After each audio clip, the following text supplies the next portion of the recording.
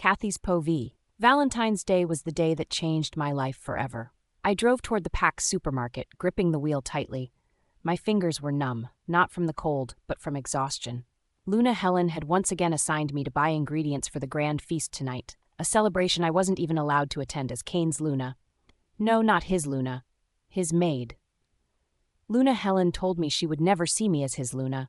Rather, I was just a servant to her. His disgrace. The woman his mother sneered at and the pack rejected. I should have been used to it by now, but today felt different. My body was heavier. My heart felt more fragile. Maybe it was because I was tired. Or maybe it was because, for the first time in years, I wondered what it would feel like to just leave. I never got the chance to finish that thought.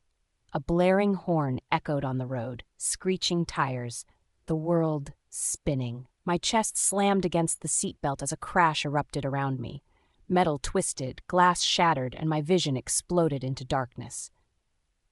When I opened my eyes, the ceiling above me was a blinding white. I blinked repeatedly.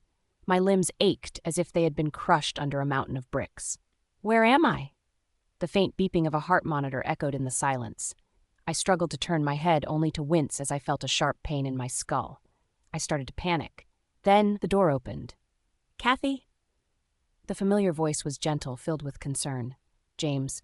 I was relieved as my adopted brother stepped inside. His dark eyes were filled with worry, and his doctor's coat was slightly wrinkled as if he had been here for hours. "You're awake," he breathed, rushing to my side. "How do you feel?" "Like I was trampled by a rogue stampede," I rasped. "What happened?" James sighed, running a hand through his hair. "A truck lost control and hit you head-on. You were lucky, Kathy. No broken bones, just some bruising and a mild concussion." Lucky. I nearly laughed at the irony. His fingers curled around my wrist, checking my pulse. "There's something else. Something important." My stomach twisted at his expression. "What is it?" James hesitated, then sighed. "You're pregnant." For a moment, the world stopped. My breath caught in my throat as I stared at him, waiting for the punchline. "Pregnant." "No," I whispered, shaking my head. "That's not possible. Kane said I couldn't." Kane was wrong. James' voice was firm. "The tests confirmed it. You're about 6 weeks along." 6 weeks. A tiny life growing inside me. A child, my child. Tears burned at the corners of my eyes as I pressed a trembling hand to my abdomen. Against all odds, the moon goddess had given me a miracle. Maybe this was a sign. Maybe this was how Kane and I could finally... A sharp laugh outside my door shattered my thoughts. "Can you believe she's still here?" A female voice sneered. "After everything, she still clings to that position." "I heard she bribed Elder Alyosha to forge the prophecy," another person said. "She's a fraud." Who cares about the prophecy? She was never good enough to be Luna. Everyone knows Kane only tolerated her out of duty. My heart clenched as the words sliced into me. They were talking about me again, just like they always did. I clenched my fists beneath the thin hospital blanket, forcing myself not to cry. James' jaw tightened. "Ignore them," he said softly. "They don't know the truth." The truth? No one ever cared about the truth. I swallowed hard, forcing myself to breathe. 5 years ago, the Phoenix Mark had chosen me. The elders had bowed to the prophecy, declaring me the destined Luna. I had believed it meant something, that I meant something, but it had been nothing more than a cruel joke. Kane had never wanted me. His heart had belonged to Violet, the woman he believed had died saving me. And when she was gone, all he saw in me was a mistake. For 5 years, I had tried. I had swallowed my pride, endured the ridicule, hoping that one day he would look at me with something other than resentment, that he would see me not as a burden but as the woman who had always loved him. But the walls between us had only grown taller. And now I carried his child. Was this fate's way of giving us another chance, of telling us that, despite everything, we were meant to be? "I have a patient," James said. "I'll see you soon." I forced a smile. "Thank you." With that, he left the room. I clutched my stomach, trying to wrap my head around the idea. After years of being told I could never conceive, after years of suffering through Kane's coldness, the moon goddess had given me this miracle. Maybe, just maybe, this was the turning point I had prayed for. But even as I felt hopeful, I had my doubts too. Would Kane be happy? Would he finally look at me as something more than just the woman fate had forced him to marry? I pushed those thoughts away and reached for my phone. My fingers trembled as I dialed Kane's number. The call rang, once, twice. No answer. I tried again and again. Each unanswered call felt like another rejection, another slap in the face. Come on, Kane, just pick up. I hesitated before pressing the call button one more time when a sudden commotion in the corridor caught my attention. My head snapped toward the door as the urgent voices sounded through the thin walls. Something was wrong.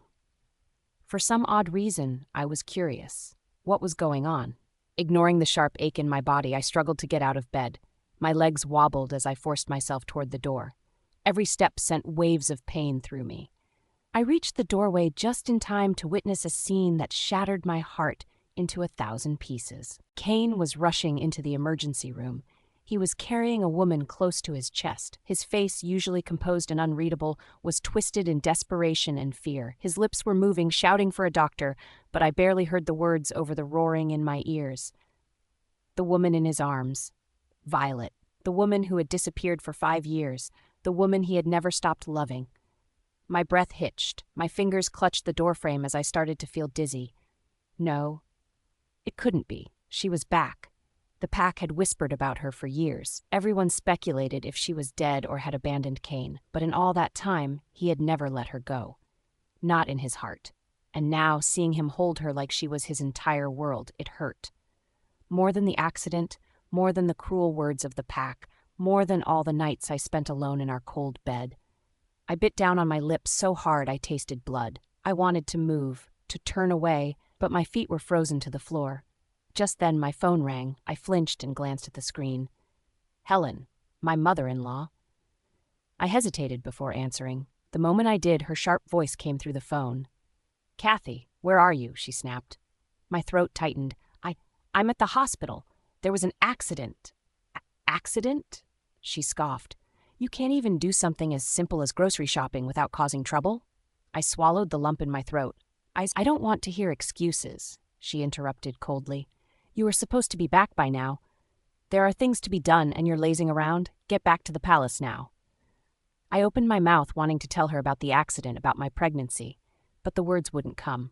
Because deep down, I already knew she wouldn't care. She never had. My grip tightened around my phone. Yes, Luna Helen. The line went dead. I looked up just in time to see Kane disappearing into Violet's hospital room. His attention was solely on her. Not once had he looked around. Not once had he noticed me standing there, broken and alone. A deep ache spread through my chest as I turned away, going back into my room.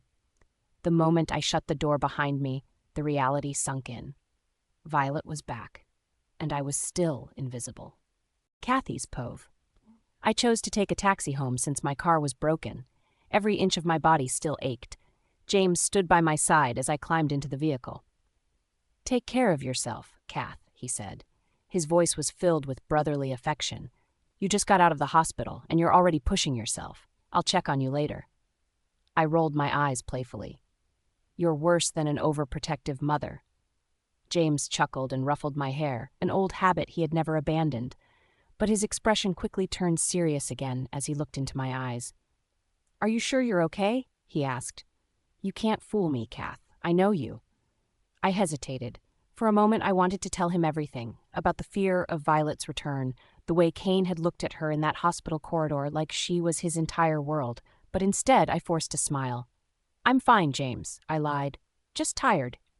He studied me for a long moment before sighing. All right, but if you need me, call me, okay? I nodded, waving at him as the taxi pulled away from the curb. As I settled into the seat, the exhaustion finally began to weigh down on me. My mind, however, refused to rest. Violet was back. The thought haunted me. 5 years ago, a rogue attack had taken her from Kane. She had vanished without a trace, then she was presumed dead. And on that very same night, my newly transformed wolf had suffered fatal injuries, causing her to fall into a deep, unnatural sleep. I had been left broken, barely holding on to life, and the pack had turned its back on me. They believed Violet's disappearance was somehow my fault, that I had let it happen, that I had stolen Kane from her. In their eyes, I was nothing more than a murderer. But now that she was back, would my name finally be cleared? Would Kane finally look at me without resentment in his eyes? A part of me dared to hope, a foolish, desperate hope that maybe, just maybe, this was the moon goddess's way of setting things right. Maybe my suffering had not been in vain. I clenched my hands together in my lap, taking deep breaths. No matter what happened, I had to be strong. For myself. For my unborn child. The taxi finally pulled up to the Packhouse's packaging factory, where I had been ordered to go by Lady Helen. I stepped out and made my way inside. My heart pounded when I saw her standing at the top of the stairs. Lady Helen.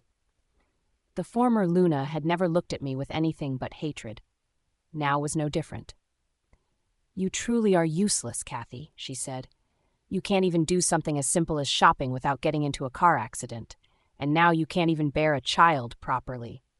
Her words were a dagger to my heart, but I refused to flinch. I stood tall. "I wasn't being careless, Luna Helen," I said evenly. "A truck lost control. It wasn't my fault." She scoffed, descending the stairs. "Excuses? That's all you ever have.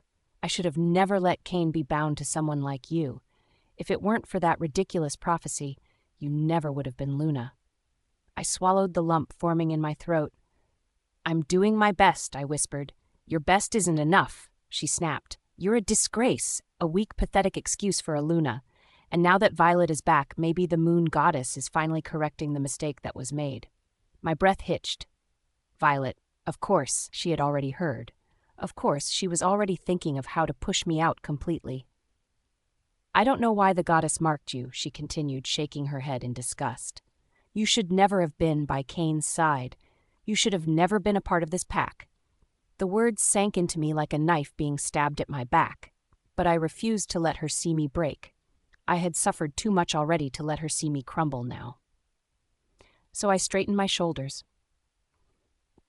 "I may not have chosen this fate," I said quietly, "but I will not run from it. The moon goddess gave me this path, and I will walk it whether you believe in me or not." "You dare talk back at me?" I looked at the ground. "I apologize." "Useless girl," she spat. "Can't even do a simple task without making a mess of things. Now go clean the West Wing bedroom." The West Wing bedroom? A cold shiver ran down my spine. That room had been closed off for years, untouched. But now she wanted it cleaned? Why? Was someone moving into the palace? Who could it possibly be? Violet. My stomach twisted, and nausea surged up my throat. No, it couldn't be. Would Cain bring her here? Would he take everything from me, including my position, my dignity, my child? As I made my way toward the West Wing, my heart pounded with each step. I pushed the doors open, revealing a room covered in dust. The furniture were covered in white sheets. The room was dirty, but it was still beautiful. This was the room of someone important, someone cherished. Tears burned the back of my eyes. I knew then Violet was coming home. I sucked in a sharp breath, forcing my trembling hands to pull off the sheets, to sweep away the dust, to prepare the bed she would lay in while I didn't know what my place would be anymore. Was Cain going to divorce me? And what about my pup? A sharp pain twisted through my chest, suffocating me. If Cain knew I was pregnant, would he take my child away from me? Force me to get rid of it?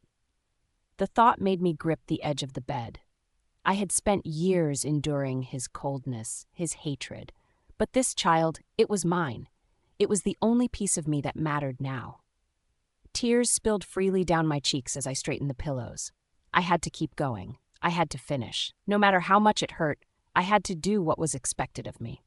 When I finally stepped out of the West Wing, the house was silent. But then, footsteps. The front door swung open, and there he was. Cain. He was carrying someone in his arms. His expression was filled with something I had never seen before, pure tenderness. And the woman in his arms? Violet. A lump lodged in my throat. His entire focus was on her, as if she were the most precious thing in the world. "Get a room ready. Make sure she has everything she needs," he said to one of the maids. He didn't even look at me. Not once. Kathy's povee. I had no choice but to obey Cain's orders. My hands trembled as I carried a silver tray with a glass of water. The West Wing bedroom had once been sealed off, untouched for years. Now it was prepared for her. Violet. My heart pounded as I entered the room. The woman who had disappeared for 5 years now lay in the bed that I had prepared. She was wrapped in silk sheets like a queen reclaiming her throne. "Here," I murmured, setting the water on the nightstand beside her. Violet gave me a sweet smile. "Thank you, Kathy. That's so kind of you." Kane stood near the window with his arms crossed and an unreadable expression. But I saw it. The way his gaze softened when he looked at her, the tenderness that I had never once received. Before I could dwell on it, his phone rang. With a sigh, he pulled it from his pocket and glanced at the screen.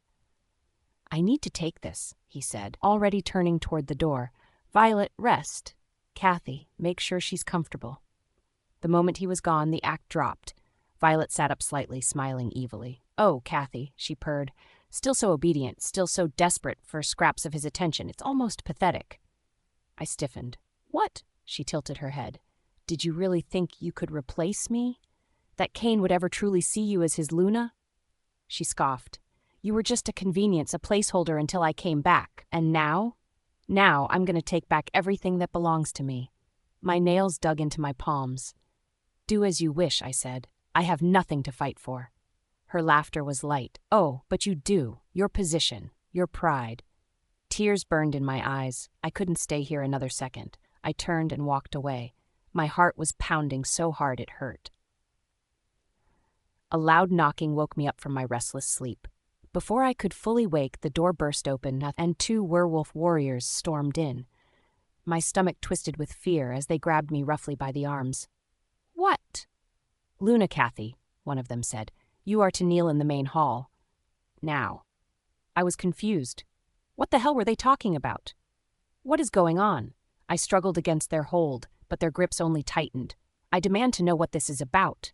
My words fell on deaf ears.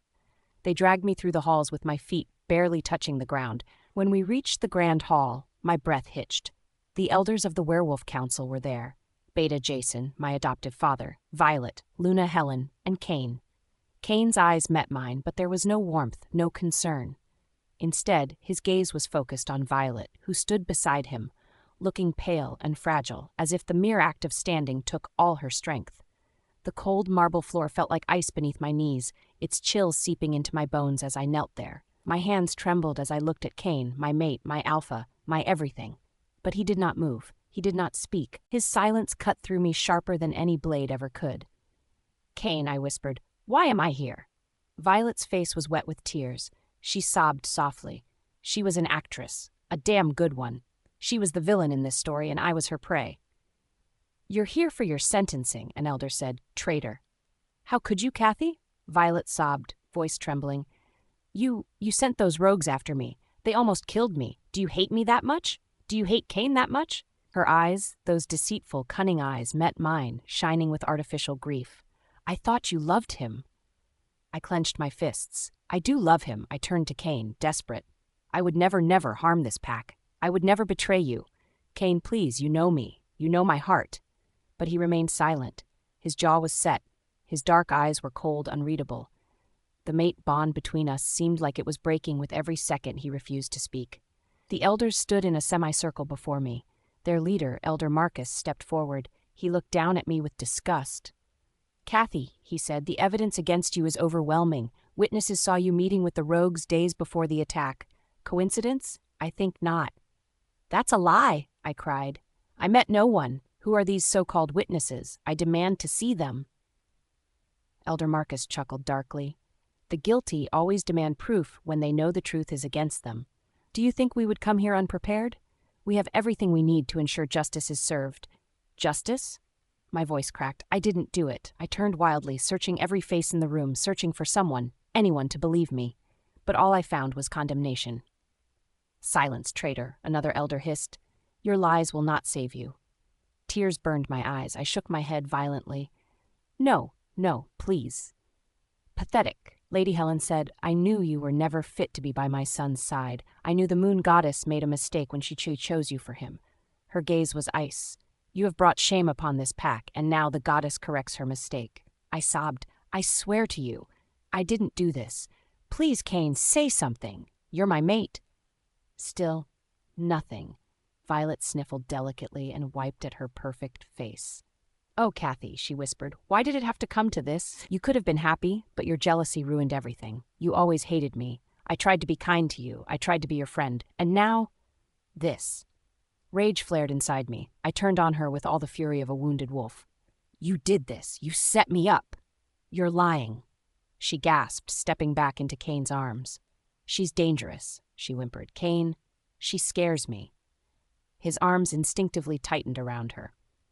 His body, the body that should have been protecting me, shielding me, was wrapped around her instead. And in that moment I knew. He had already made his choice. My stomach twisted. The betrayal was tightening around my throat, suffocating me. You believe her? I whispered. Over me, after everything? Finally he spoke. His voice was quiet but firm. The evidence is clear. I gasped as if he had physically struck me. No. His gaze was emotionless. The law is the law, Kathy. Tears slipped down my cheeks. No, Kane, don't do this. I'm your mate. You know me. I would never. The elders murmured among themselves. Her punishment is death. That is our law. Betrayal cannot go unanswered. My breath came in gasps. Please, please, Kane. Don't let them do this. Violet turned in his arms, pressing a soft kiss to his jaw. She deserves it, my love. She tried to take you from me. She tried to take everything from us. A broken sob tore through my chest as I collapsed completely. The world around me blurred. I had fought for so long. I had endured Kane's coldness, Helen's cruelty, the pack's bullying. But this betrayal was too much. The mate bond burned inside me, screaming, wailing for him to remember, to see me. Please, Kane, I whispered. You know me. You know I would never do this. But he remained silent. The evidence is irrefutable, Elder Marcus sneered. The rogues who attacked confessed before their execution. They claimed they were led by a woman from our own pack, a woman who had every reason to seek vengeance. He turned to me. You. A murmur of agreement spread through the council. No, no, no. I shook my head frantically. That's a lie. I would never betray my pack. I love this pack. I've fought for this pack. Kane, please. I reached for him again. My fingers trembled as they brushed against his tunic, but he did not look at me. Lies, Elder Tobias spat. Poisonous, deceitful lies, just as we should have expected from a snake like you. She was weak 5 years ago. Elder Henrietta said, we thought her incapable of harm, but it was all an act, a ruse to hide her true intentions. She deserves to die, someone shouted from the crowd. A chorus of agreement followed. Terror wrapped itself around my chest, squeezing the breath from my lungs. My heart slammed against my ribs. I was suffocating. Stop it, please. I sobbed, shaking my head as I turned desperately to Beta Jason, my father. Dad, please. You know I wouldn't do this. You know. Beta Jason stepped forward. His expression was filled with grief. He fell to one knee before Kane. Alpha, his voice trembled, I beg of you, do not act in haste.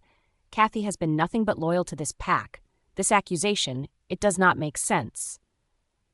The elders scoffed. Why would you defend such a vile traitor? Elder Marcus barked. You raised her, Beta. Are you so blind to the monster you created? Jason's jaw clenched.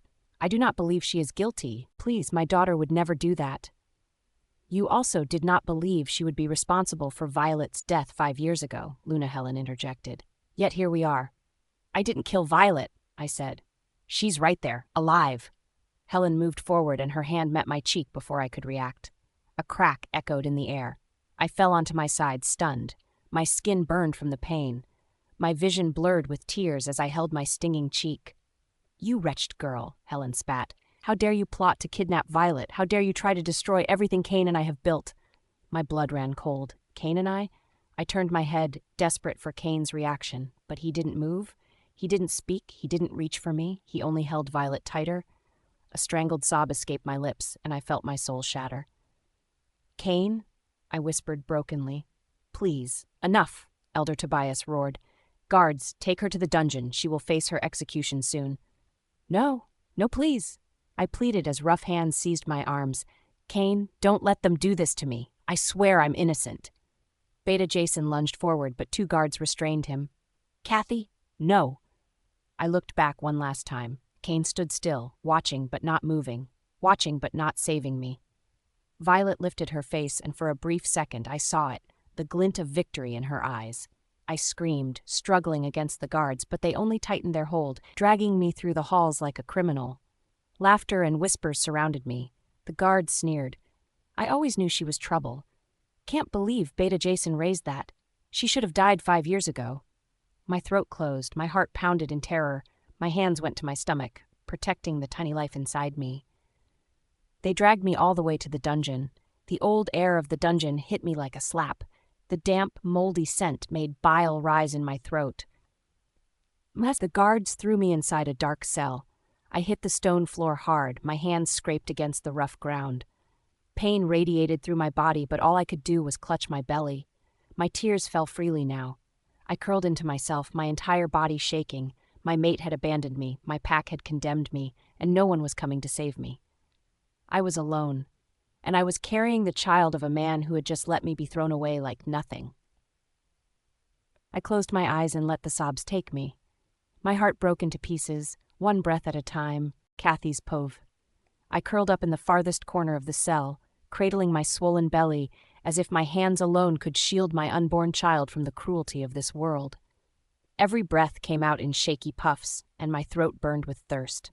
The thin, tattered blanket I had been given did nothing to protect me from the chill that seeped into my bones. I had lost count of the hours, maybe even days, since I had been locked away. I was scared out of my mind, but I clung to one hope. Someone had to believe me. I perceived a familiar scent through the iron bars before I even saw them. My heart clenched painfully as Beta, Jason, and Gina stepped into view. Their eyes, filled with worry and heartbreak, met mine. My lips trembled, and for a brief moment I wanted to put on a brave face, but the second I saw my foster mother's tearful expression, my walls crumbled. "Kathy," Gina whispered. She reached through the bars, cupping my face with warm, trembling hands. "My sweet girl, look at you. What have they done to you?" I bit my lower lip hard, shaking my head as hot tears slipped down my cheeks. "I didn't do it," I choked out. My voice was hoarse. "Didn't hurt Violet, you believe me, don't you?" Jason knelt beside Gina. His jaw was set in a hard line, but I could see the sadness in his eyes. "Tell me the truth, Kathy. Did you have anything to do with what happened to her?" The very thought made my stomach twist. Violet's accusations had blindsided me, and now they had left me here to rot. I swallowed back a sob and shook my head with more force. "No, I swear it. I would never. I don't even know why she would say that." Jason exhaled slowly, nodding as if he'd already known my answer. He reached through the bars to hold my hand. "Then we will find a way to get you out of here. We won't let them keep you locked away like this." Gina wiped my tears. Her thumb brushed my cheek with all the gentleness of a mother comforting her child. "You're not alone, Kathy. We love you, and we will fight for you." My heart swelled and ached at the same time. They were the only family I had ever truly known, the only ones who cared for me in this world. I nodded through my tears, but the moment of solace was brief. Too soon, they were forced to leave, and I was once again left in silence. The thirst and cold tortured me. But what worried me even more was the fragile life within me. I pressed my hands against my belly, whispering soft reassurances to the child who had done nothing to deserve this cruel fate. I don't know how much time passed before the heavy sound of boots against the stone floor drew my attention. The scent of authority, of power, filled the air. I looked up as Alpha Kane appeared at the door of my holding cell. "Kane!" I scrambled forward, gripping the cold iron bars. "You have to believe me. I didn't do this. Please, you're my mate. You know I wouldn't." His golden eyes met mine, but there was no warmth, no comfort in them. Just coldness. My breath hitched. "Kane?" For a moment he just stared at me, as if he were looking at a stranger. Finally he spoke. "You've been freed. Elder Alyosha pleaded on your behalf." I felt so relieved. "Thank you. Thank you so much. Did you investigate? Did you find out the truth? You have to know I'm innocent." His expression remained impassive. "The result is that you will not be punished for now. That is all you need to know. For now?" My stomach twisted at the words. "That's it? You're not even going to tell me if you believe me?" His gaze flickered slightly, but he didn't respond. Instead, he stepped aside, gesturing for me to follow him. I wrapped my arms protectively around my belly and walked past him. I should have been grateful. I was free. But my mate, the one person who was supposed to stand by me, to protect me, had turned his back on me. Elder Alyosha must have been the one to reach out to Jason and Gina. She was old, wise, and respected. If not for her intervention, I might have been left here until I miscarried. I owed her my life and my child's. I would have to find a way to thank her. As I stepped out of the cold cell, I took one last glance at Kane. His expression remained unreadable. And with that, I knew. Whatever bond we had, whatever love I had dreamed of, it had shattered. Back in my room, the moment I shut the door behind me, I shivered, leaning against the wall for support. My wound pulsed with pain. I pressed a trembling hand against my stomach, willing myself to stay upright. I couldn't ignore it any longer. The wound had become inflamed. With every step, the pain sharpened. I needed James. He would know what to do. He always did. By the time I reached his door, my vision blurred at the edges. I knocked weakly, barely able to keep myself standing. When the door swung open, James's dark eyes widened in alarm. "Kathy?" he breathed as he reached out for me. I tried to smile, but it must have come out as a grimace because his jaw clenched and his fingers curled into fists. "You're burning up," he muttered, guiding me inside. I swayed, and he caught me before I could hit the floor. "What the hell happened?" he demanded. He sat me down on his couch, kneeling in front of me. I started, but a sharp inhale turned into a hiss of pain as he pressed his fingers lightly to my bandages. "Did Kane do this? Did he leave you to suffer like this?" "No, James, it's not Kane's fault," I whispered urgently. I didn't take care of it in time. That's why it got infected." James's jaw ticked and his dark eyes searched mine, looking for a lie. "I don't believe you." I shook my head. "Please, don't do anything. Don't get involved. Not because of me." He exhaled sharply. His expression was torn between frustration and concern. "You're trembling," he murmured, his voice gentler now. "Damn it, Kathy." He moved quickly, grabbing supplies and kneeling in front of me once more. His fingers worked to unravel the soiled bandages. When the bandage finally came off, James sucked in a sharp breath. "Kathy?" I winced. I didn't have to look at it to know how bad it was. He reached for antiseptic. "This is going to sting," he warned. I nodded, bracing myself. The moment the antiseptic touched the wound, pain shot through me like lightning. I gasped. My fingers curled into the fabric of my dress. James's free hand found mine, squeezing it tightly. "Breathe," he murmured. I did, barely. He worked in silence for a while. Gently, he wrapped fresh bandages around my torso. When he finished, he sat back. He studied me for a long moment before shaking his head. "You're weaker than you should be." I swallowed hard. "It's just the infection." His eyes darkened. "It's more than that, Kathy." I frowned. "What do you mean?" James hesitated, running a hand through his hair. His expression was grim, and when he finally spoke, his voice was quieter than before. "You've lost your wolf." I stiffened. "I know." He looked at my stomach. "And without Kane's mark?" I held my breath. "What?" James inhaled deeply before delivering the truth that shattered me. "Without his mark, Kathy, the pup inside you won't survive." My fingers trembled as they brushed over my abdomen. My vision blurred with unshed tears. No. I couldn't lose my child. Not like this. I couldn't help but sob. James reached for me. "Kathy," he murmured. I squeezed my eyes shut, inhaling shakily. "I have to tell Kane." James tensed, but he nodded. "Yes, you do." I opened my eyes. No matter what, I wouldn't let my baby disappear. I would fight for this child, even if it meant facing the one man I had been avoiding for so long. I had no choice now. I had to tell Kane the truth. As I stepped into the palace, my heart clenched painfully. The grand hall felt colder than I remembered. My feet hesitated at the doorway to the main hall, but my eyes were already drawn to the floor-to-ceiling window. There, in the golden glow of the setting sun, stood Kane and Violet. They were close, too close. My breath hitched as I watched her fingers reach up to adjust his collar. He didn't pull away. Instead, he smiled down at her. His gaze was soft, affectionate, an expression I had never seen him wear when looking at me. A sharp pain twisted through my chest, stealing my breath. In that moment, I wished I had never returned. Wished I had never stepped into his life, never fallen for the mate bond that now felt like a curse. But James's words echoed in my mind. "Without Kane's mark, my child will die." Gently, I placed a trembling hand on my stomach. My child.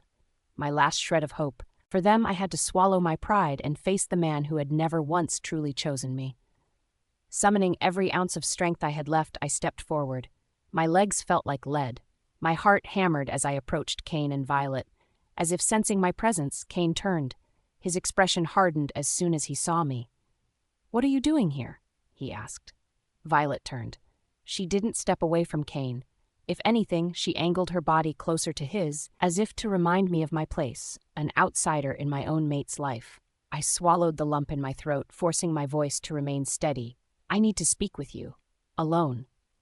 Kane's eyes flickered with something unreadable before he sighed, rubbing his temple as if I were nothing but an inconvenience. Violet, give us a moment.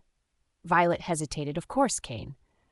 As she passed me, she leaned in just enough to whisper, don't embarrass yourself. I ignored her. My focus was solely on Kane. Well, he crossed his arms as if I were wasting his time. I inhaled sharply. This was for my child, not for me. I'm pregnant. The air felt thick, almost suffocating, as Kane stood before me. He looked surprised, but not in a bad way. The disbelief in his expression made my stomach twist. My fingers trembled as I clenched them together, bracing myself for his reaction. Is it real? His voice was low, almost as if he was afraid to hear my answer. I swallowed the lump in my throat. Yes, Kane, I'm really pregnant. Silence. For a brief moment, time seemed to stand still. His lips parted slightly, but no words came out. His entire body went rigid. His usually cold expression clouded with confusion and something I couldn't quite name. I expected him to say something, anything, but he just stood there, absorbing the truth. Then, before he could respond, a rush of movement caught my attention. Great! I'm so happy! Luna Helen's voice rang out, high-pitched and filled with an enthusiasm that sent a chill down my spine. I hadn't even realized she was there, lurking just beyond the shadows, watching, waiting. My breath hitched as she approached us. Her smile, so foreign on her usually stern face, unsettled me. Luna Helen had never smiled at me throughout our marriage. If anything, she had relished making my life unbearable. She had bullied me, told me words meant to break me, and now she was acting as though she was genuinely happy. I forced myself to remain still, even though I was surprised by her expression. A tiny flicker of hope bloomed in my chest. Could this child, this tiny life growing inside me, really change things? Could it be the turning point in my marriage, in the way I was treated? I silently thanked the moon goddess, praying that this was the start of something new. Just as I dared to believe it, another voice cut through the air. Congratulations, Kathy. Violet. I stiffened immediately, and my hands instinctively moved to my stomach. She walked toward us slowly. She looked happy for us, but I knew better. I could see the glint in her eyes. I won't even blame you for your past mistakes, she said. My breath caught in my throat. My nails dug into my palms as anger burned inside me. How dare she? How dare she act so righteous, as if she was somehow above me? I wanted to say something, needed to. My mouth opened, but before I could utter a single word. Enough. Kane's command was sharp, leaving no room for argument. His tone was filled with an authority that sent a shiver down my spine. I bit my tongue, swallowing my retort as I turned my gaze toward him. His expression had hardened. You are here because of Alyosha, he said, and Violet is still alive. Pain. It was unbearable, suffocating. It wrapped around me. The feeling crushed what little hope I had managed to have. My vision blurred. He had just confirmed it. I was nothing to him beyond duty, beyond obligation. No matter what I did, no matter how much I endured, Violet would always be in the picture. She would always be his top priority. I wanted to scream, to run, to do anything to escape this agony, but then, you need his mark. I remembered James's words, and because of that I had to endure everything, for my child. That evening, I entered the kitchen with the intention to make dinner as usual, but Luna Helen stopped me and asked me not to cook. The moment I realized I wasn't being asked to cook, I was shocked. It was the first time since marrying into this family that I wasn't required to do any housework before dinner. I lingered in my room for a while, unsure if this was a cruel joke, but no one came calling for me. No orders, no scolding, just silence. When it was finally time for dinner, I made my way to the dining hall. The moment I entered, I noticed the change in the atmosphere. There was no hostility, no sideways glances from the Omegas, no sneers from the maids. As I took my seat, Luna Helen, who had never so much as smiled at me before, cleared her throat, drawing everyone's attention. She beamed at me. I have an announcement to make, she declared. Kathy is pregnant. A stunned silence followed before murmurs spread across the room. Some looked genuinely surprised, others were apprehensive, I guess. Then, to my utter shock, Helen turned toward the maids and Omegas. From this moment on, no one is to bully Kathy. Is that understood? The maids immediately bowed their heads. Yes, Luna. One by one, they left the room, but not before quietly offering their congratulations. I sat there, unable to process what had just happened. After all these years of cruelty, of being treated as less than dirt, they were suddenly showing me kindness? All because of the child growing inside me? The moon goddess must have truly been watching over me. Just when I thought I couldn't be more surprised, Helen turned to Violet. My body stiffened. "Violet," she said, "for the sake of peace, I suggest you avoid appearing in front of Kathy as much as possible." I barely stopped myself from gasping. Helen had always favored Violet, always treated her as more of a daughter than me, and now she was taking my side. This child really was changing everything. After dinner, Helen turned to Kane with a smile and said, "Escort her to her room." Kane hesitated for a moment before rising from his seat. Without a word, he walked beside me as we made our way down the corridors. The air between us was thick. Just as we reached my door, he suddenly stopped. I turned to face him. At this point, my pulse was racing. He still refused to meet my eyes, but his gaze dropped to my stomach. Then, to my absolute shock, he knelt before me. His strong hands gently pressed against my belly. His touch was warm. My breath hitched as he leaned in and pressed a soft kiss against my stomach. A shiver ran down my spine. It wasn't just a casual gesture. There was something tender about it, something protective. I could feel it. The bond between us, the mate bond. I stared at him, admiring how effortlessly handsome he was, the way the moonlight highlighted his handsome features. When he finally lifted his gaze, his stormy eyes met mine. My heart clenched. "Kane," I whispered. I didn't know what overcame me, but I couldn't stop myself. Before I knew it, I leaned in and pressed my lips to his. For a moment, he froze. I thought he would push me away, reject me, like he always did. But then he kissed me back. Then, suddenly, he stiffened. A shadow crossed his face. His grip on me loosened. He was receiving a mental link. I waited, but the second his expression darkened, I felt scared. He went completely still before his hands shoved me roughly. I fell to the floor. "Kane," I started, confused and hurt. His eyes burned with fury as he glared at me. "You. Murderer." The word shattered me. I managed to stand. "What? Alyosha is dead." His words were like a knife to my heart. I gasped. The world tilted. Alyosha was dead? Kathy's Pove. The world blurred around me as the words echoed in my ear. Elder Alyosha was dead? How? My breath hitched. My body trembled as I knelt on the cold stone floor, staring up at Kane's cold eyes. I could see the disgust on his face. He didn't even need to say it. I could see it written all over his expression. He thought I had done it. Again. Murderer. The word left his lips coldly. "No." My voice cracked as I shook my head violently. "I didn't do it, I swear, Kane. I would never hurt her." The elder had been the only one who had believed in me when everyone else turned their backs. She had stood by me, defended me. The thought of harming her was beyond unthinkable. It was unbearable. I could never think of doing such a thing. And yet, here I was, kneeling before the man I had once loved, pleading for my innocence, only to be met with coldness. Tears streamed freely down my face. "Please, let me see her. Let me prove I had nothing to do with this." Kane scoffed. "Prove what? That you're capable of manipulating your way out of another crime?" His voice was laced with venom, with hatred so thick it strangled me. "What are you up to this time, Kathy?" "I'm not." My words choked off as I sobbed. I reached for him. My trembling fingers barely grazed his hand before he jerked away as if my touch burned him. The rejection stung. Kane let out a disgusted breath, and without warning, he gripped my hand. "Enough," he growled. "Get up." I gasped as he yanked me to my feet.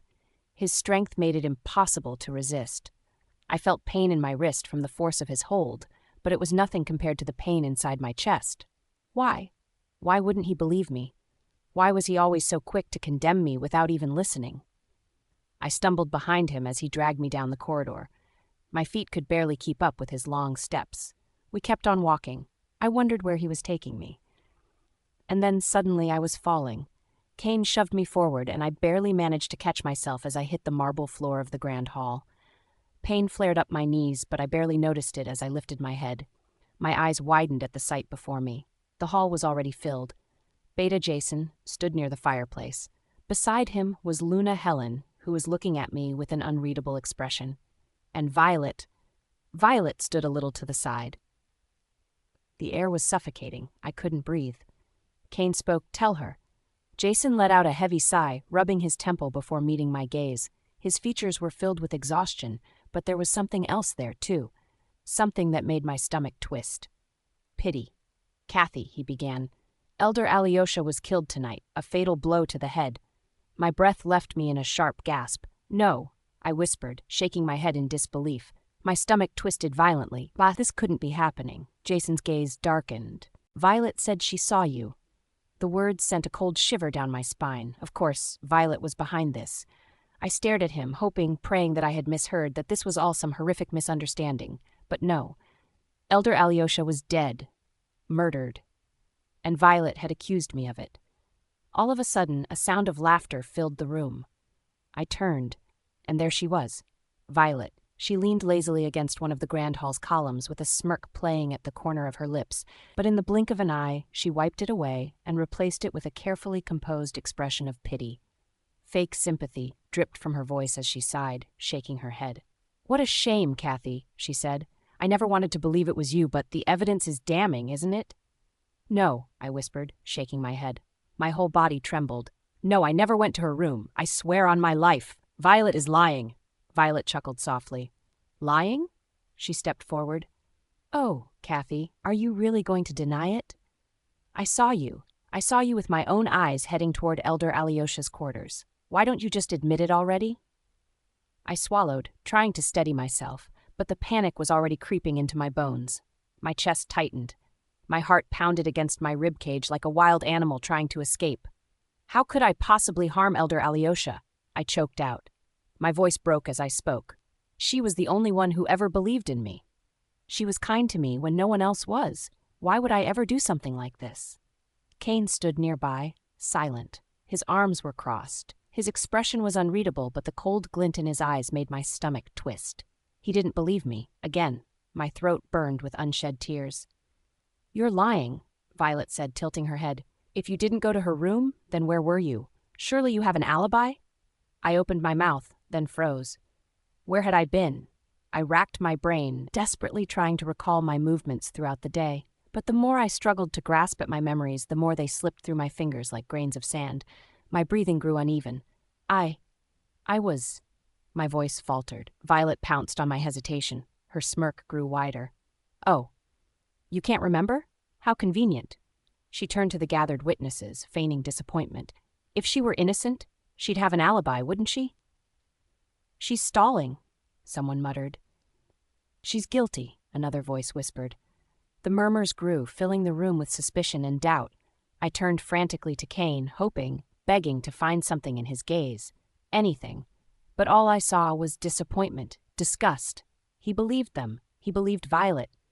Tears burned down my cheeks, but I didn't care. "You have to believe me," I pleaded, stepping toward him. "Please, Kane, I swear I didn't do this. You know me." His expression darkened as he took a step back. "I don't know anything anymore." His words cut deeper than any knife ever would. Violet sighed dramatically. "Enough of this. If you won't confess, then maybe this will convince everyone who the real liar is." Slowly, she rolled up her sleeve. Everyone gasped. My entire body turned to ice as my eyes locked onto the mark on her skin. A phoenix. The same mark that should have been on my arm. The very mark that was proof of my lineage. My pupils contracted in horror. How? How was this possible? The phoenix mark, it was on her? Kathy's povee. The uproar in the hall was deafening. Gasps, murmurs, and whispers filled the place as every single pair of eyes fixated on the mark on Violet's arm. The air was thick with disbelief. This can't be," I muttered under my breath. My mind struggled to process what was happening. But before I could even think, Violet turned to me. And then she spat at me. The wet insult landed just short of my foot, but the meaning behind it cut deeper. She raised her hand and pointed a trembling finger at me. 5 years ago, she declared, loud enough for the entire hall to hear. When she discovered I had the same mark, she went crazy with jealousy. She knew this. She intentionally pushed me into that group of thugs and then faked a mark. My body turned to stone. The words registered, but they made no sense. What the hell was this girl talking about? She was trying to spin it on me? Oh, no. I opened my mouth, but nothing came out. My mind raced, searching desperately for some kind of logical explanation. But it didn't matter. I could see it in their eyes. They were believing her. The nobles, the warriors, the pack leaders, they all stared at me as if I had just admitted to a terrible crime. "No," I whispered, shaking my head. "That's not true." Desperate to prove my innocence, my hands shot to my arm, ready to yank my sleeve up and show them my mark, to prove that Violet was lying, that she was the fraud. But as my fingers gripped my sleeve and pulled, my breath caught in my throat. The mark was gone. "What?" I froze. My vision blurred as I blinked rapidly, willing my eyes to see what should have been there. My heart pounded violently against my ribs.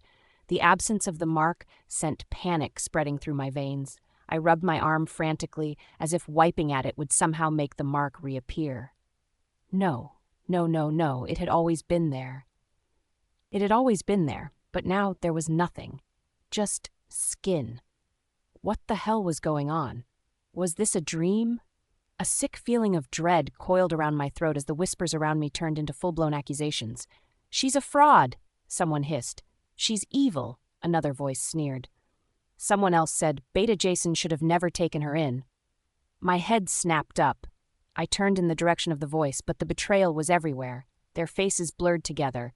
My breath came in short, ragged gasps, and the walls felt like they were closing in on me. No, this isn't happening. I looked at my father, Beta Jason, the only man who had ever given me a home, who had raised me, protected me, given me his name. Surely he would see through this. Surely he would believe me. But the moment our eyes met, my entire world shattered. All I saw in his eyes was disappointment. There was no anger, no defense of my innocence. Just quiet, heartbroken disappointment. "No," I whispered again, shaking my head. "No, you don't believe this. Dad, you know me. His face hardened. "How could you?" His voice was barely above a whisper, but it was loud enough for everyone else to hear. I felt my knees weaken. My vision blurred with hot tears. My tears fell silently. I crawled toward him like a desperate child. "Please, Dad, please, you have to believe me. I don't know what's happening, but I swear I didn't." He took a step back. The movement felt like a slap. I reached out, but he shook his head. The pain in his eyes was unbearable. "How could you be so malicious?" he asked. "I took you in, Kathy. I raised you as my own, and this is what you do." I opened my mouth, but nothing came out. My throat felt raw, like I had swallowed glass. He took another step back. "You're not my daughter." The words landed like a blade straight into my heart. The world tilted beneath my feet. "No," I screamed. I searched his face, pleading with my eyes, my hands reaching for him as though I could pull him back from whatever cruel conclusion he had drawn. But he wouldn't look at me. His face, which had always been a source of comfort, was now twisted with betrayal and pain. "You can't mean that," I whispered. My vision blurred with unshed tears. "You raised me. My voice cracked. You told me I was your daughter." Beta Jason's jaw clenched. "I raised you. I took you in, gave you everything. And this is how you repay me? By proving yourself to be exactly what everyone feared you would become." "This isn't true," I choked out, shaking my head wildly. "I didn't do anything. You expect us to believe you?" someone said behind me. I knew who it was without even turning. Luna Helen. "The pack doesn't need liars and murderers," she said. "A crime like this is punishable by death. We cannot allow traitors to live among us." My stomach dropped. No. Gasps and murmurs spread through the crowd, and my head snapped toward Violet, who stood tall with her chin lifted. She turned to Cain. "My mate. The man I loved." "Alpha," Violet said smoothly. "You are the leader of this pack. The decision is yours." The hall fell into complete silence. Cain stood there, unmoving. I could see the tension in his body, the way his hands curled into fists at his sides. But he said nothing. My chest ached painfully. I forced myself to my feet, legs shaking. I turned toward him, hoping, praying that he would look at me, that he would tell everyone this was a mistake, that he would believe me. But when his dark eyes finally met mine, they were unreadable. "Cain." My voice was a broken whisper. "Please."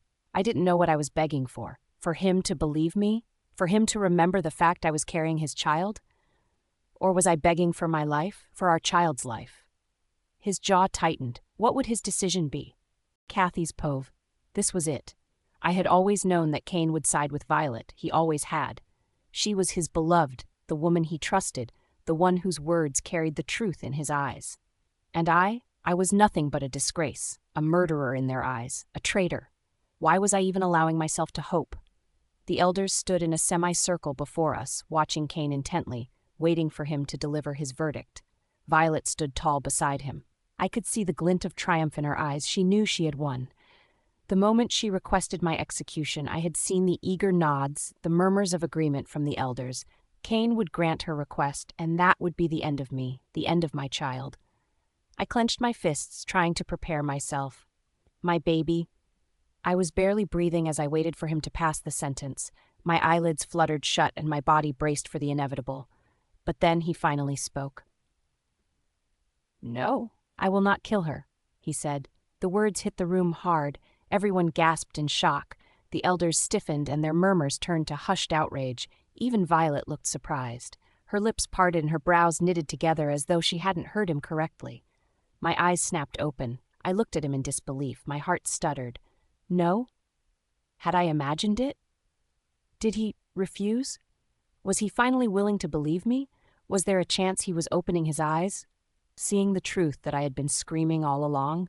For a single foolish second, I allowed myself to believe in the possibility that maybe, just maybe, Cain was seeing past Violet's lies. But then the ice-cold reality of his next words shattered the small hope I had. "Even if she did wrong, she still carries my pup," he said. My stomach clenched as I felt the nausea roiling through me. So, that was it. I wasn't being spared because he believed in me. I wasn't being saved because he saw through Violet's deception. I was only alive because of the child growing inside me, his child. So, what if I wasn't pregnant? A bitter laugh bubbled up in my throat, but I swallowed it down, forcing myself to remain still. I should have known. I was nothing to him. I never had been. If it weren't for this baby, my life would be nothing more than a speck of dust under his boot. I would have been wiped away without a second thought. I looked at him, searching his face for something, anything, but all I found was that same cold indifference. He wouldn't even meet my eyes. A hollow ache spread through my chest. I bit my lip hard enough to taste blood. At least this bought me some time. Time to protect my baby. Luna Helen, who had been watching in silence, finally spoke again. "Take her back to the dungeon," she ordered. The guards stepped forward at once, grabbing my arms roughly. I didn't resist. My body was limp in their grasp. I looked across the room, seeking the only face that mattered to me now. My father. Beta Jason stood at the far end of the hall with his face carefully blank. But I saw it.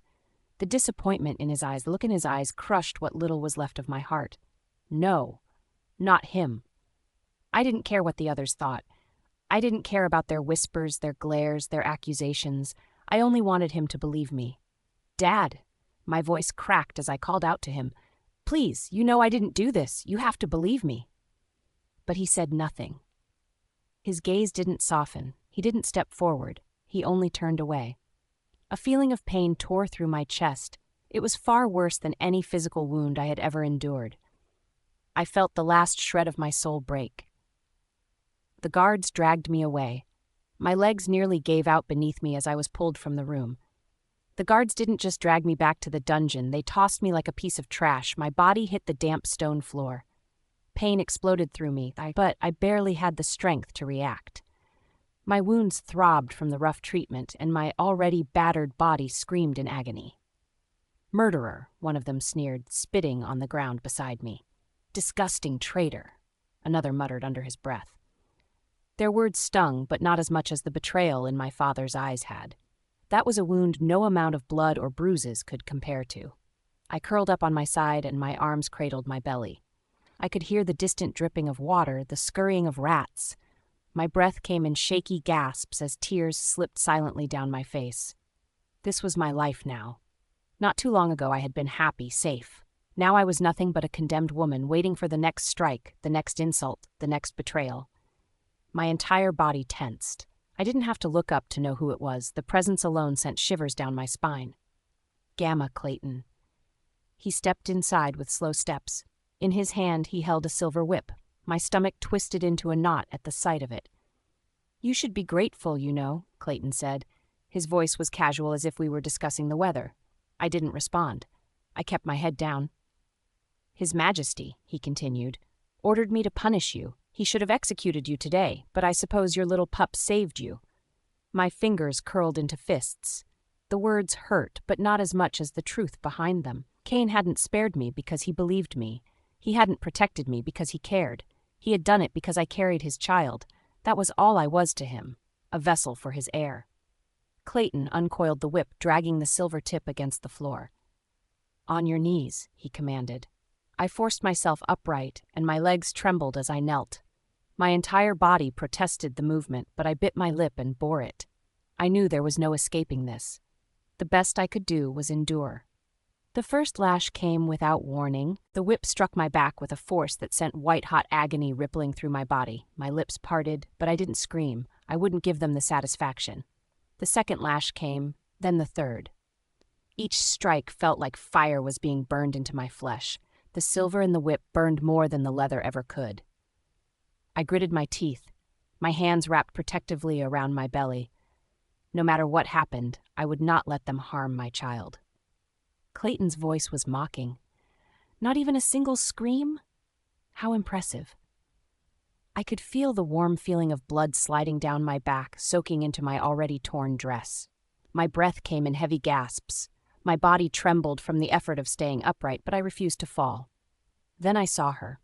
Violet stood in the shadows, watching. Her arms were folded and her expression was unreadable, but there was no mistaking the satisfaction in her eyes. The whip cracked again, and my vision blurred. Another lash. I gasped. The darkness in the corners of my vision crept closer. I couldn't hold on any longer. My body gave out, and as I crumpled to the cold stone floor. As soon as I hit the floor, the world faded into darkness. Kathy's Pove. All I could see was darkness. My body ached, burning from the wounds that were on my skin. Every injury I had from the silver whip spread through my nerves like fire. I drifted in and out of consciousness. Because of that, my mind went back to a place where pain did not exist. In that haze, memories surfaced, memories of my childhood. The laughter of children echoed in my ears, but there was no joy in their voices. Only cruelty. Unwanted orphan. You don't belong here. I stood alone, small and defenseless, with my hands clenched into tiny fists. They surrounded me. Their faces were filled in amusement as they taunted me. I wanted to run, but where would I go? Their words hurt me so much. James wasn't there that day. He had always been my shield, my protector, but in that moment I was truly alone. Tears fell from my eyes, blurring my vision as I swallowed the lump in my throat. Then, a voice cut through the cruel laughter. What the hell do you think you're doing? The children froze. The air around us seemed to shift as a powerful aura hit us. I turned and my eyes landed on the figure standing a short distance away. Cain. The sunlight spilled over his broad shoulders, casting a golden glow around him. His expression was hard and his jaw clenched in fury as he looked at the children, who now looked terrified. His presence alone was enough to make them shiver in fear. Get lost, he snarled, unless you want to find out what happens when you mess with her. One by one, they scattered. I stood frozen, my heart pounding. Cain turned his head slightly, glancing at me with something unreadable in his eyes before walking away. I watched his retreating figure. My breath hitched as I tried to process what had just happened. In that moment, he had seemed like a hero. How ironic. The very person who had once saved me was now the one who ordered my punishment. The same lips that had spoken words of protection had given the command for my flesh to be torn open by silver. I laughed bitterly. How foolish was I to think Cain would always be that person? How naive was I to believe he would always stand by me? The pain pulled me back to reality. The agony spread through my body like wildfire. I barely registered the sound of my name being called. The voice was so soft and familiar that for a moment I thought it was him. Cain? I fought against the darkness, forcing my swollen eyes to open. But it wasn't him. James's concerned face came into view. My chest ached, not from my wounds, but from the disappointment I felt. I was so stupid. Why did I think he would come? Why did I still hope? Pathetic. I laughed bitterly at myself. Even now, when my body was shredded and bleeding, I still longed for Cain. How stupid of me.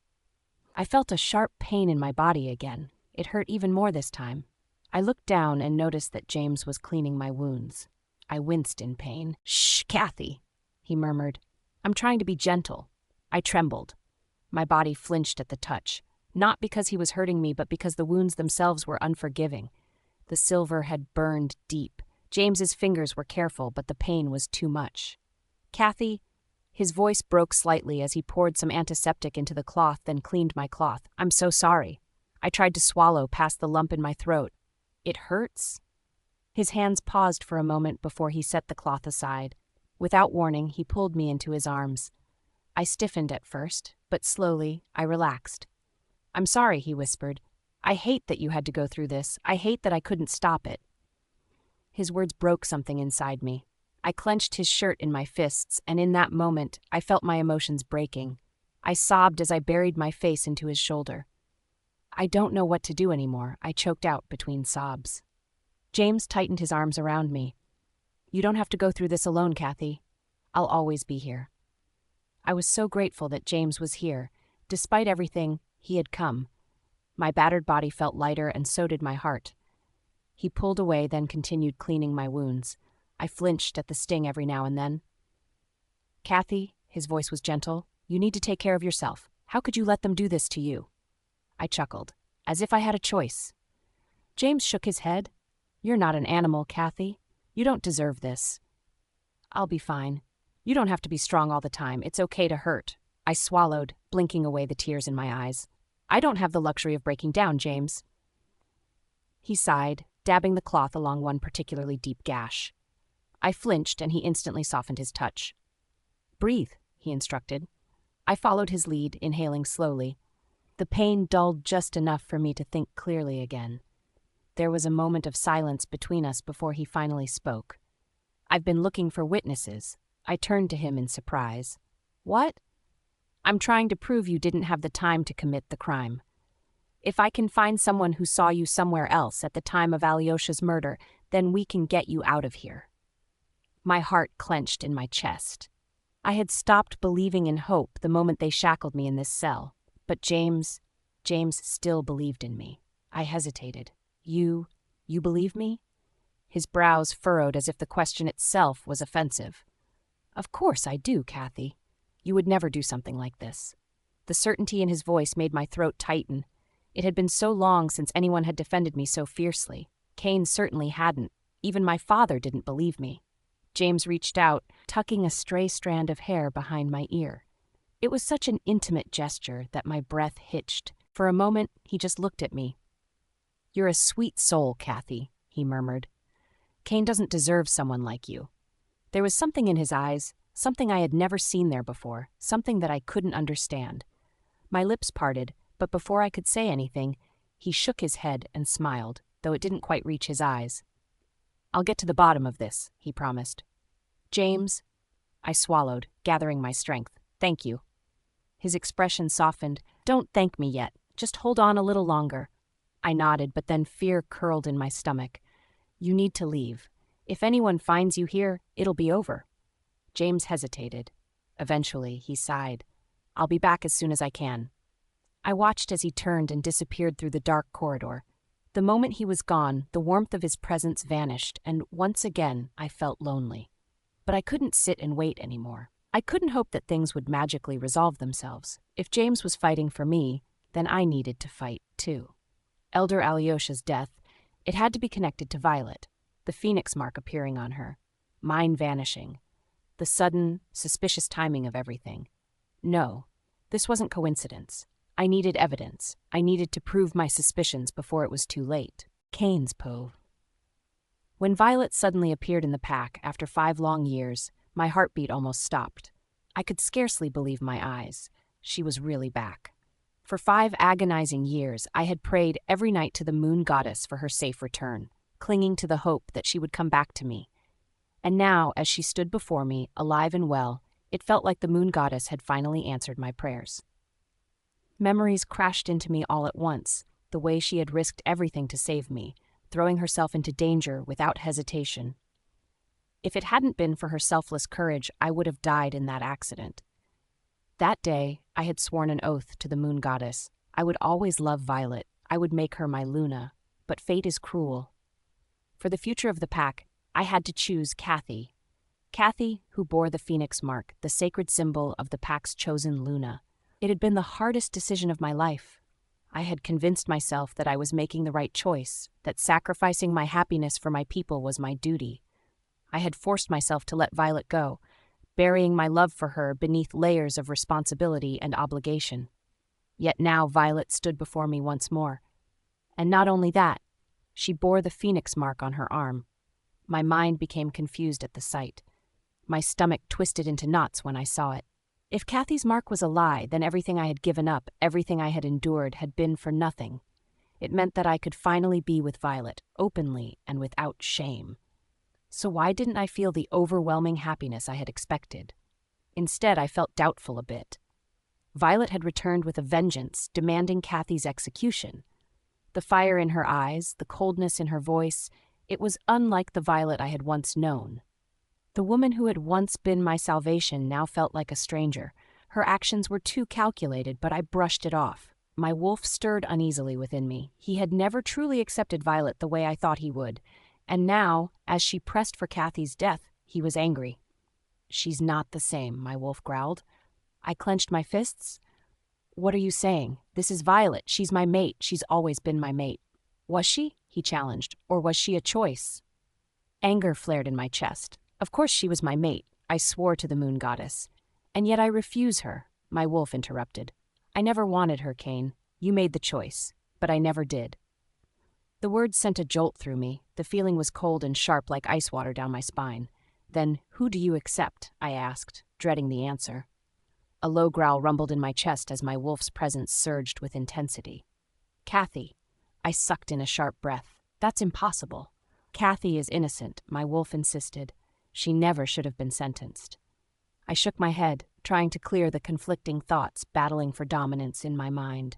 Violet had vanished for 5 years. 5 long years where Kathy had stood by my side, enduring the scrutiny, the whispered accusations, and the expectations. 5 years where she had never once betrayed me, never once sought to harm the pack. I had ignored my wolf's unease for too long, convincing myself that my duty to Violet overpowered any doubts. But now I wasn't so sure. A sudden growl echoed through my mind. My wolf's presence moved violently. "She's in danger." Panic gripped my chest. "Who?" I demanded. "Kathy," he snarled. "We need to get to the dungeon. Now." "What kind of danger could she probably be in?" My wolf growled furiously in my mind. "Go to her. She's in danger." "I don't care," I shot back, clenching my fists. "She can take care of herself." "You're lying to yourself, Cain. You feel it too. You marked her. She's ours, no matter how much you fight it." I gritted my teeth. "She's not ours. I don't want her." "Then why are you still thinking about her? Why does the thought of her in pain make you restless?" My wolf's tone was smug now, taunting me with a truth I didn't want to admit. "You can't fight the bond forever." "I blocked the connection for a reason. I don't care about her. She betrayed us. She's a criminal." "And yet, you still feel this way," my wolf countered. "If you truly didn't care, you wouldn't be fighting me so hard right now." I let out a harsh breath, raking my hands through my hair. The bond was supposed to be severed. I had forced myself to feel nothing for Kathy, but the moment I heard she might be in danger, something inside me twisted. The feeling was a dark, uncontrollable anxiety that I wanted to ignore. I wanted to pretend it wasn't real, that it didn't exist. But my wolf wouldn't let me. "Go to her," urged again, "before it's too late." I gritted my teeth. "Enough!" I snapped at him. I said, "I don't care." I slammed my fist against the desk. A knock on the door startled me from my inner battle. I turned as the door creaked open, revealing Violet standing there. Her soft eyes looked at me with concern. She stepped inside, Cain. Her voice was smooth, almost seductive. She walked toward me, placing a hand on my chest, trailing her fingers down in slow strokes. I should have smiled. I should have pulled her closer. But my mind was still clouded with thoughts of Kathy, and it infuriated me. Violet seemed to notice. Her lips curled into a small, knowing smile. "You're thinking about her." I scoffed. "No, I'm not." "You are," she said simply. Her fingers still traced small patterns over my shirt. "I can see it in your eyes." I exhaled sharply, irritated. "She's a criminal, Violet. You know what she did." Violet tilted her head. "And yet, she's still a mother."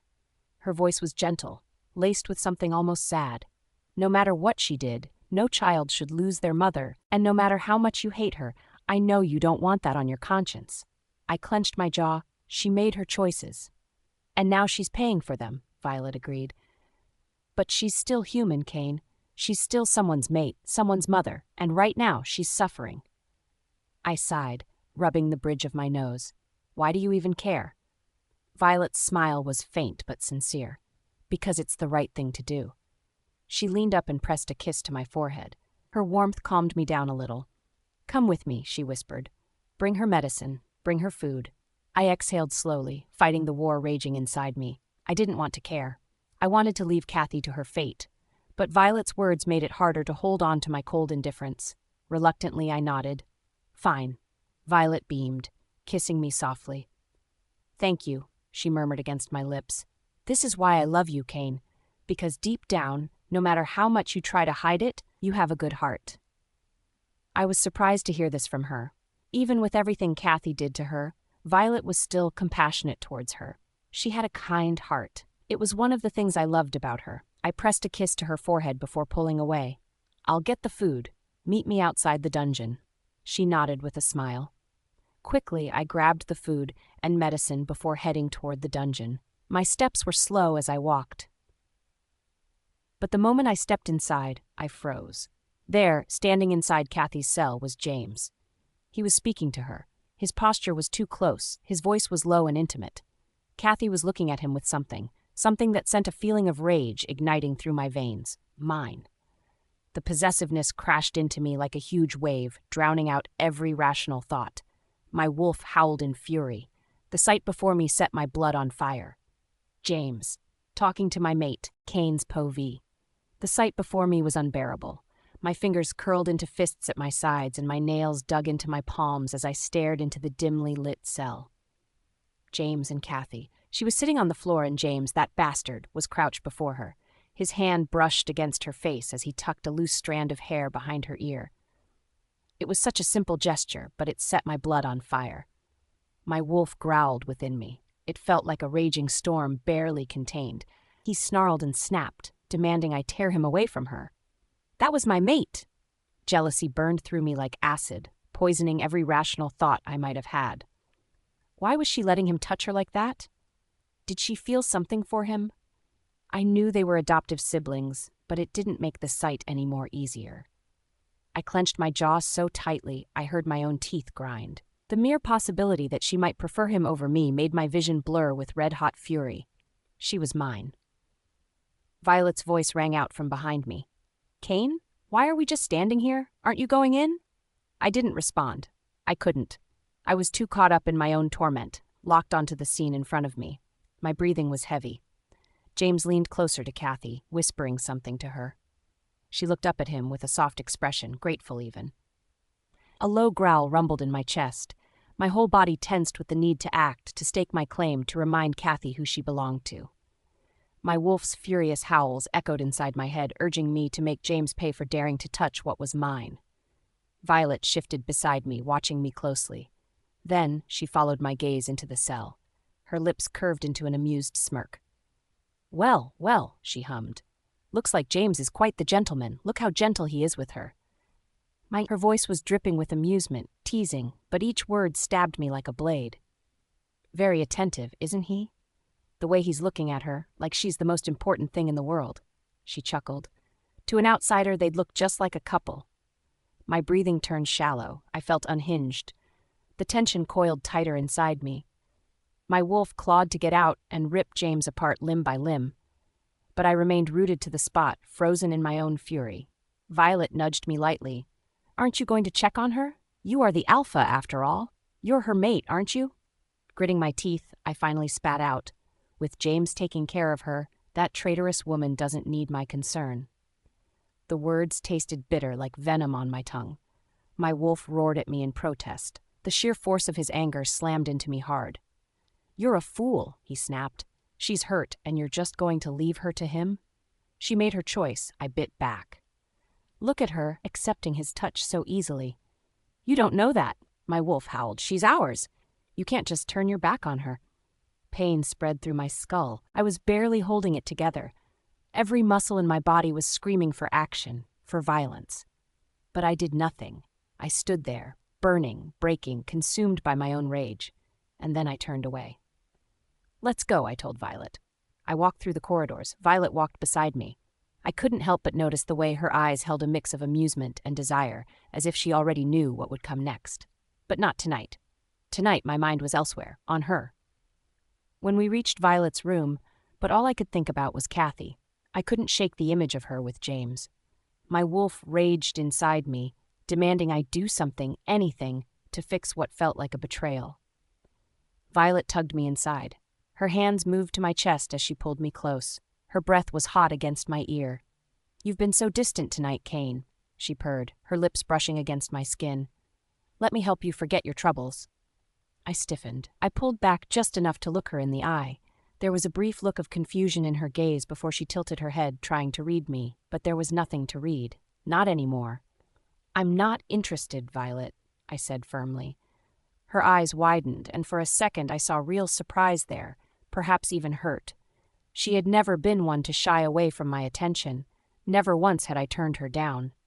"Wait," she whispered, her voice softer now. "You're refusing me?" The challenge was clear in her tone, but there was something more, something I couldn't quite put my finger on. My eyes locked onto hers, but all I saw was the haunting image of Kathy and James together. I could almost hear James' voice, see the way he touched her, so gentle and familiar. A sharp feeling of jealousy twisted in my gut. It made me angry in a way I couldn't explain, but I didn't want Violet to see that. I needed her to leave me be. "I'm sorry, Violet," I murmured. My voice was filled with exhaustion. "I can't. Not tonight." She stepped closer, brushing her fingers along my jaw. She leaned in. At this point, our lips were almost touching. "I can make you forget all of this, Kane, all the pain, all the anger." Her breath was a soft, seductive whisper against my ear. "Just let go, let me help you." Her words were like a drug, sweet, tempting, and dangerous. I knew what she was offering, but it felt like a hollow promise. My body, my wolf. Both craved her, but my mind was fixed on something else. Someone else. "I don't need you to make me forget," I replied, though the words tasted bitter. "I need to focus on other things." Violet's face fell slightly. There was a mix of disappointment and confusion in her eyes. For a moment, she just stood there as though trying to understand my rejection. Her lips parted as if to say something, but I turned, not wanting to give her a chance to argue. "I'll leave you to it." I said quietly, "I'm sorry, Violet, but I need to go." Her voice trailed after me. Her words were barely a whisper. "If you change your mind, you know where to find me." But I didn't stop. I couldn't. Not now. Not when my mind was clouded with thoughts of Kathy. I left her room. My mind was filled with so many emotions. The rejection hung in the air, but all I could think about was the pull inside me, the driving force that led me to walk, almost without thought, toward the dungeon. I tried to stop myself, tried to turn my steps in another direction, to think of anything but Kathy. But my wolf growled low in my chest, urging me onward. "She's there. You need to see her. You need to know if she's okay." I clenched my fists at my sides. Part of me wanted to ignore the nagging voice in my head, wanted to stay away, but the other part, the part that was hers, pulled me to her. "It's the pup," my wolf murmured, calming for the moment. "You need to protect her. You need to protect the pup." The pup, my child. I walked with purpose towards the dungeon. "It's for the pup," I reminded myself again. But deep down, I knew it wasn't just about that. It was about Kathy. It was about the mate bond that I couldn't deny, even if she was too stubborn to accept it. With every step, my mind was torn between rage and desire. I had to see her, to know that she was safe, Kathy's povie. The cell was cold. I could feel the dampness seeping through the stone floor, making every breath feel heavier and every movement slower. I didn't remember when I stopped fighting it, when I stopped trying to hold on to hope. The world felt too far away. It felt like a distant place I couldn't quite reach. My body was broken, but it was the ache in my heart that felt the heaviest. I tried to block out the pain, the hunger, and the painful ache from the silver whip scars that crisscrossed my back and legs, but I couldn't. The silver burned. It hurt me from the inside, like an infection that refused to heal. But that wasn't the worst part. The worst part was the pup, the little life inside me. The baby in my stomach reminded me of everything I was risking. I placed my hand gently over my stomach, cradling the growing bump. It was almost like a silent plea to keep this small, fragile life alive. I could feel the pull between me and my child, but with each passing hour, I grew weaker. I had so many thoughts in my head. What if I couldn't protect them? What if the torture took everything from me? What if at the end of the day, Cain decided to execute me? What if he was just waiting for me to give birth before killing me? If that happens, my child will grow up without a mother, or worse, with Violet as its mother. The fear gripped me tightly, and all I could do was wait. Then, as if the universe itself decided it hadn't tested me enough, the pain came. It started as a dull ache, but it quickly spiraled into something much worse. My stomach clenched. I felt a sharp stab of pain that cut through my entire body. The pain sent waves of nausea and agony crashing through me. I gasped. I gripped my abdomen desperately, as if holding on would make it stop. But it didn't. Each contraction felt like a knife stabbing itself inside me. I curled up on the cold stone as my body trembled. Sweat poured from my brow, soaking into my clothes. My skin started burning up so much I could feel it. My back arched as the pain intensified, and all I could do was breathe in heavy gasps. I tried to hold back the scream that threatened to escape my throat, but it was impossible. It tore through me. My voice cracked as I called out weakly, "Please, please, someone. I need a doctor." But the guards outside didn't care. I heard their footsteps outside. They weren't even trying to hide their disgust. One of them laughed, and I felt my stomach twist. "Look at her. Pathetic thing," one of them sneered. "Crying like a weakling, just like the murderer she is." Another voice joined in. "You don't deserve pity. You get what you give.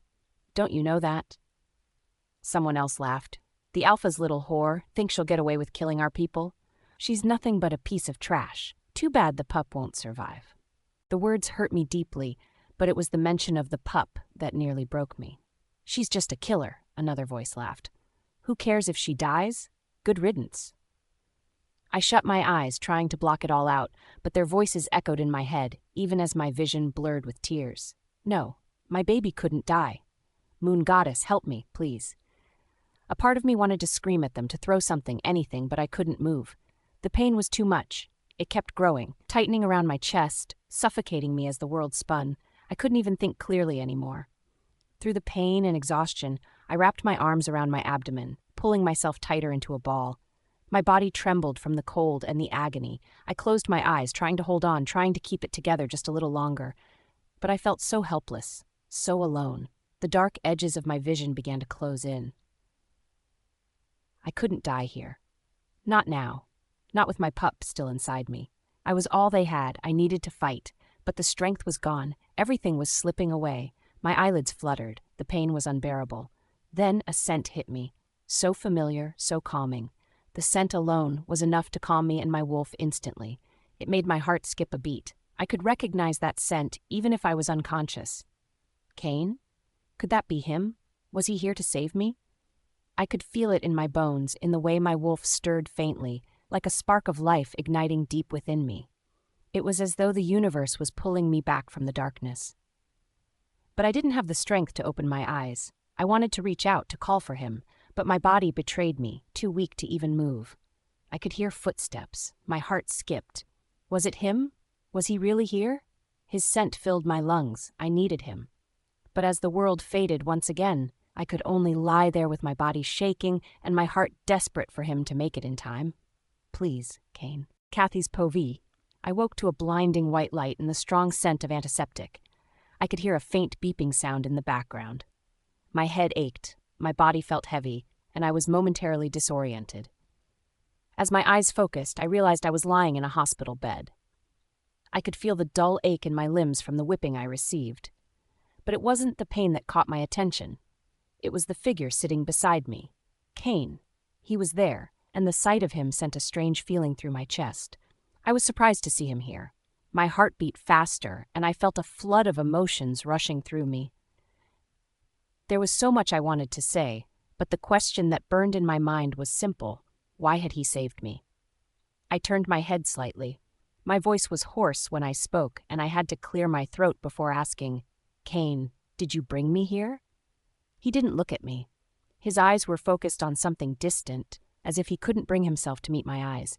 His jaw clenched and his shoulders looked tense. After a moment, he nodded, but the words that followed pierced through me like a knife. "It's only because you're carrying my pup," he said. My heart dropped into my stomach. The sharp pain of those words cut deeper than anything I had expected. So, this was it. This was why he saved me. Not because he cared for me, not because he wanted me, but because of the child I carried. The one piece of him that had tied me to him in ways I couldn't escape. My chest tightened as the realization hit me, and I felt the bitter sting of rejection. I wanted to scream, to lash out, but instead I swallowed my hurt and tried to keep my voice steady. "So you don't care about me," I muttered, more to myself than to him. "No," he replied, "I don't." His answer felt like a slap across my face, and yet it wasn't unexpected. Somewhere deep down, I had known this was what I meant to him. A responsibility, a burden. I was just the vessel for his pup, nothing more. "But because of the pregnancy," he continued, still not looking at me, "you won't be sent back to the dungeons. You'll be under house arrest until the truth is revealed." House arrest. My pulse quickened. I wasn't going to be thrown back into that cold, dark cell. For now, I was free. A flicker of hope sparked in my heart. My mouth went dry, but I managed to ask, Does that mean there's been progress? Do you finally believe me?" Kane's face remained as unreadable as ever, but there was a shift in his posture. Before he could respond, the door opened and Violet walked in. Her expression was filled with concern. The look was so rehearsed that I could see right through it. "I've been so worried about you," she said in a worried tone. "And the baby, of course. Despite everything that's happened, we're still friends, Kathy. I'm willing to forgive you." I turned away, refusing to acknowledge her fake kindness. The words tasted like poison on her lips, and I could see through the mask she wore. She didn't care about me. She didn't care about the baby. All she cared about was keeping her position, keeping control. "And Kane," Violet continued, "I've made some food for you." My body tensed, and I immediately rejected her. No, thank you. I didn't trust her. I couldn't. There was too much at stake, too much risk involved. I didn't want her near me or the baby. Her face fell for a split second, before her expression turned wounded. She played the part so well. "Are you still upset about me revealing the truth?" she asked. Her voice was soft and pitiful, as if I had wronged her somehow. I couldn't help the bitterness that I felt. "You did it to hurt me. You've been playing your part from the start. Don't pretend to be the concerned friend now," I snapped. Kane immediately turned to me. His tone was sharp, commanding as he reprimanded me. "That's enough, Kathy," he said. "You don't get to be rude to her." I couldn't believe it. He was defending her again, as if I didn't matter to him. But of course I didn't. Not compared to Violet. Not compared to her position in his life. Violet, ever the actress, put a hand on his arm. Her eyes were filled with fake concern. "Don't be too hard on her, Kane. After all, you're still married, and she's carrying your pup." The words she spoke were meant to pacify him, but they only made my blood boil. She was playing her cards so carefully, using every possible angle to maintain her hold on him. She was shameless. Then she looked back at me. I could see the evil glint in her eyes. "But I have to wonder," she said. "Why does James seem to care so much about the pup? What's that about?" I froze. The words sank in like daggers. How dare she? I didn't even need to look at Kane to feel the change in the room. My hands curled into fists as my anger flared. "James is my brother," I snapped. "He's my brother, Violet. Not everything is a game for you." At that, Kane's eyes darkened, and he let out a cold laugh. It sent a shiver down my spine. "Once the pup is born, Kathy," he said, "the truth will be clear. Until then, our marriage will end. And once Violet's wolf recovers, she will be my true Luna." My breath caught in my throat. What? Violet's wolf was injured too? She wasn't completely healed? Besides that, his words hurt me. My chest tightened, and I struggled to breathe. He wanted to make Violet his Luna. I looked at him. Really looked at him. The man I had once loved, the man who had saved me, now standing there, so detached, so cold. And I realized then that the man I had fought for, the one I had hoped would be different, was gone. And in his place there was only a void. I looked away from them both, feeling the emptiness grow within me as the reality of my situation set in. I was totally alone. Kathy's pauvre, Shock rippled through me like a cold wave, starting at my core and crawling across my skin. Kane's words echoed in my head. Violet's wolf was in danger. I thought of it all. The mark that had vanished from my body appearing on hers. That wasn't just strange, it was impossible. It should have been impossible. But the facts stared back at me like a cruel joke. 5 years ago, I lost my wolf. It happened in that horrific accident, the one no one wanted to talk about anymore, the one that nearly cost me everything. My wolf had been gravely injured and, as the healers put it, had slipped into a deep sleep, a coma of the soul. I'd spent half a decade trying to reconnect with her, to feel her presence again, but she was silent, gone. Then Violet returns out of nowhere. She had an injured wolf, missing memories, and now my mark branded onto her like some stolen destiny. Not only did she have my mark had mysteriously vanished from my hand. Coincidence? No. I barely had time to process it when Kane's eyes narrowed. His head tilted a bit as though he were listening to something far away. A moment later he stood. "Excuse me," he said.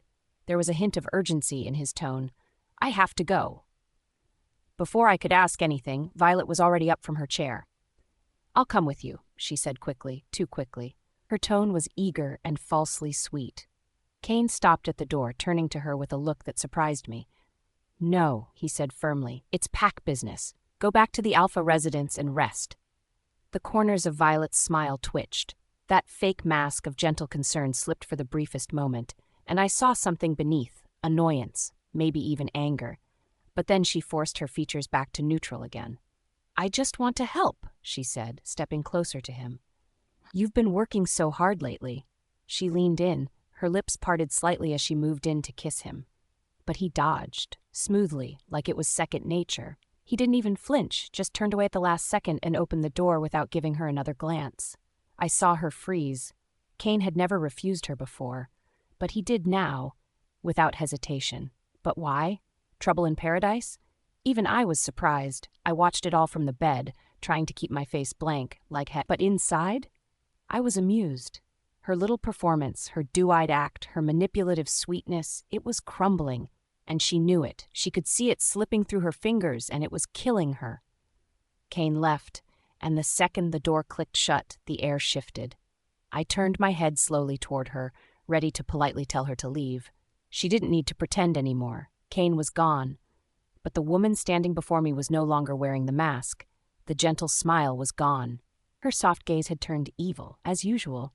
There was the Violet I knew. Violet walked slowly toward me with her heels clicking softly on the floor, and then she stopped, just short of my bed.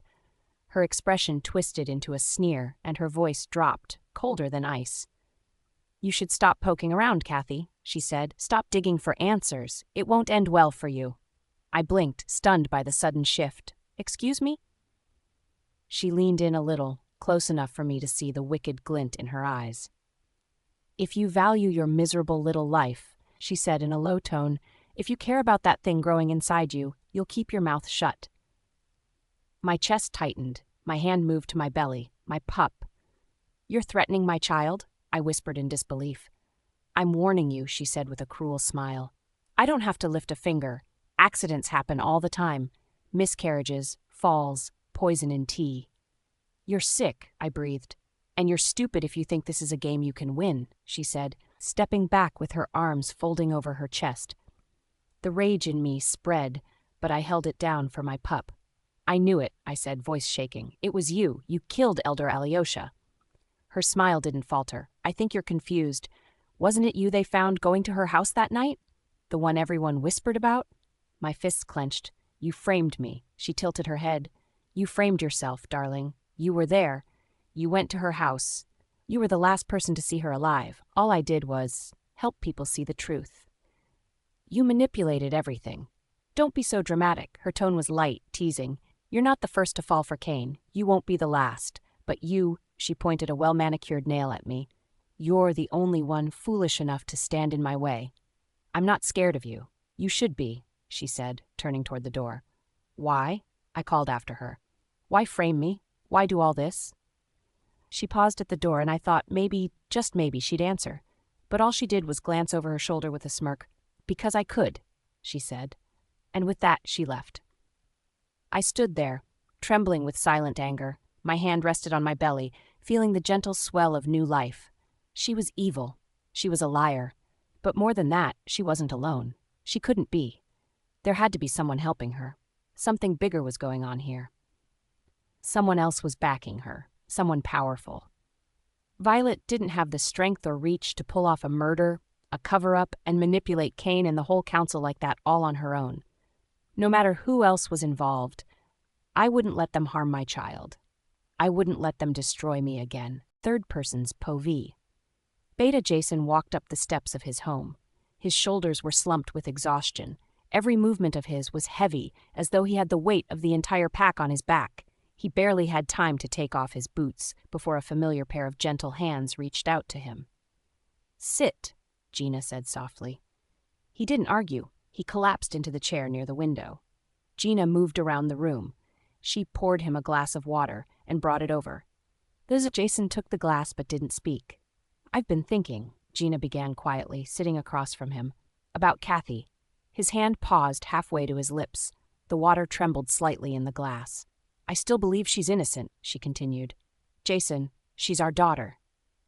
Jason's jaw tensed. "She was found outside the Elder's chamber, Gina, covered in blood. Violet saw her, and so did one of the Omega servants. What more do you want?" "I want you to remember who she is," Gina said, her voice firmer now. "Our daughter. The same girl who once cried for hours because she accidentally stepped on a bird's wing. The same girl who brought soup to Elder Alyosha every time he was ill." Jason looked away, closing his eyes tightly. "She adored her, Jason," Gina whispered. "You saw it. You knew it. Alyosha was like a grandmother to her. Kathy must have been devastated when she heard of her death." "That's what makes it so hard," Jason muttered, finally opening his eyes. "Because if she did do it, it means something is deeply broken inside her." "But what if she didn't?" Gina leaned forward. "What if we're blaming an innocent girl, our own child? Doesn't that break something in us, too?" Jason looked at her. Gina could see the pain flashing in his eyes. "The evidence, Gina. The testimony. The timing. We've spent weeks going over it. There's nothing to defend." "She was never allowed to speak for herself," Gina snapped, slamming her palm lightly on the armrest. "She was dragged and thrown into the dungeon like an animal. No trial, no proper hearing, no investigation. Does that sound like justice to you?" Jason didn't answer right away. "This sounds suspicious," Gina continued. "She's just a girl, Jason. A girl who has been alone in a dark cell for something she may not have even done. Doesn't that torment you?" Jason closed his eyes again, this time longer, every second. Before another word could be spoken, the door opened. James stepped in with a sad expression on his face. He looked at his parents, hesitating. Jason straightened slightly. "What is it?" "It's Kathy," James said. "I went to the dungeon, just to see. She's not doing well." Gina stood instantly. "What do you mean?" "She looks terrible," James said, walking farther into the room. "She's pale and heavily injured. Her body is filled with bruises. Her lips are cracked. I tried cleaning her wounds, but every movement hurt her." Gina's hands flew to her mouth. Tears filled up in her eyes. "She's malnourished, Dad. I could feel her wolf's presence, weak but still there. And yet they're not even allowing her get treatment. They don't even care." Jason's entire body stiffened. "Why didn't you tell me this sooner?" he asked. "I didn't know it was that bad until I saw her," James admitted. "That night," Jason muttered, his eyes narrowing in thought. "There was a last-minute change in the patrol roster. I remember questioning it, but didn't press the issue. Said it was Kane's directive." "Do you think?" James began, but his father raised a hand. "I want you to look into it," Jason ordered. "Quietly. The warriors who were on duty the night Elder Alyosha was killed, find out who replaced whom. Look into their affiliations, anyone acting suspicious, anyone close to Violet." James nodded. "Yes, sir."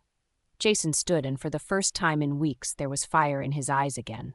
Not confusion, not exhaustion, purpose. "I'm going to see Alpha Kane." Gina stepped forward and grabbed his arm gently. "Be careful." Jason looked at her. "If there's even a chance that Kathy is innocent, I won't let her rot in that dungeon another day. Not if I can help it. She's our daughter." He pressed a kiss to Gina's forehead, then nodded once at James. As the beta turned and walked toward the door, the air in the room shifted. The truth wasn't going to stay buried much longer. The corridor was empty, except from James's footsteps echoing. He was halfway to the warrior barracks to investigate. He wanted to free Kathy more than anyone. He knew she was innocent. But just as he turned the next corner, a familiar presence stood at the end of the hall. Alpha Kane. James slowed, straightening his back, even as his fists curled. Kane stood in his usual black attire with his arms crossed. There was no mistaking the heavy tension that instantly bloomed between them. They hadn't spoken face to face since Kathy was thrown in the dungeons. "James," Kane said flatly, "I heard you've been snooping." James stopped a few feet away. "You call checking in on my sister snooping?" Kane's jaw twitched. "Kathy is a suspect in the murder of a high-ranking elder. She's being treated accordingly. I won't tolerate interference, especially from you." "And I won't sit back while you let Violet roam free," James retorted. "Kathy is wasting away in a damn dungeon while your so-called mistress parades around like a saint. You're supposed to protect your own." Kane's voice dropped. Still, it was filled with authority. "Watch your tone." James took a step forward. "Or what? You'll toss me into the dungeons, too?" The air around them was filled with dominance. For a moment, neither moved. Both men radiated power. Kane's alpha energy clashed with James's anger. Then Kane exhaled, slow and heavy. His expression darkened. "You don't understand the weight of leadership," Kane said. "This isn't about what I want, it's about justice. My personal feelings don't factor into this." James scoffed. "Don't lie to me. Kathy is your mate. And yet you let Violet manipulate this entire pack while the woman who is supposed to be your wife is tortured like a criminal." Kane flinched, barely, but James caught it. "She killed an elder," Kane said. "No one saw her do it. Violet said she was there. That Omega servant said she saw Kathy enter the chambers, not that she committed murder. That's not proof. That's convenient coincidence." Kane's eyes sharpened. His lips pressed into a thin line. "It's not your place to question my judgment." James shook his head. "No, it's yours to protect the innocent until proven guilty. You think Kathy is some cold-blooded killer? You know her better than that. She can barely hurt a fly." Silence fell between them. Kane looked away for the briefest moment. His jaw ticked and his fingers flexed at his side as if fighting some internal battle. Then his voice returned, harsher this time. "I will not allow personal bias to cloud my leadership. This pack needs order, not sentiment. I will handle this, James. Stay out of it." James stared at him for a long time, then took another bold step closer. "You're making a mistake, one you'll regret." Kane's eyes snapped back to his. "Are you threatening me?" "I'm warning you," James said, "because if Kathy dies under your watch, no amount of leadership or laws will cleanse your conscience." The two men, toe-to-toe, chests heaving, neither backing down, one out of love and the other out of authority. But something flickered in Kane's eyes. Pain, maybe. Guilt. He masked it quickly, straightening his posture, but James had already seen it. Without another word, Kane turned and walked past him. James watched him go. The truth would come out. It had to. Kane's POV. "The silence of my office used to bring me peace. Not today." Jason stood stiffly in front of my desk with his hands clasped behind his back and his eyes trained on the floor like he was choosing his next words carefully. "The patrol shift change," he started. I barely looked up from the map on my desk. "What about it?" Jason shifted on his feet. "You approved it a few days ago? Said Violet suggested it? Said she claimed the warriors would be better rested, more alert." At the mention of her name, I froze. Violet? I remembered that conversation like it had happened moments ago. She'd stood in my office, speaking of efficiency and safety like she actually gave a damn. And gods, I'd agreed. Without question, without hesitation, like a fool. But now that Jason had dragged it back up, it hit me like a damn brick to the chest. The timing. It had been too perfect, too convenient. The shift change had pulled my best warriors to the eastern perimeter, leaving the western trail where the ambush had taken place, vulnerable. Deliberately so? No, I clenched my jaw. "Don't go there," I warned myself. My wolf didn't listen. "She planned it," my wolf argued. His voice growled low and deep in my mind. "Shut up," I snapped. "She set it up. Used you. Used your trust, your name, to put those warriors in the line of fire." My heart pounded. She wouldn't she? Jason's voice pulled me back. "Alpha?" I met his eyes. "It was my decision," I said flatly. "I gave the order." Jason frowned. But she brought it to you. I said it was my decision. He didn't argue, but the tension in his shoulders made it clear he wasn't convinced. My wolf paced, restless and wild behind my ribs. Jason cleared his throat again. James received a mind link this morning from one of the warriors on night duty. He claims he saw someone resembling Violet enter the elders' chambers the night they were attacked. My heart stopped. The world went still. Violet, I stood so fast my chair nearly toppled over. Who else knows? No one, just James, the warrior, and now me. Keep it that way. Jason's eyes narrowed. Are you serious? I said, keep it quiet. My voice was low, but it was steel. Final. He didn't push back this time, but he didn't relax either. Alpha, he said after a beat. Kathy, if there's even a chance Violet's involved, shouldn't we release her? She's still recovering in the hospital. She's no longer in the dungeon, I said. She was transferred last night. Then maybe I should talk to her. No, I snapped. Slowly, I was losing patience. Jason blinked at the edge in my tone. I didn't care. My blood was boiling. I didn't need anyone making assumptions I wasn't ready to face. Why not? He asked carefully. You still don't believe her pup is yours? I scoffed, dragging a hand through my hair. She claims it is. She looks at me like I'm supposed to just know, but I don't. There's no scent tying me to that child. Jason frowned. That's not always conclusive. I looked at him sharply. Don't you dare try to tell me how a father should feel. If that pup was mine, if I'd know, I'd feel it. Smell it, something. Jason held my stare for a long, then he looked away silent. I sneered. What? Nothing to say now? Still nothing. Typical. My temper flared hot. Get out!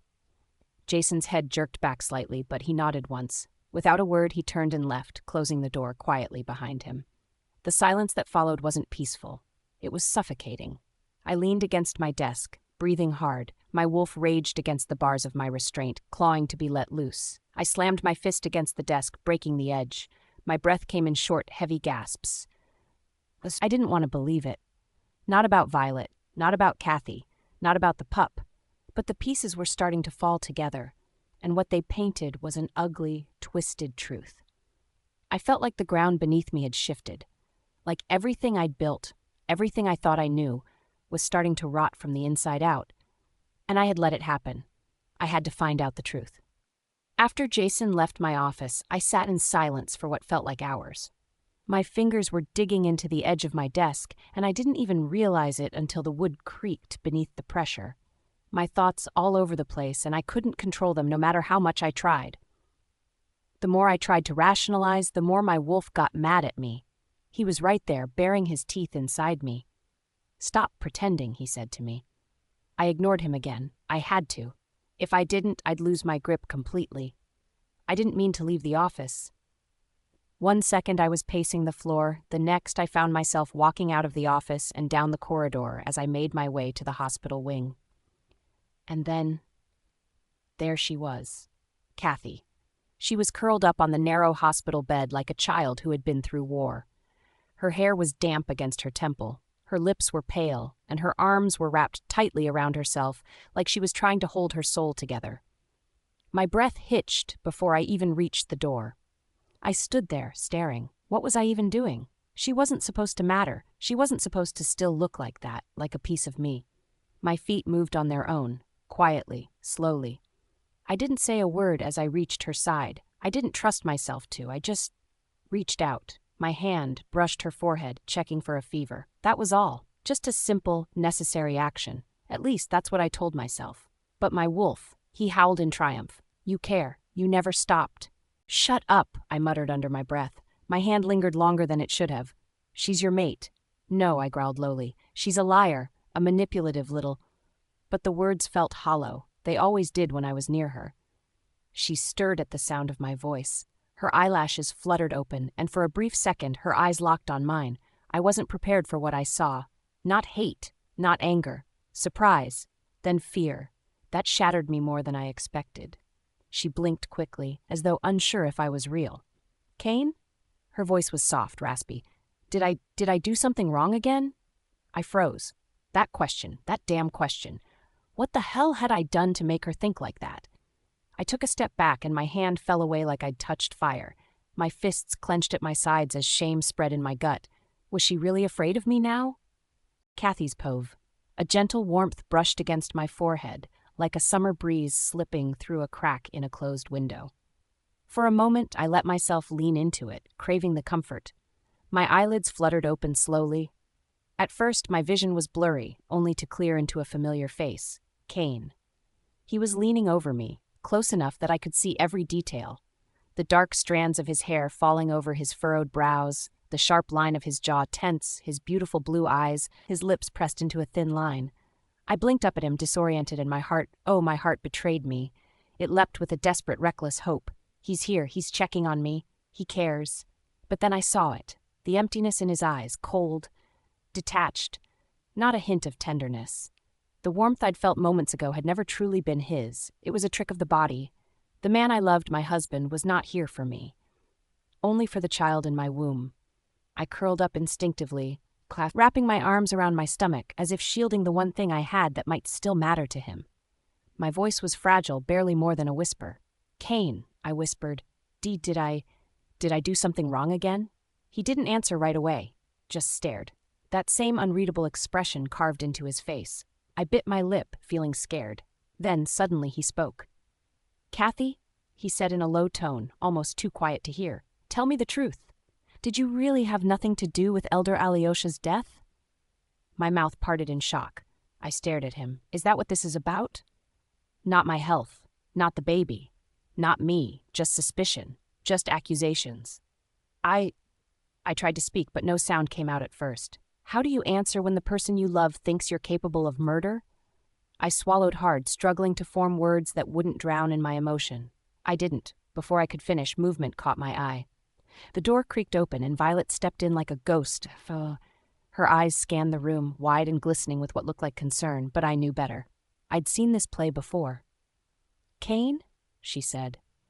Her voice was soft and breathless, as if she hadn't expected to find us like this. "What's going on?" The timing, as always, was perfect. She stood in the doorway like a wounded bird, dressed in soft pastels. Her hair was carefully tousled for that effortlessly tragic look. Her gaze landed on me, sick, lying in bed, and for a split second her mask slipped. I saw the glint in her eye, the one that told me she knew exactly what she was doing. A bitter laugh bubbled in my throat, but I swallowed it down. We were the married couple, Kane and I. We had stood before our people, made our vows before everyone, and the moon goddess herself, promised to love each other forever and protect the pack, shared a bond. And yet, here I was, the outsider in my own home, in my own marriage, because his heart had never been mine to begin with. Violet had stolen it long ago. Violet's eyes filled with tears, her lower lip trembling. "I didn't mean to interrupt," she said, barely holding herself together. "I was just worried about Kathy's health. I wanted to make sure she was okay." "Worried about me?" I almost laughed out loud. "She's good, really good. She had always been the delicate one, the broken one, the one who needed rescuing. And Kane, ever the noble alpha, never could resist the damsel in distress." She turned to him now. The tears slipped down her cheeks with such theatrical perfection that even I had to grudgingly admire it. "Every night I close my eyes and I'm back there," she whispered. "The wolf poison, the beatings, the things they said to me. How I'd never be worthy. How I'd never be Luna." Her voice broke, and she covered her face with her hands, sobbing. I clenched the blanket beneath me till my knuckles went white. It was always like this. No matter what I did, how much I endured, how much I gave, Violet's pain would always matter more than mine. And Kane, his whole body shifted, his hard edges softened, his gaze, once cold and guarded, melted into something warm, sympathetic, protective. "Violet," he murmured, stepping toward her, "you shouldn't be pushing yourself like this." She looked up at him through tear-glazed lashes. I couldn't sleep knowing Kathy wasn't well. He reached out without hesitation, taking her hand. That broke something in me. He had touched me minutes ago, yes, but not like this. That touch had been mechanical and cold, but this was filled with something he never gave me anymore. Gentleness, compassion, care. "Kane?" I said, trying to remind him I was still here, still breathing, still hurting, but he didn't look back, not once. He wrapped an arm around Violet's shoulder and led her out the door, murmuring reassurances I couldn't hear. My chest was tightened. I felt so hurt that I could feel my throat closing up. I couldn't breathe past the ache that burned behind my eyes. I sat up slowly, clutching the sheets as I stared at the now empty doorway. The silence left in their wake was louder than anything I'd ever heard. He could care, he could love, he could protect, just not me. Not his wife. Not the woman carrying his child. A sob clawed up my throat, and I bit my lip hard to keep it down. But when I felt the first kick, tiny fluttering, I couldn't hold back anymore. I placed a trembling hand over my belly, a part of Cain that I carried alone. Hot tears spilled over my cheeks. The pain wasn't sharp anymore. It was dull, numb, like I'd been bleeding for too long and had finally accepted the wound would never heal. "I'm sorry," I whispered to the life inside me. "I'm sorry it's like this. I'll protect you, even if it's just me." And as the last sob escaped my lips, the room swallowed me in silence once more. Cain's povee. Violet wrapped herself around me, burying her face in my chest as if she were trying to disappear into me. I felt her tears before I heard them, hot, relentless. Each one soaked through the fabric of my shirt like they were burning straight into my skin. I hadn't even had time to unpack my thoughts from the border patrol when she met me halfway through the gates and held on to me like I was her only lifeline. "I don't want it anymore," she whispered. Voice cracking. "I don't want the Luna position." I froze. "What?" Her grip around my neck tightened, almost desperate. Her lips trembled as she spoke through her sobs.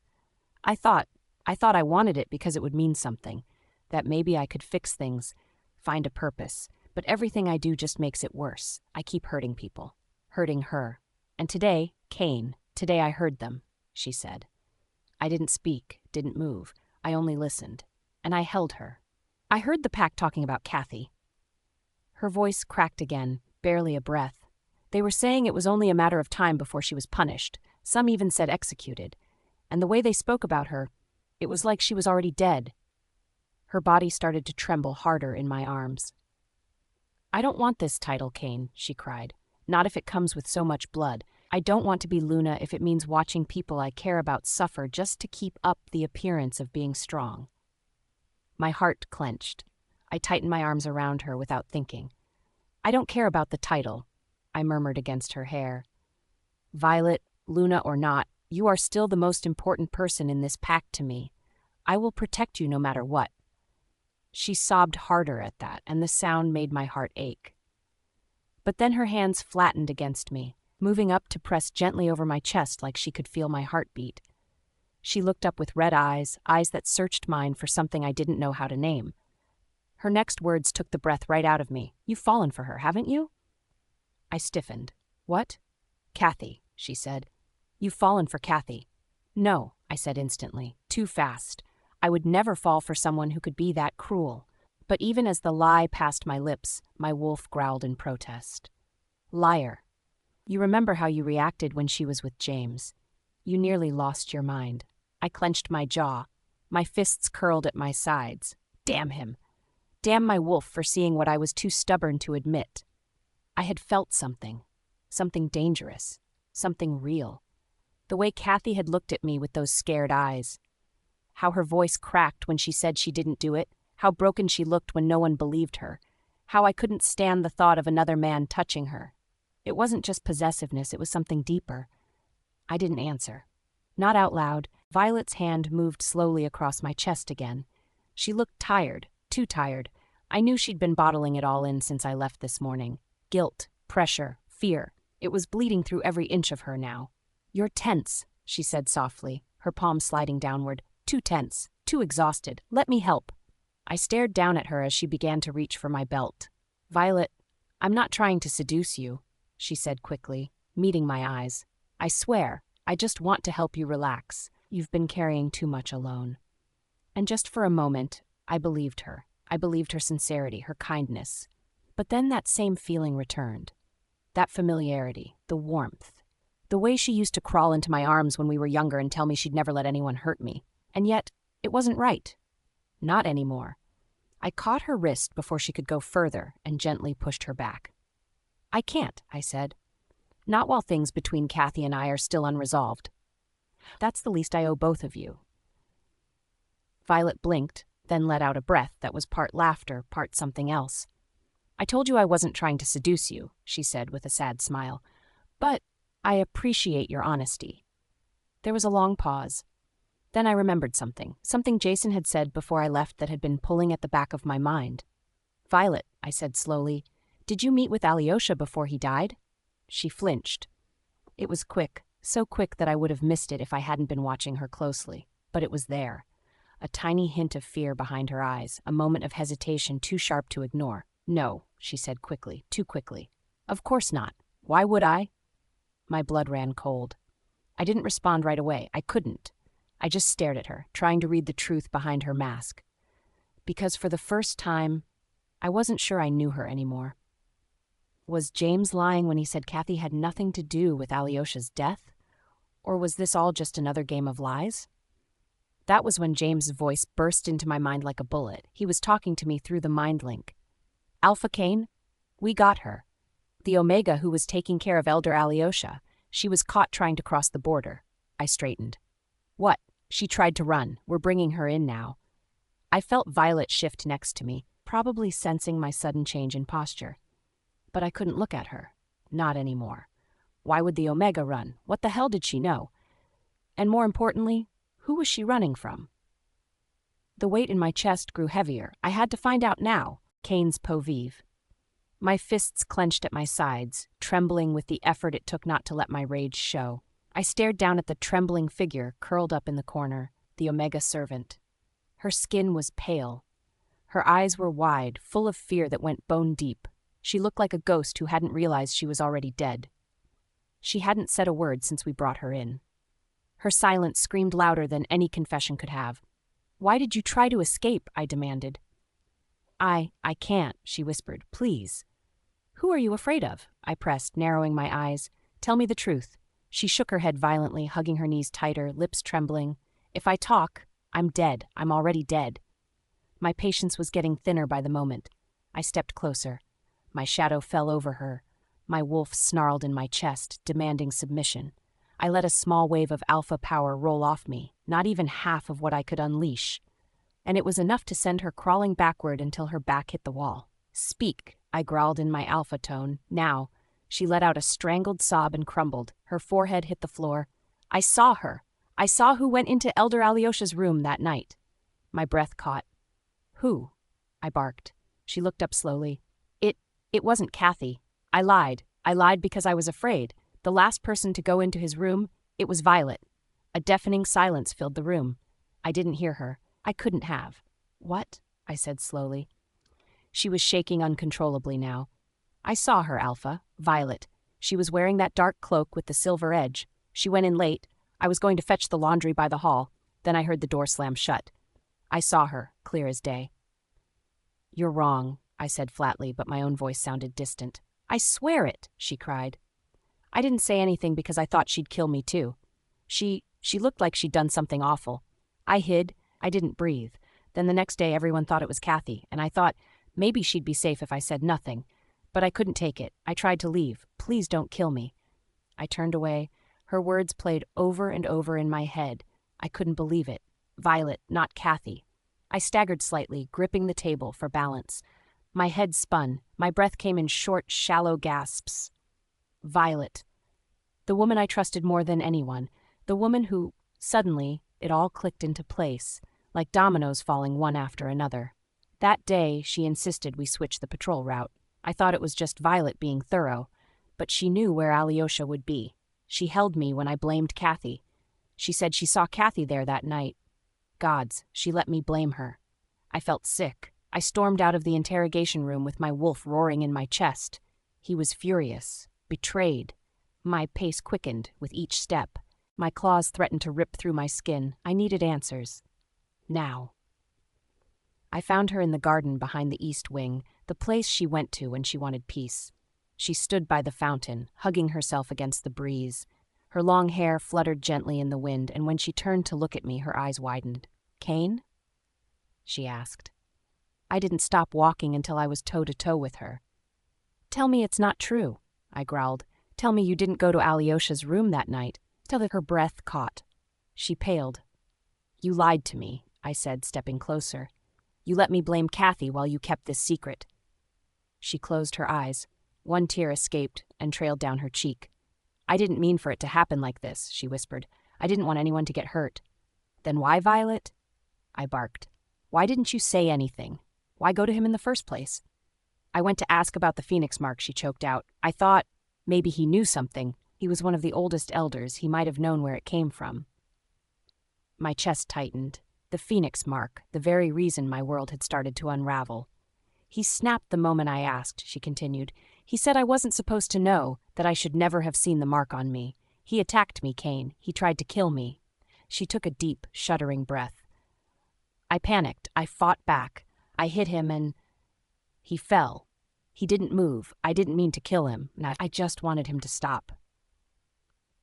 I stared at her, the woman I had known since I was a boy, now shaking and crying in front of me. This woman had once shielded me from a rogue when I was too young to fight. She had carried my bleeding body back to safety. She saved me.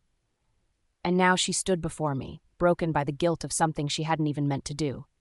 Kathy had suffered the punishment that should have been hers, but Violet had suffered in silence for 5 years, carrying the burden of a crime she never wanted to commit. I stepped forward and wrapped my arms around her. She sobbed into my chest. I'll handle this, I whispered into her hair. You won't be punished. Not again. Kathy's been through hell, but she owes you her life. I'll protect both of you. But... No buts, I said, pulling away to look into her tear-filled eyes. It's over. I'll tell James and Jason to shut down the investigation. Alyosha's death was an accident. That's how history will remember it. Her lips trembled.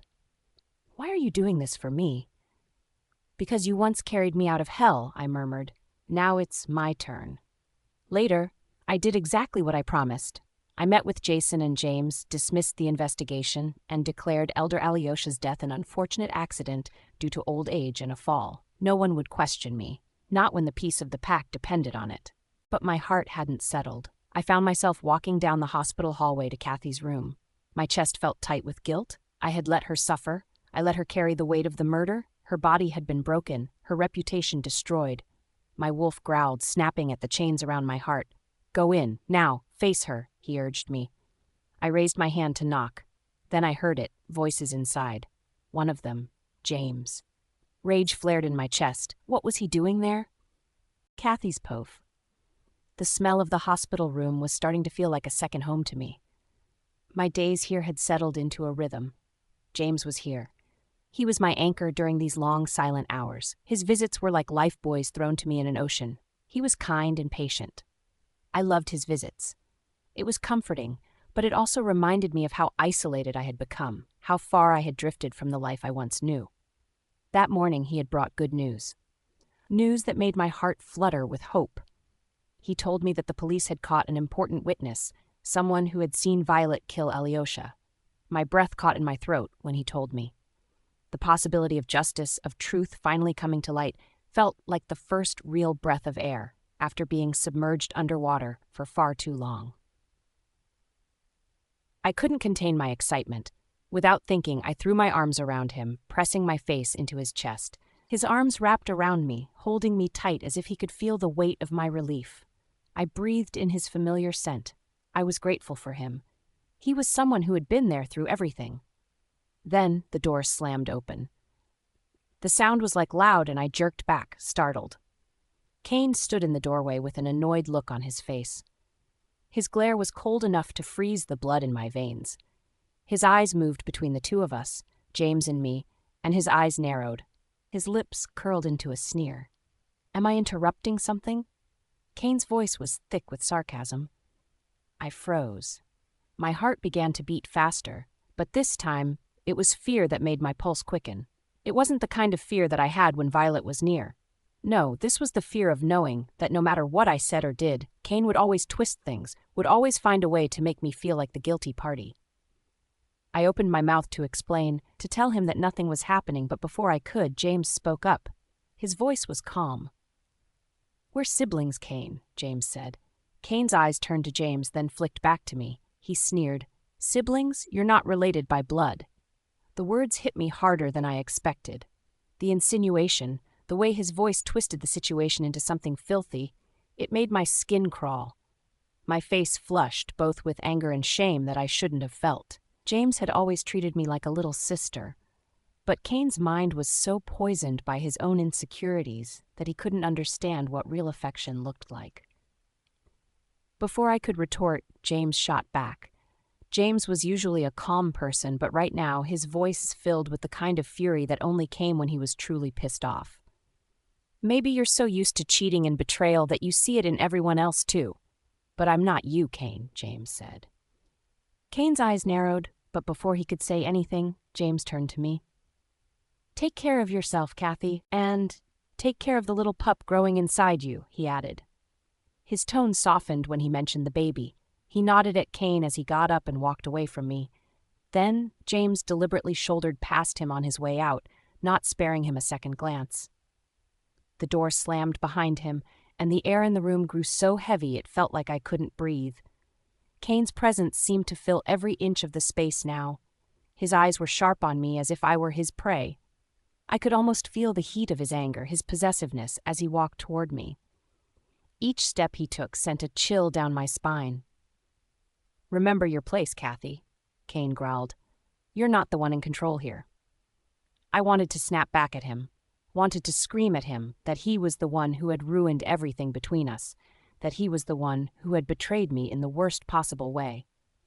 My anger boiled over, and I stood up straight, looking him in the eye, refusing to cower. You've got some nerve, don't you? I bit out. You think you can just walk in here, all high and mighty after everything you've done, and lecture me about my place? Kane froze. His eyes became filled with something close to guilt, or maybe it was regret. But it was quick.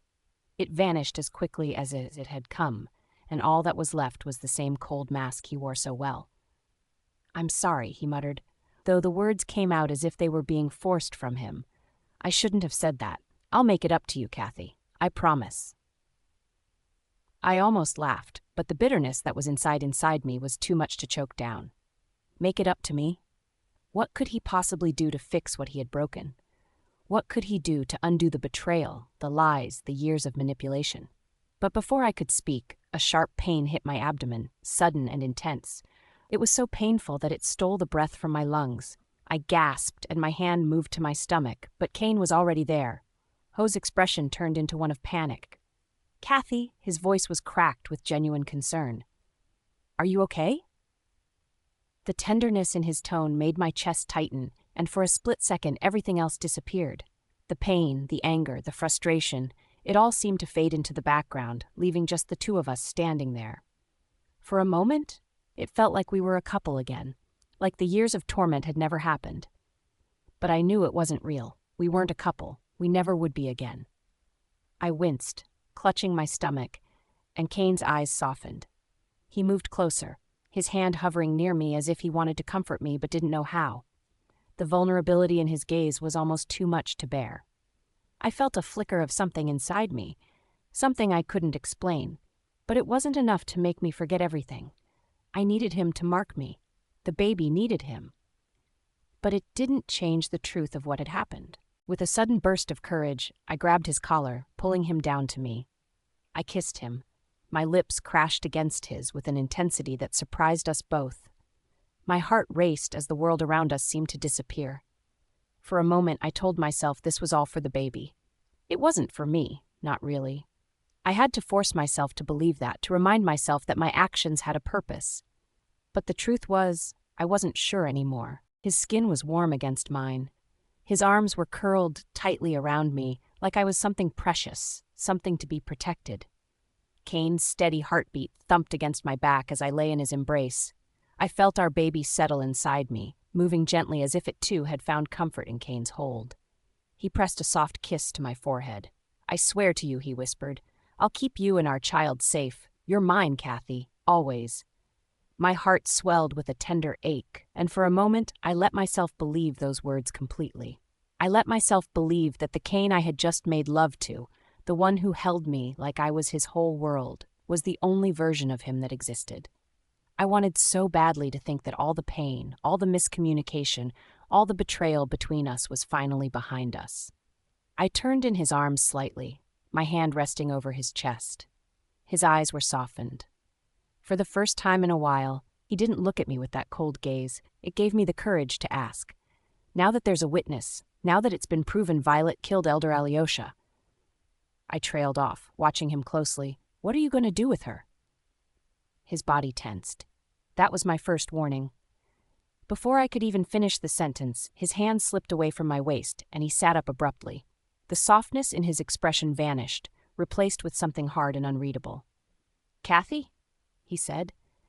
His tone was firm, like a warning. Alyosha's death was an accident. I blinked. What? Kane looked away, jaw tightening. It wasn't supposed to happen. Violet didn't mean to. She was defending herself. The blood drained from my face. I sat up too. "You knew?" My voice cracked. "You knew all along that she was the one who killed him?" He didn't answer. My chest rose and fell rapidly. I could feel the tears prickling behind my eyes. "But when you thought it was me, when you thought I was the one who killed him, you didn't hesitate. You treated me like a traitor." It's different," he cut in. His voice was cold now. "Different?" I laughed bitterly. "How is it different, Kane? Because it's Violet? Because it's her?" He stood from the bed, grabbing his pants. "You don't understand what you're saying." "No, I think I do." I stared at him. "You were ready to tear me apart when you thought I'd killed him. I was pregnant, your mate, and you still didn't hesitate. But Violet, she gets the benefit of the doubt? She gets protection?" "She didn't fake a phoenix mark," he snapped. That hit me like a slap. I gasped. "What?" "You and Elder Alyosha," he continued. "You were working together. You knew the prophecy. You tampered with the mark so you could—" "Stop." I could barely get the word out. "Are you serious right now?" He didn't stop. His eyes were burning, but it wasn't desire this time. It was something else. Disgust. Accusation. "You let everyone believe you were the Phoenix reborn. You paraded around with that mark like it made you untouchable. And now what? Now you want me to punish Violet and pretend none of that happened?" My whole world tilted. "I didn't fake the mark," I whispered. "And Elder Alyosha didn't. He tried to protect me. From her. From all of this. You expect me to believe that?" His voice was sharp. "That after everything, you're suddenly innocent again? What happened, Kathy? Did the mark disappear conveniently because the truth was catching up to you?" I stood from the bed slowly. My body trembled, not from fear, but from sheer heartbreak. The man who had just held me like I was everything was now tearing me apart with his words.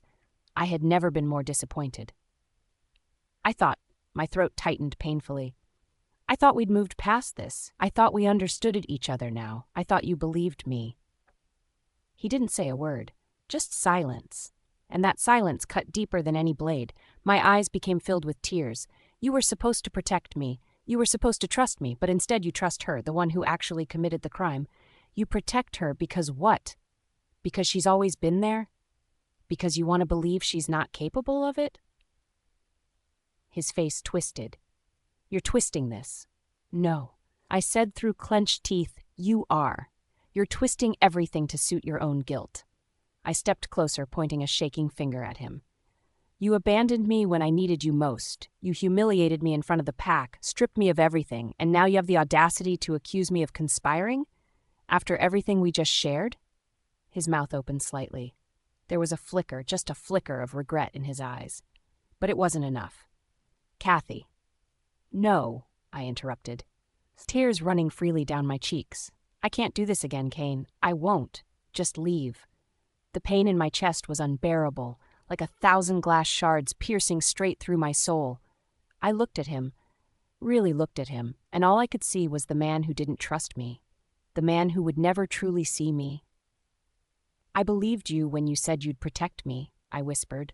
"But now I know. I was a fool to believe that, because the moment you have to choose between me and her, you'll always choose her."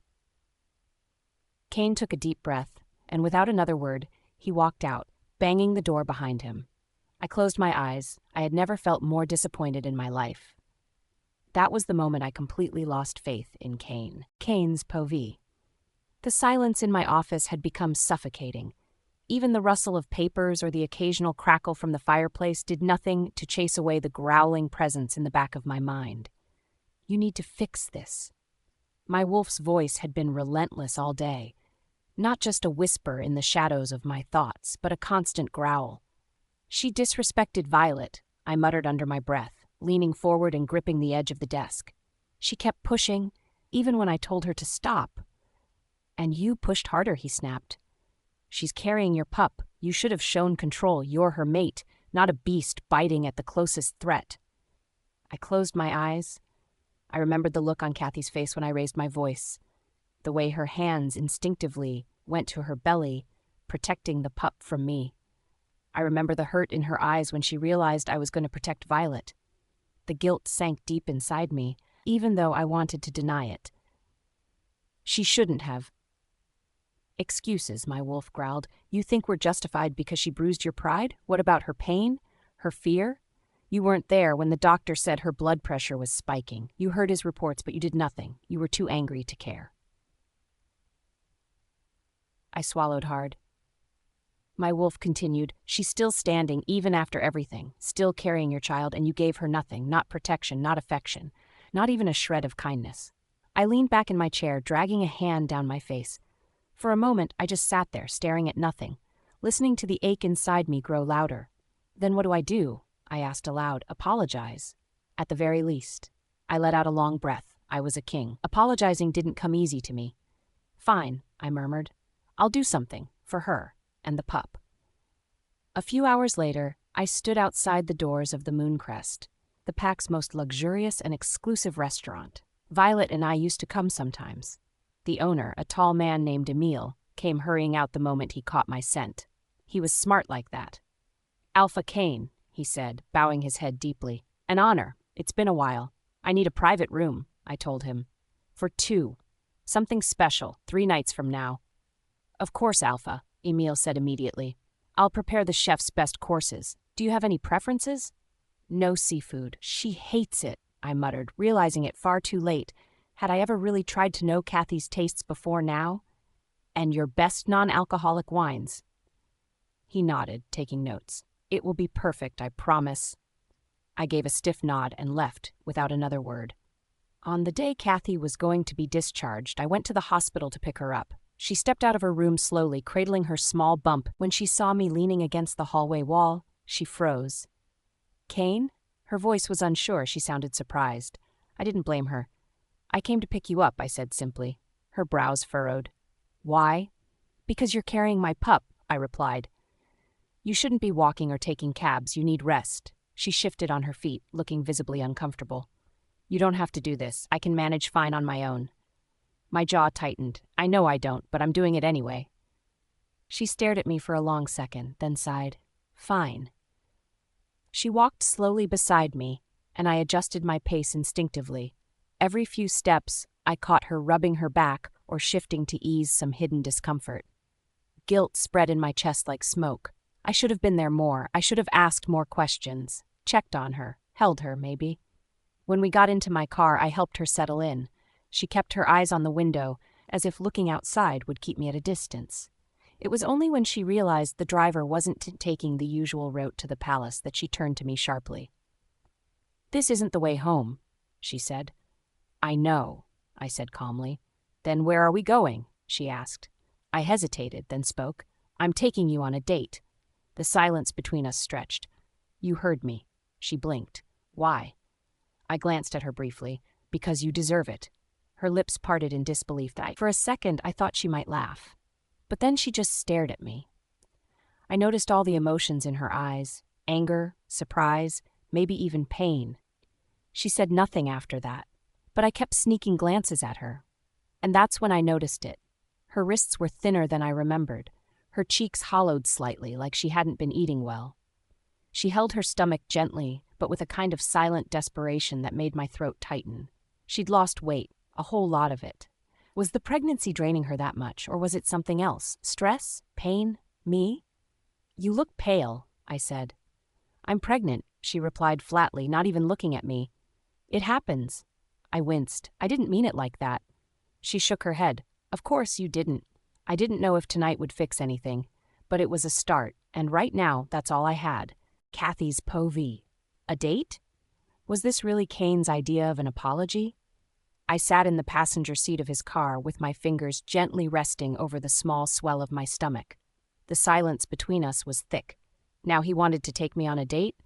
My first thought was that this was just another attempt to smooth things over for Violet's sake. Maybe he was trying to ease the guilt or distract me with fine dining and sweet words. But despite everything, I felt a flicker of anticipation. Pathetic, I know, but he had been my first love, my only love. We'd spent 5 years wrapped up in each other's lives, and now he was the father of my child. I could pretend to be indifferent, act like none of this got to me, but deep down, just the idea of being seen, noticed, chosen by him, even for a fleeting moment, sent my heart racing. The car slowed to a stop in front of a place I hadn't seen in a long time, Mooncrest. My eyes widened. The restaurant was glowing. The warm candlelights were visible even from outside. It looked like something out of a dream. For a second, I froze in my seat, unsure if I'd heard him wrong. "Kane, why are we here?" I asked softly. He glanced at me. "Because you deserve to feel special." I didn't respond. I couldn't. My throat tightened at the simple, direct answer. And the way his eyes looked at me, intense, made me feel something I didn't want to admit. He walked around the car and opened the door for me. I stepped out slowly, feeling shocked by his gesture. He offered his arm. I hesitated, then took it. We walked in together. The restaurant's owner practically bowed at Kane's presence, guiding us toward a secluded table near a window that overlooked the moonlit forest. The air inside was warm and filled with the scent of herbs and something sweet baking. It felt intimate, special.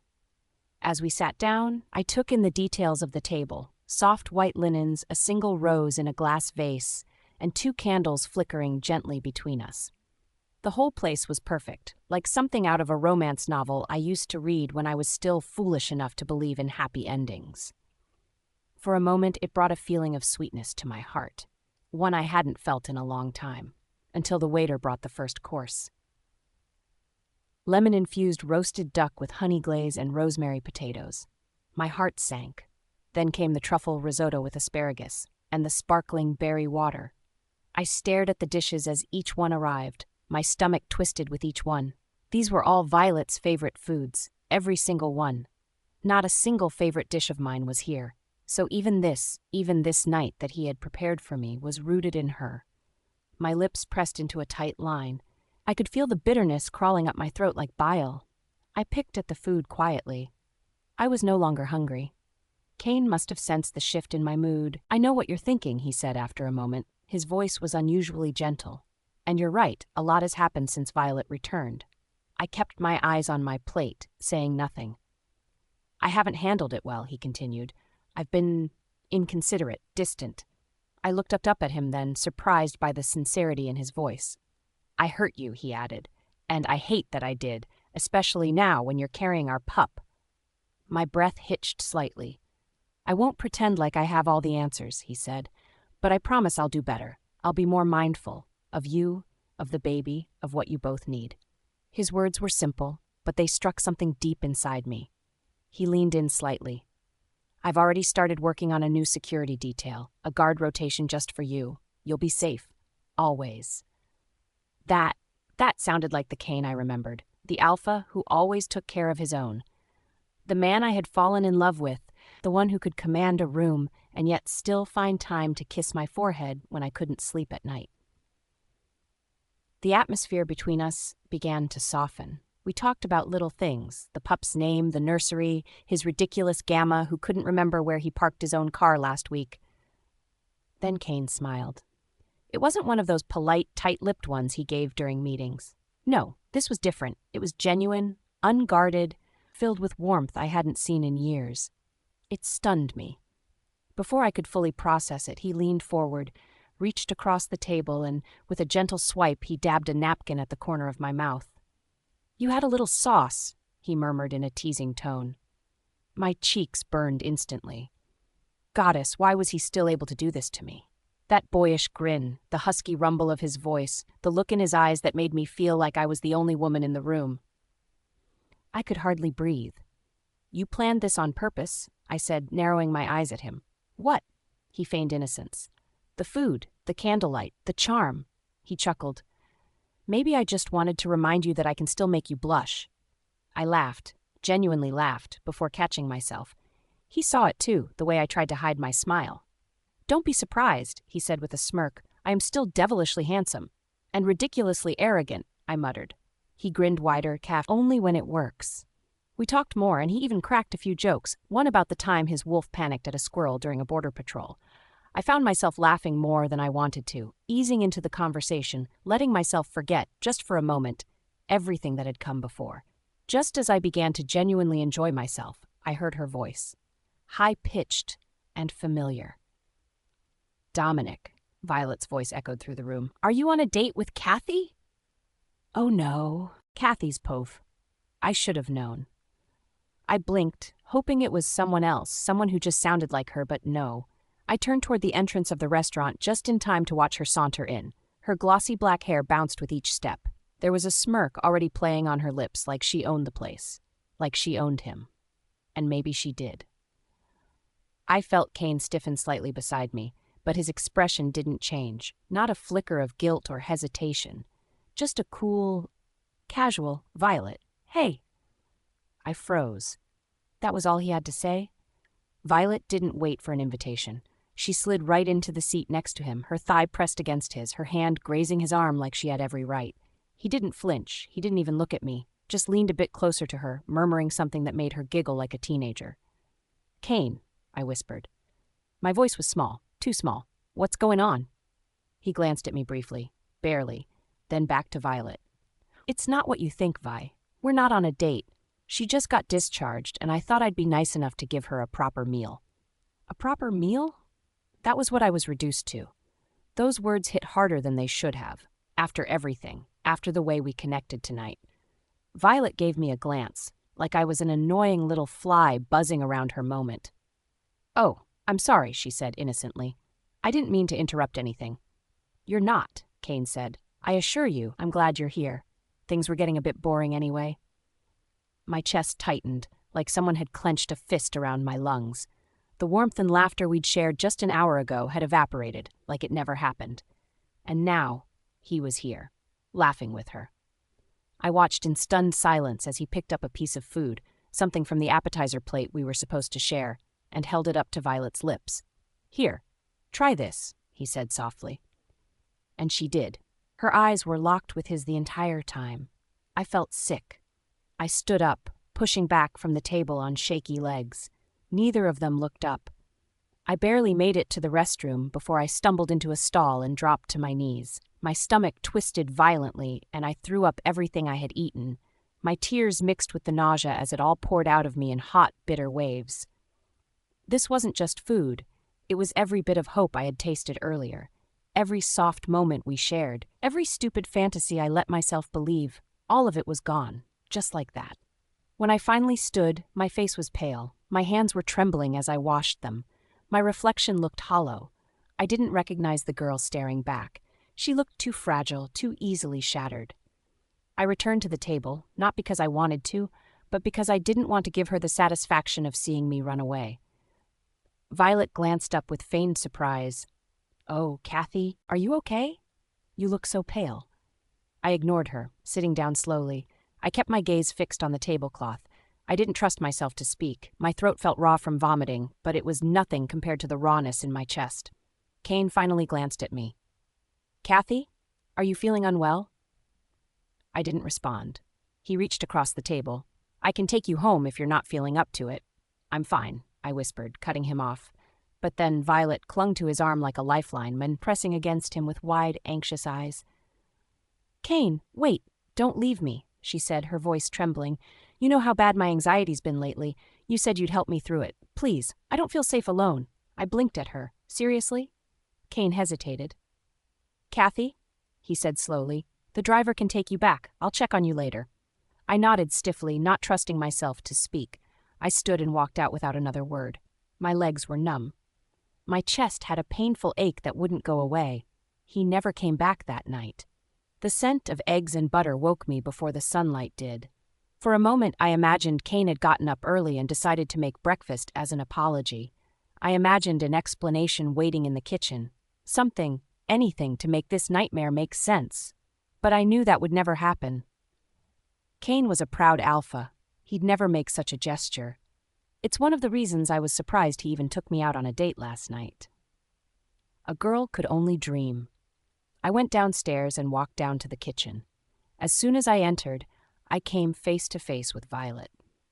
Violet stood at the stove, humming off-key, flipping something in a pan with far too much flair. She was wearing one of Kane's shirts, his shirts, and it swallowed her small frame, practically announcing whose room she'd left that morning. She turned to me with a smile that didn't reach her eyes. "Oh, morning, Kathy. Hope you slept well." I stared at her. She twirled back to the stove, then added sweetly, "Kane and I had such a wonderful night." I met her gaze calmly. I expected the stab in my chest, the bitterness, but nothing came. I was hollow. Her words didn't pierce because I'd already bled dry. She frowned at my silence. She looked annoyed that her dagger hadn't landed. "Well," she continued airily, "I guess he just needed someone who could really understand him." I said nothing. Her smile slipped slightly. Then suddenly her voice dropped lower, cruel, cold. "If it weren't for you, Elder Alyosha would still be alive." I stopped breathing. "What?" I asked in disbelief. "You heard me," she said with a twisted smile. "You killed him, and now he's gone." I stepped toward her slowly. I could feel the rage bubbling up inside me from somewhere deep. "You killed him," I whispered. "You murdered him, and you think no one knows. But someone saw you. We know the truth now." Violet's face lost its color for a second. Then she tried to back away. "Don't come near me." "No," I hissed, grabbing her arm. "Not this time. You don't get to lie your way out." Suddenly she shrieked. It was a high-pitched, piercing scream that could wake the dead. In a single dramatic motion, she flung a tray of dishes off the counter, shattering them against the tile floor. "Oh my God!" she wailed. You destroyed breakfast. I spent all morning, I tried, and now look what you've done." "What the hell are you?" I stepped back in disbelief. My hands were still raised from where I had grabbed her. Tears streamed down her face as she sank to her knees dramatically. "I just wanted to do something nice. I didn't sleep at all last night, and this was the one thing I thought might make everyone smile." Her sobs echoed through the kitchen. And then I smelled it. Kane's scent. "Kathy," his voice was like ice. "What the hell happened here?" Kathy's pove. I stood there, stunned with my hands trembling at my sides. "I didn't do anything," I said breathlessly. My voice cracked as I looked up at Kane. "She's lying. I didn't touch the tray. I didn't ruin anything." His expression was unreadable. His dark brows furrowed slightly as his gaze shifted between me and Violet. He wasn't glaring, not yet, but the absence of warmth in his eyes was worse than rage. I hated that I searched his face for something, anything. Doubt, sympathy, belief, but all I got was silence. One thing I noticed was that Kane wasn't quick to jump in to defend her. This time he was just quiet, and then Violet struck. She whimpered softly. Her body crumbled as she flung herself into Kane's arms, her sobs muffled against his chest. "No, Kane," she choked out. Don't scold her. I'm sure she didn't do it on purpose." Her fingers clutched his shirt like she'd fall apart if he let go. "I was just trying to do something nice for everyone. I stayed up all night. I thought maybe if I cooked, things would feel normal again." She pulled back slightly and glanced at me, red-eyed and trembling.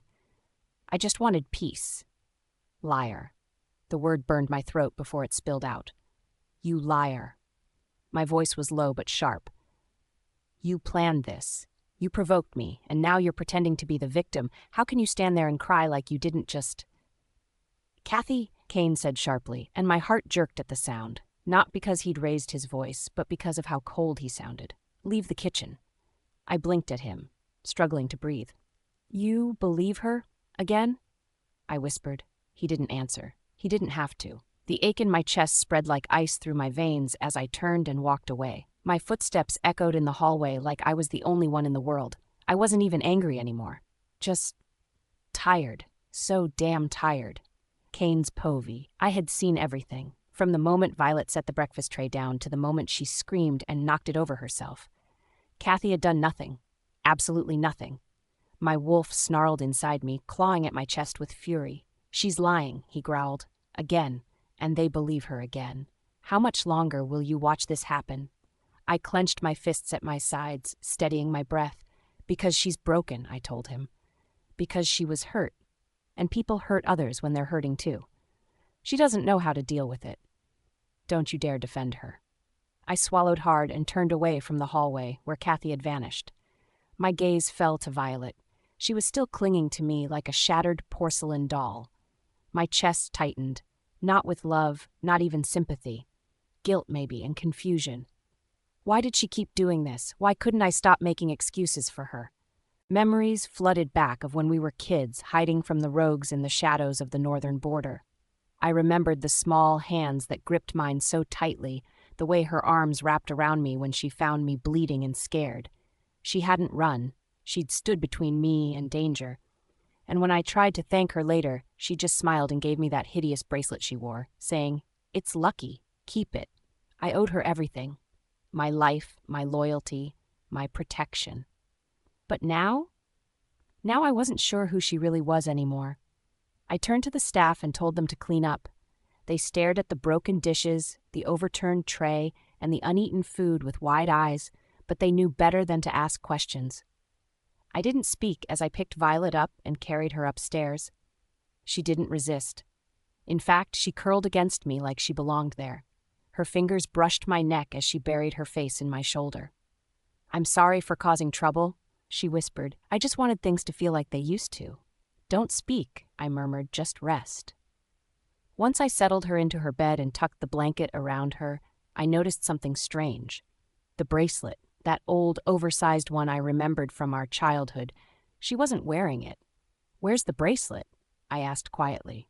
She blinked at me and, "Oh, that," her voice turned soft. "It's too precious now. I don't wear it anymore. I keep it safe." Something flickered in my chest. Doubt, my wolf silence was unsettling. I wanted to believe her. I needed to. "I see," I said. "Rest now." I left before I could question her further. Back in my office, I buried myself in work to escape the questions clawing through my head.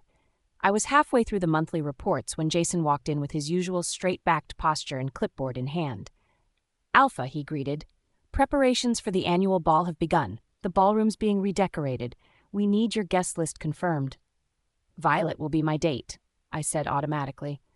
"Make sure her gown is ready. She'll want something in blue, I guess, and the hairdresser she likes, the one from Blue Haven. Fly her in." Jason nodded, scribbling quickly. "What about Kathy?" I froze. Kathy. I pictured her the way she'd looked this morning, hurt but composed, pale. She didn't beg for attention. She didn't fake tears. She didn't scream for someone to believe her. She just walked away, and the image wouldn't leave me. "She's pregnant," I said. "She doesn't need that kind of attention right now. But, I sighed. "Arrange a day off for me. I'll take her shopping myself. Let her pick whatever she likes." Jason's eyebrows lifted slightly, but he didn't question it. "Of course." I leaned back in my chair after he left. This wasn't about favorites. This wasn't about guilt. It was about fairness. Maybe, just maybe, Kathy deserved one moment where someone didn't pick the liar over her. Kathy's pav. Back in my room, I sat on the edge of my bed. My hands gently cradled the slight swell of my belly. It was still barely noticeable to the world, but to me, it was everything. This little life growing inside me, this was my sanity, my purpose, the only one who hadn't turned their back on me. "I'm okay," I whispered to my child, running my palm in soft circles. "Even if the whole world thinks I'm a liar, I've got you. We've got each other." I forced a shaky breath and stood, pulling open the wardrobe doors with trembling fingers.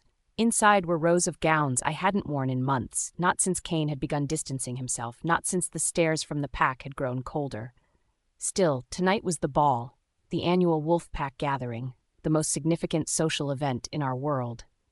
As Luna of the Blackwood Pack, I was supposed to host it. It was our tradition. It was my responsibility. I ran my fingers along the silks and satins, stopping at a deep emerald gown with a flowing train. Formal, lovely. I slipped it on, wincing as the zipper tugged just a little tighter than I remembered.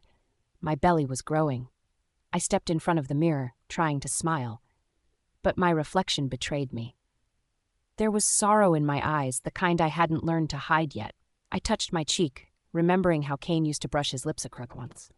I used to feel like his queen. Now I wasn't even sure if I was still his wife. The door opened behind me. I turned, startled. Lady Helen stood in the doorway. She looked as ice-cold as ever. Her silver hair was tied up in a bun. She didn't knock. She never did. Her eyes scanned me up and down, and her lip curled in disapproval.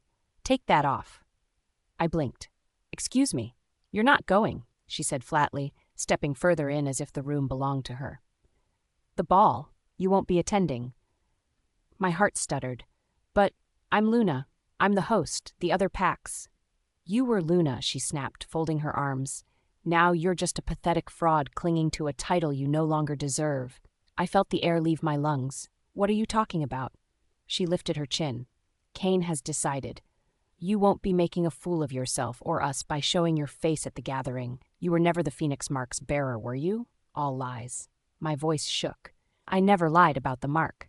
She laughed then, and the sound sent shivers through me. Save your tears. Kane made the call. If it were up to me, you would have been gone the moment we found out. I stepped back as if her words had slapped me. He didn't even tell me himself.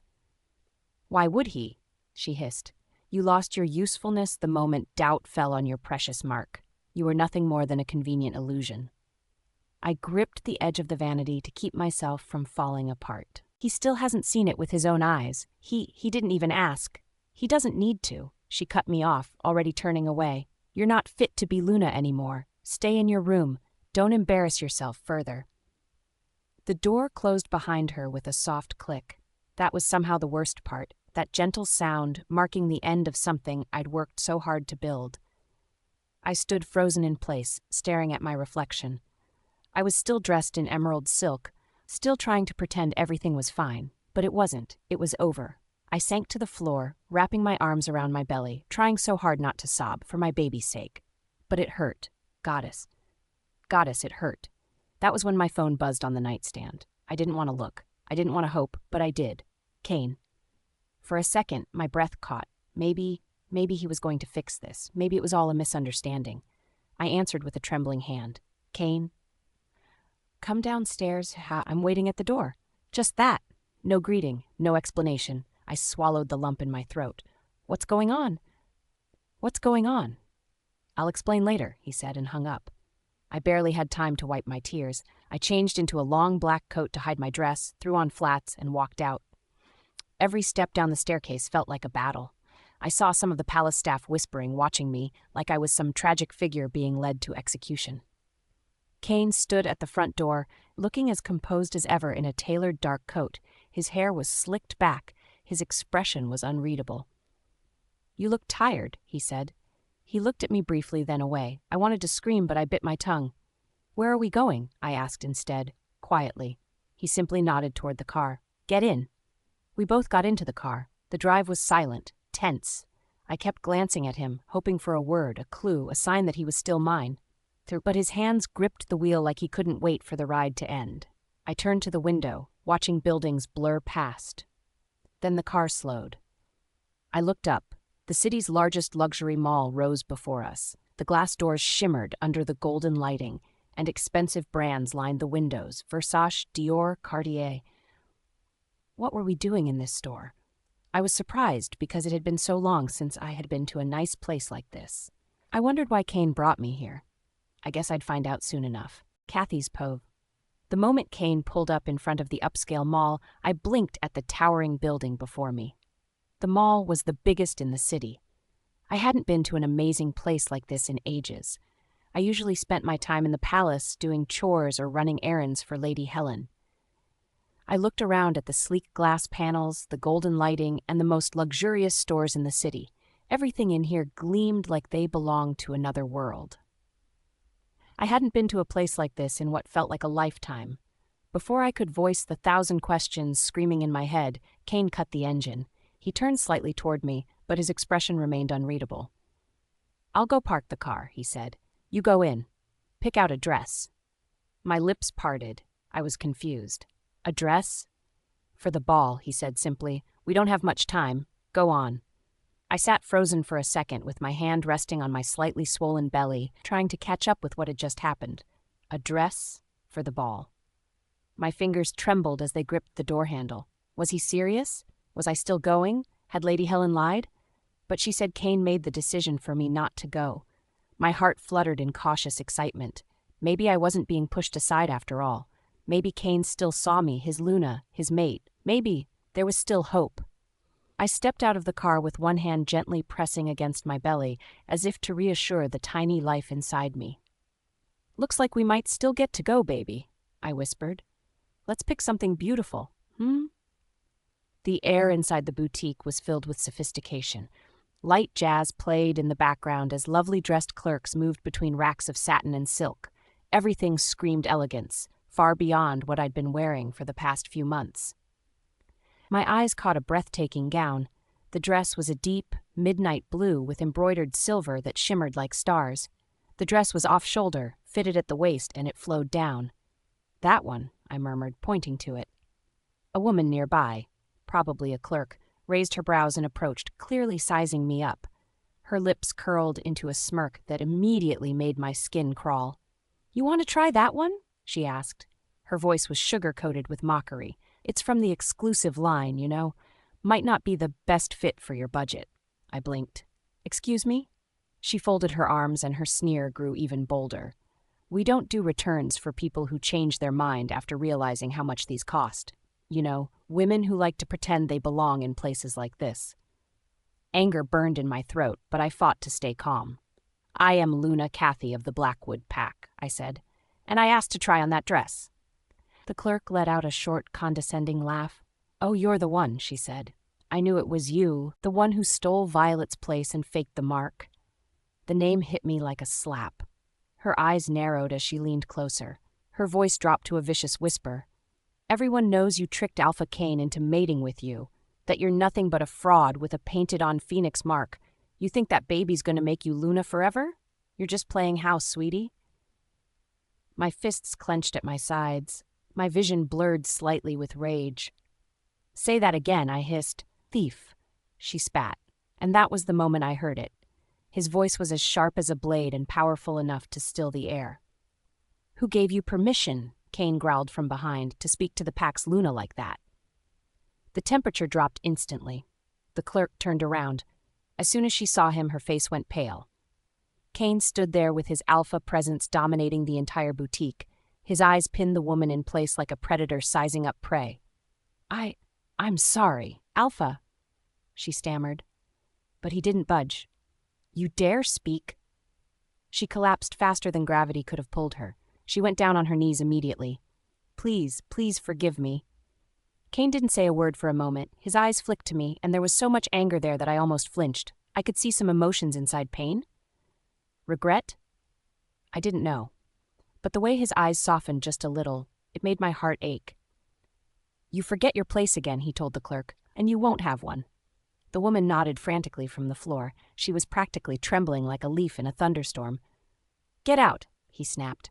She scrambled to her feet and vanished like smoke. I stood there, speechless, unsure if I was relieved or on the verge of tears. "Kane," I breathed.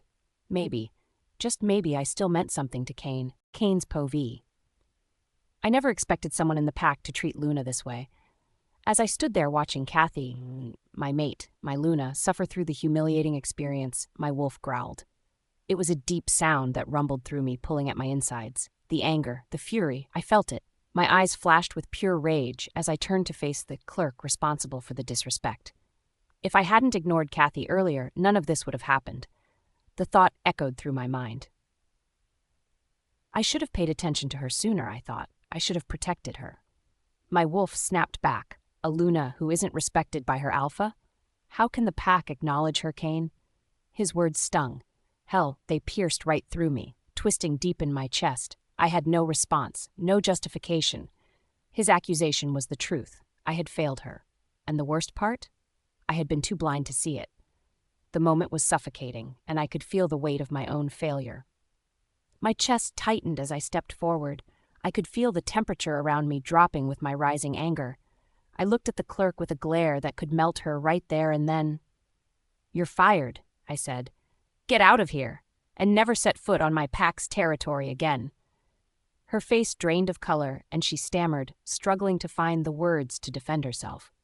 I didn't care. I didn't need an explanation. I could see the disrespect in her eyes, the way she had looked down at Cathy without hesitation. She was gone, and I would ensure no one in the pack ever dared to treat my Luna like that again. She had no choice. She bowed her head, murmuring her apology again before leaving.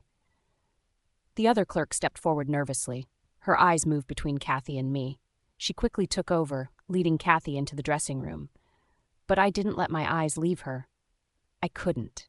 I wanted to march in there and hold her close, soothe away the hurt that I had allowed to happen. But I couldn't. Not yet. The door closed behind her, and I stood there breathing deeply as my wolf's growl echoed in my chest. His anger rose again. "You should have seen this coming. You should have known," he grumbled. "I know," I whispered back. I failed her. I failed my Luna. I stood there, muscles tense, hands clenched. It felt like hours before the door to the dressing room opened. And then I saw her. She stepped out. The soft fabric of the deep emerald silk gown hugged her figure like it was made for her. It was mesmerizing. The gown brought out her curves. But it wasn't just the dress that caught my attention, it was her. The pregnancy had softened her. The swell of her belly, the glow in her skin, it only made her more radiant, more beautiful. And in that moment, it was like the world around me disappeared. There was only her, only Kathy. My throat tightened, and for a moment I couldn't speak. I just stared at her, unable to tear my gaze away. Goddess, she was breathtaking. Every inch of her was perfect. "How does it look?" she asked softly. Her voice was laced with a trace of nervousness. I could hear it in her words, the vulnerability, the quiet doubt. I swallowed hard, my mouth suddenly dry. I wanted to say so much, but all I could manage was a whisper. Perfect. Even my wolf couldn't contain his excitement. His presence stirred beneath my skin, urging me to go to her. He wanted to touch her, to claim her in ways that made my heart pound, my blood burn. I couldn't resist. I stepped closer. My fingers grazed her arm lightly. The moment we touched, it was like lightning shot through my veins. Every inch of me came alive, my body shivered at the contact, and my mind swirled with thoughts I couldn't control. Her breath hitched as my fingers traced the curve of her arm. I leaned in, my lips brushing against her ear. The words came out in a rough, desperate murmur. "Since you already know the answer, you shouldn't ask a man such questions," I said. I could feel the heat rising between us. My heart hammered in my chest. I wanted to take her right here, right now. I wanted to kiss her until there was no room left for anything but the two of us. She held my gaze. Her eyes burned with intensity. Her lips parted. Her breath was shallow, and I knew she was feeling it too. The pull, the chemistry, the desire that had been burning between us for so long. "If you keep looking at me like that," I warned, "I might take you home before you even get the chance to wear this dress in public." Her fingers gripped my shirt tightly, and I felt her body press closer to mine. The air between us was thick with tension. Her lips brushed against mine, a tease, a challenge. "Then prove it," she whispered. Oh, goddess, those words, they set my blood on fire. I could feel my body reacting in ways I couldn't control. I was so close, so damn close to losing it, to letting my instincts take over completely. I could hardly breathe, but I leaned in, my lips grazing hers, but I didn't kiss her. Not yet. The teasing touch was enough to send my mind spiraling. The dress, the challenge, the way she looked at me with those eyes, I was losing control. My cock ached with need. I could feel it about to explode in my pants. I had to touch her. I had to hold her. Had Kathy always been this good at teasing? Oh, goddess, I might just die under this damn dress. Kathy's POV. The car's engine had stopped a while ago, but my mind was still on edge. The memory of Kane's lips on mine, the fire we'd shared, was still warm on my skin. I glanced at him across the seat. He was focused on the road with his jaw clenched in thought. He looked composed, powerful. Every inch the alpha. I wasn't even sure why I wanted to ask him. Maybe it was the way he carried me earlier, like I mattered, or the way his voice had faltered once, just once, when he whispered my name against my neck. Maybe it was foolish hope, but I found the courage anyway. "Kane," I said. My voice was soft and careful, as if I were tiptoeing across broken glass. "Am I really not allowed to attend the annual ball this year?" He didn't look at me. His hands tightened around the steering wheel. Seconds passed. Then he nodded once. I stared at him. "But I've attended every year. I'm the Luna of Blackwood Pack. Only the bearer of the Phoenix Mark can stand at my side as my Luna. It was written in the prophecy long before either of us were born." My throat tightened. "So, because I don't have the mark, I'm nothing now?" "Don't twist my words, Kathy." I chuckled without humor. "Then what do you mean? That I should be content watching from the sidelines while Violet parades as your Luna?" "She's not." He stopped himself, sighing harshly. "I brought you shopping today because I know this wouldn't be easy for you. I wanted to cheer you up. Cheer me up. Like I was some child to be pacified with trinkets and new shoes. The words hit me harder than I expected, and suddenly, the clothes in the back seat felt like chains instead of comfort. My heart was pounding with the feeling of so much betrayal. I turned away, looking out the window as the palace gates came into view. "I'm not cheered up, Kane," I whispered, but I wasn't even sure he heard me, because this kind of compensation was meaningless. The week leading up to the annual Werewolf Ball Summit was filled with ribbons, roaring laughter, rehearsals, and so much preparations. Excitement spread through the pack like electricity. It was in every corridor, every conversation. Everyone was preparing for the grand event where werewolves of all ages would showcase their talents. And this year, it was ours. Blackwood Pack was the host. My pack, my people. By all rights, I should have been coordinating alongside the Lunas from the other 11 packs, leading, organizing, welcoming. But instead, I watched from the shadows as Violet filled the role that should have been mine. I told myself I was okay. I wasn't. Then came the unexpected knock. "Luna Kathy," said a soft voice. I turned to find a young Omega standing nervously at the doorway. Her hands trembled slightly as she spoke. You've been summoned to the Luna's meeting at the Gen Park Hotel. Lady Helen said Violet lacked experience and they'd need your help." I blinked. Lady Helen said that? Yes, ma'am. My heart leapt. A spark of something spread through me. Hope. Maybe things were changing. Maybe I could still be useful, still belong. I changed quickly, choosing an elegant dress, and made my way to the hotel. The Gen Park Hotel was huge. The marble floors sparkled under crystal chandeliers that reflected golden light. Velvet drapes lined the wide lobby windows, and the scent of lilac filled the air. Only the elites came here. As I walked through the main corridor toward the Ruby conference room, the sound of hushed voices caught my ear. 2 Omegas stood by a floral arrangement, whispering in soft, giddy tones. "She's so graceful, and her eyes, have you ever seen anything like them?" one said. "Lady Violet's beauty is unreal, but she's smart too, that's the scary part. She's the perfect Luna, a true queen." I kept walking, ignoring the sudden tightness in my chest. They were singing Violet's praises. I shouldn't care. I shouldn't. But I did. Every step toward that room felt heavier. When I reached the door, I paused just a moment, straightened my spine, and pushed it open. The room fell silent. Violet stood at the head of a long table, dressed in a blue dress. Her hair was pinned in elegant waves, and her voice was poised as she addressed the gathered Lunas. The moment I entered, the conversation halted, and every gaze turned to me. A security guard near the entrance pulled out a chair with a respectful nod. As I moved toward it, something caught my eye, a tattoo on his forearm. A serpent wrapped in flame. My breath caught. That tattoo. Where had I seen it before? I didn't have time to remember, because Violet's voice echoed through the room. "Why are you here?" she asked. Her words were cold, empty, like ice behind a pretty smile. I steadied my voice. "Lady Helen said you needed assistance because of your lack of experience." Violet smirked. "Funny, former Luna Helen never mentioned that to me." My heart stuttered. "But she didn't mention it to anyone," Violet continued smoothly. I could see something evil glinting in her eyes. I looked at Violet, praying this wasn't what it seemed. "Violet."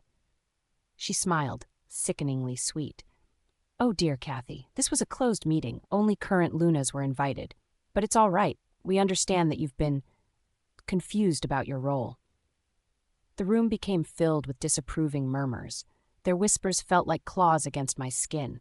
I stood frozen, humiliated, trapped in a room where I was once meant to lead and now treated like a trespasser. And then it dawned on me. This was a trap. I was brought here to be humiliated. Then Violet turned, tilting her head with mock sympathy. "As the Phoenix Luna, it is my duty to stand by Kane's side." Her tone was theatrical now, louder, meant for everyone to hear. "But if you truly wish to remain Luna, then I will bless you." A chorus of gasps followed, knowing glances, smirks. She wasn't offering a blessing. She was offering pity, a victory speech disguised as compassion. I opened my mouth to respond, to scream, to claw back whatever dignity I had left. I opened my mouth to say something, but then chaos erupted. Kathy's pove. Everything happened so fast. One time, I was standing in front of Violet and the other Lunas as Violet humiliated me, and the next thing, the chaos happened.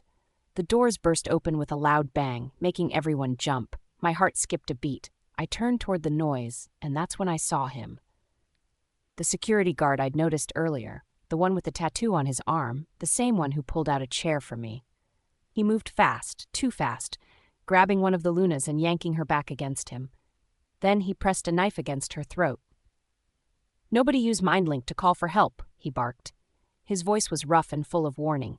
Screams spread round the room. Some Lunas backed away, others froze. Some were even crying. Everyone was frightened. But I couldn't look away from the tattoo on his arm. That symbol. A serpent wrapped in flames. I knew it. I'd seen it somewhere before. I just couldn't remember when. Then he shouted, "Which one of you is the Luna of Blackwood Pack?" Every eye turned to me and Violet. They were all looking between us in confusion. I felt sick. My stomach tightened and my legs were suddenly weak. But I couldn't let anyone else get hurt. Not here. Not on our land. This was our territory. Kane's territory. If anyone was harmed under my watch, it would bring shame to his name. That couldn't happen. I wouldn't allow it. So, I stepped forward. Violet wasn't willing to take the heat. "I'm the Luna of Blackwood," I said in a loud voice, even though everything inside me was shaking. He stared at me for a second, then shoved the Luna he was holding aside. She hit the floor, but she was alive. I walked slowly toward him, silently praying. Kane will come for me. I know he will. But then, before I could take another step, something slammed into the back of my head. Claws. Burning pain. Everything spun.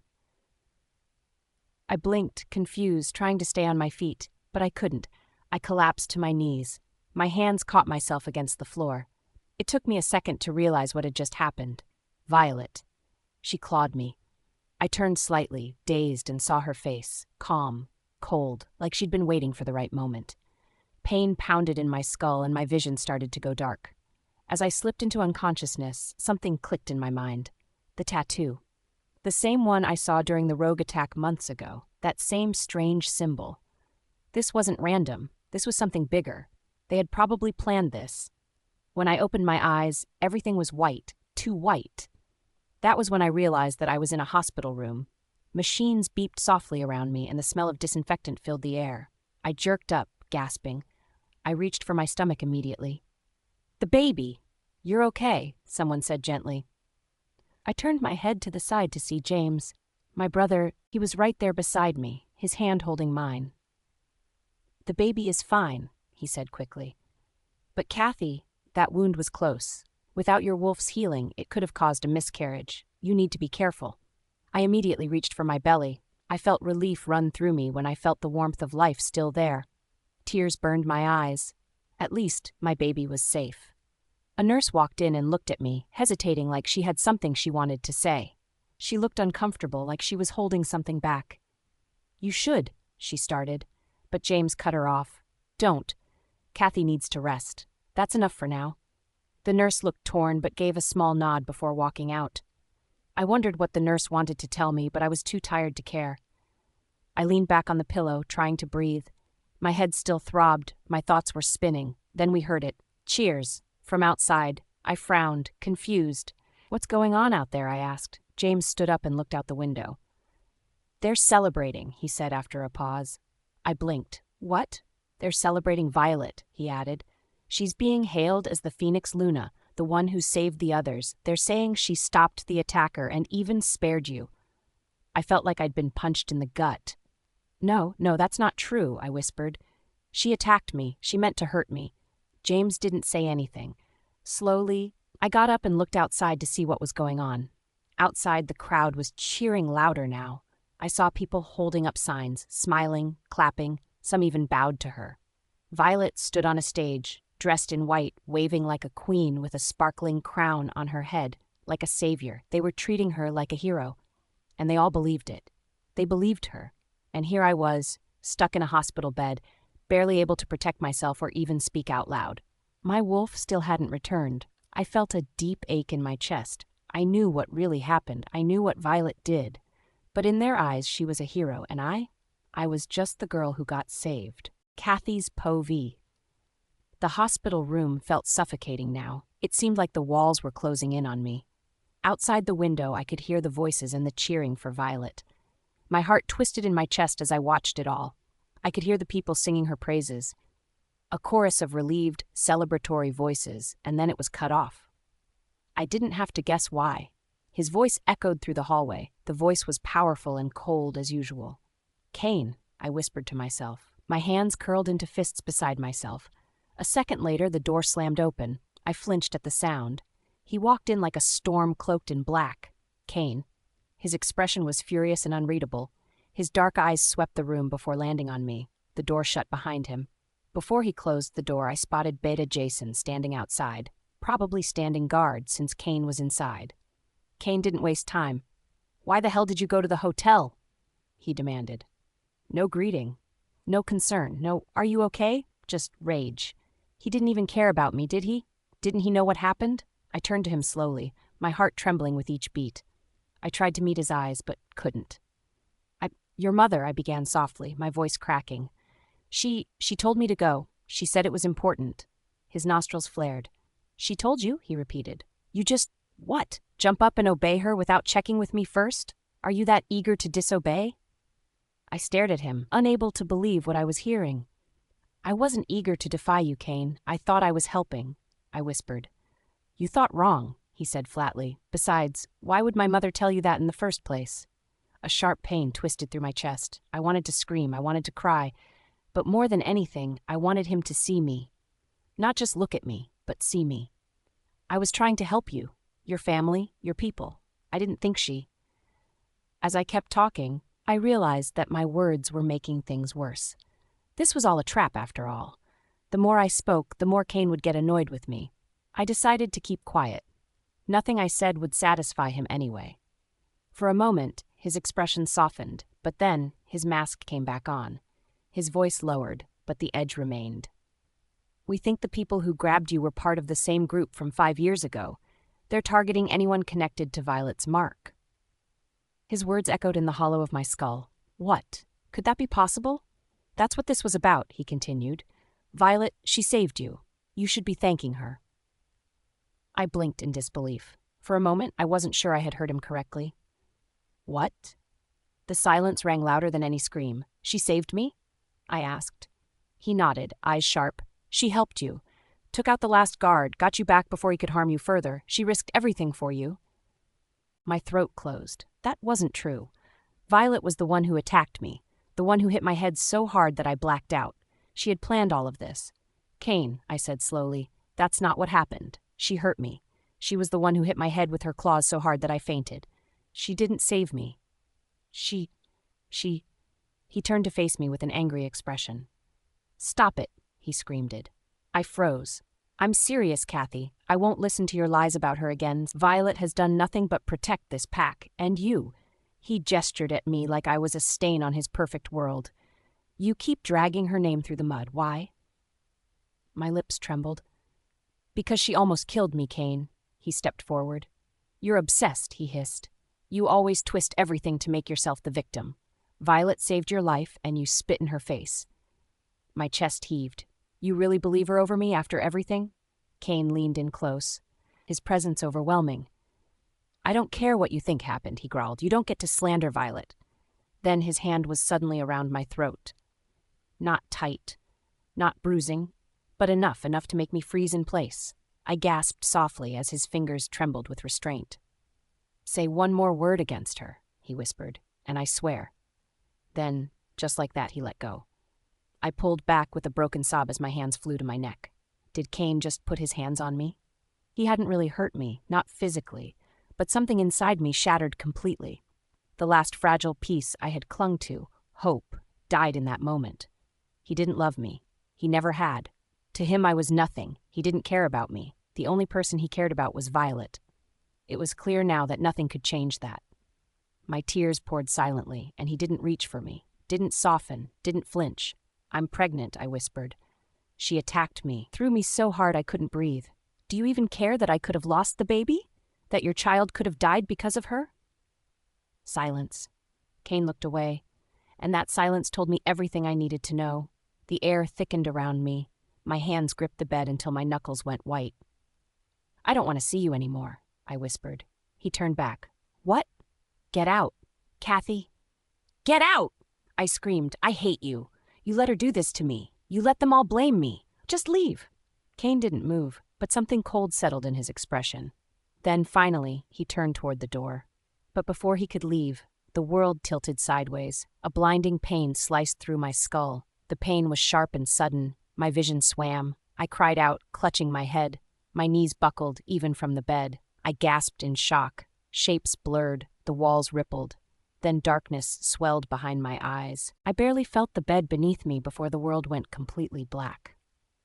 Slowly, my vision stared to blur. Kane's POV. I've seen blood. I've seen death. I've watched warriors fall and held grieving families as they broke. But I have never seen eyes like Kathy's. Not until today. As she screamed at me to get out, her face pale and wet with tears, it was the look in her eyes that gutted me, not her words. It was the way she looked like something had been carved out of her and replaced with nothing, hollow, defeated, as if she'd finally accepted something she had tried so hard not to believe, that I didn't love her, that I never would. She clutched her head suddenly, then her expression contorted with agony, and my heart stopped. Kathy, I moved forward on instinct. All my rage was forgotten in one terrifying second, but before I could touch her, a wall stepped between us. It was James. Enough, he growled, glaring at me. You need to leave. She's in pain. She doesn't want to see you right now, he said, and I won't let you make it worse. This is all your fault. I stood there, fists clenched. My heart was racing like I'd run into battle, but my feet felt rooted, chained. Go, James said again, and I did. I stumbled into the hallway. The door clicked shut behind me with a finality that shook something deep in my chest. What the hell is wrong with you? My wolf roared inside me the second the door closed. You saw her falling apart and all you could do was question her, accuse her. I had to get answers, I snapped aloud, though my voice cracked. She disobeyed me, put herself in danger, put the baby in danger. She almost died, Kane, and you walked in like some cold-blooded alpha, playing judge and jury. Where was your instinct? Your bond? Your heart? My steps slowed as I made my way down the corridor. My chest felt like it was caving in. She didn't tell me the whole truth? I muttered. She made it sound like Violet attacked her. And you trusted Violet instead, my wolf growled. Even after all the lies, all the whispers you refused to hear.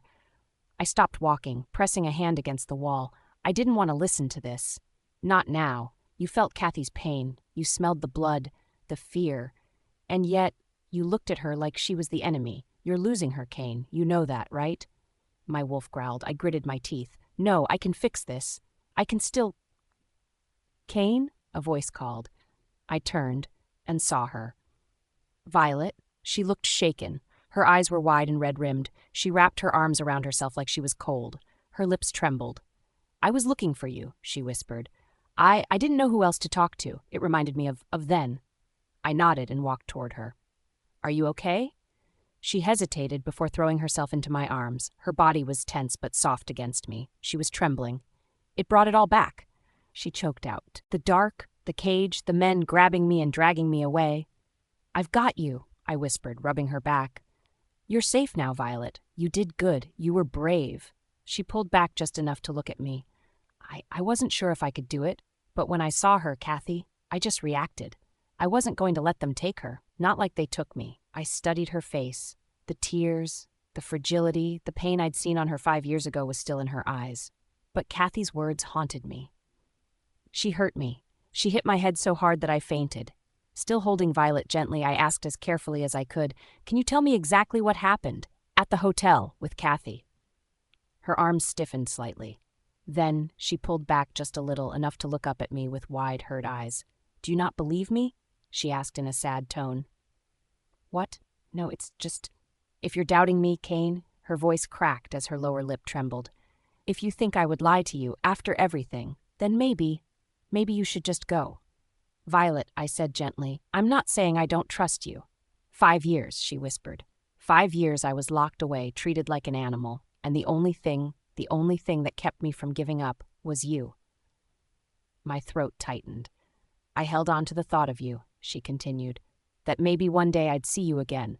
And now you're standing here, asking if I'm lying?"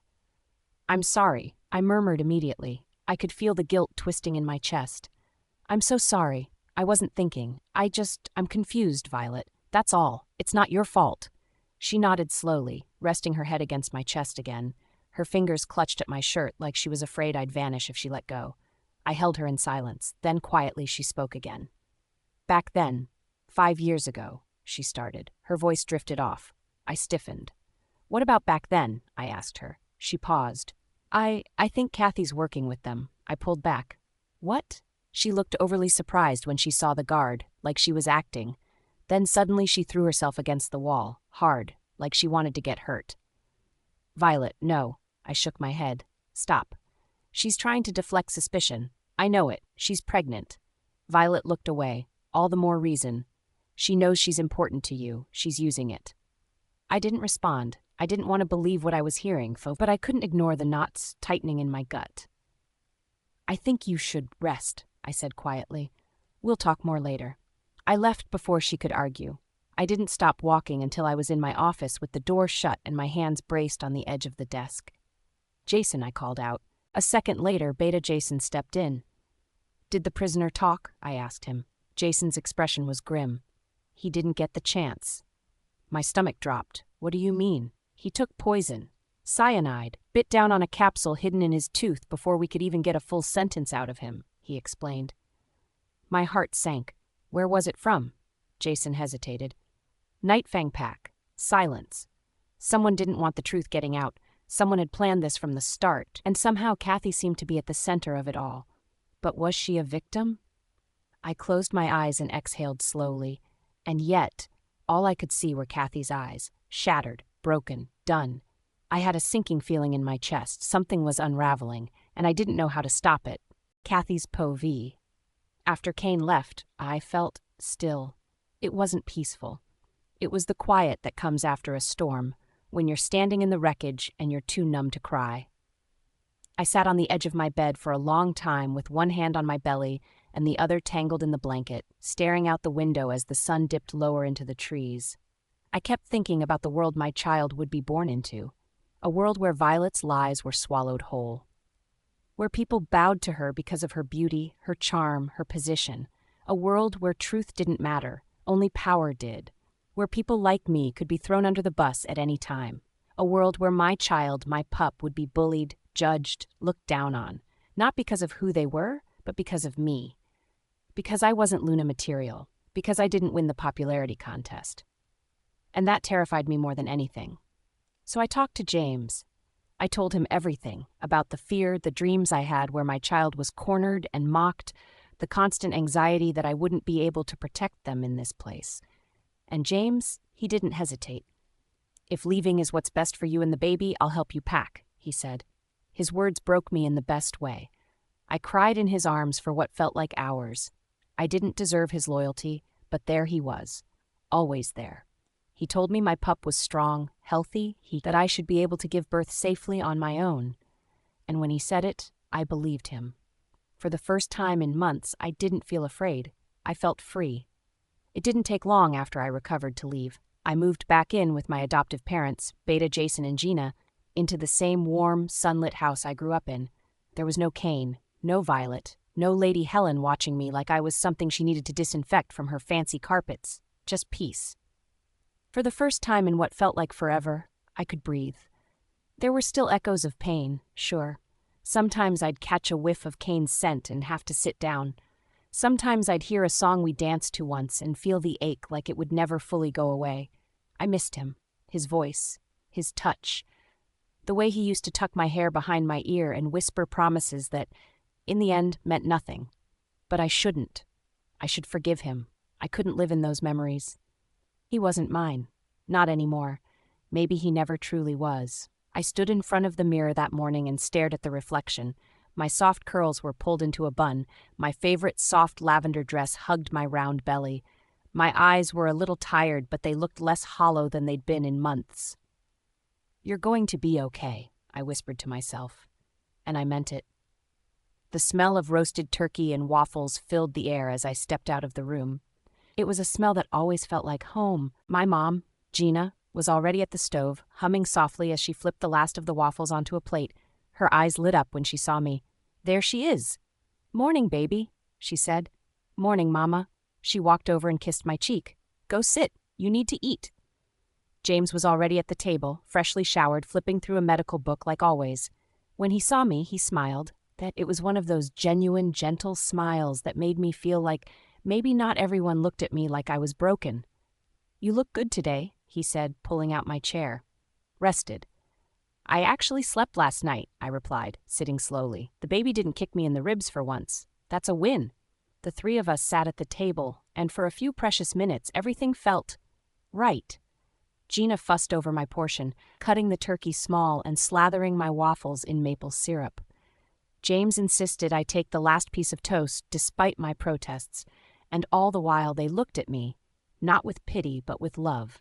Gina reached across the table and touched my hand. You're doing the right thing, sweetheart. You're strong and you're going to be a wonderful mom. James nodded. We've got you. Always. And just like that, I felt something bloom inside me. Not just peace, but gratitude, hope. After everything I'd lost, I still had this. I still had them. They were my real family. And then came the knock. 3 sharp raps against the front door, too precise to be a neighbor, too loud to be a package delivery. All of us froze. We weren't expecting anyone. Who could that be?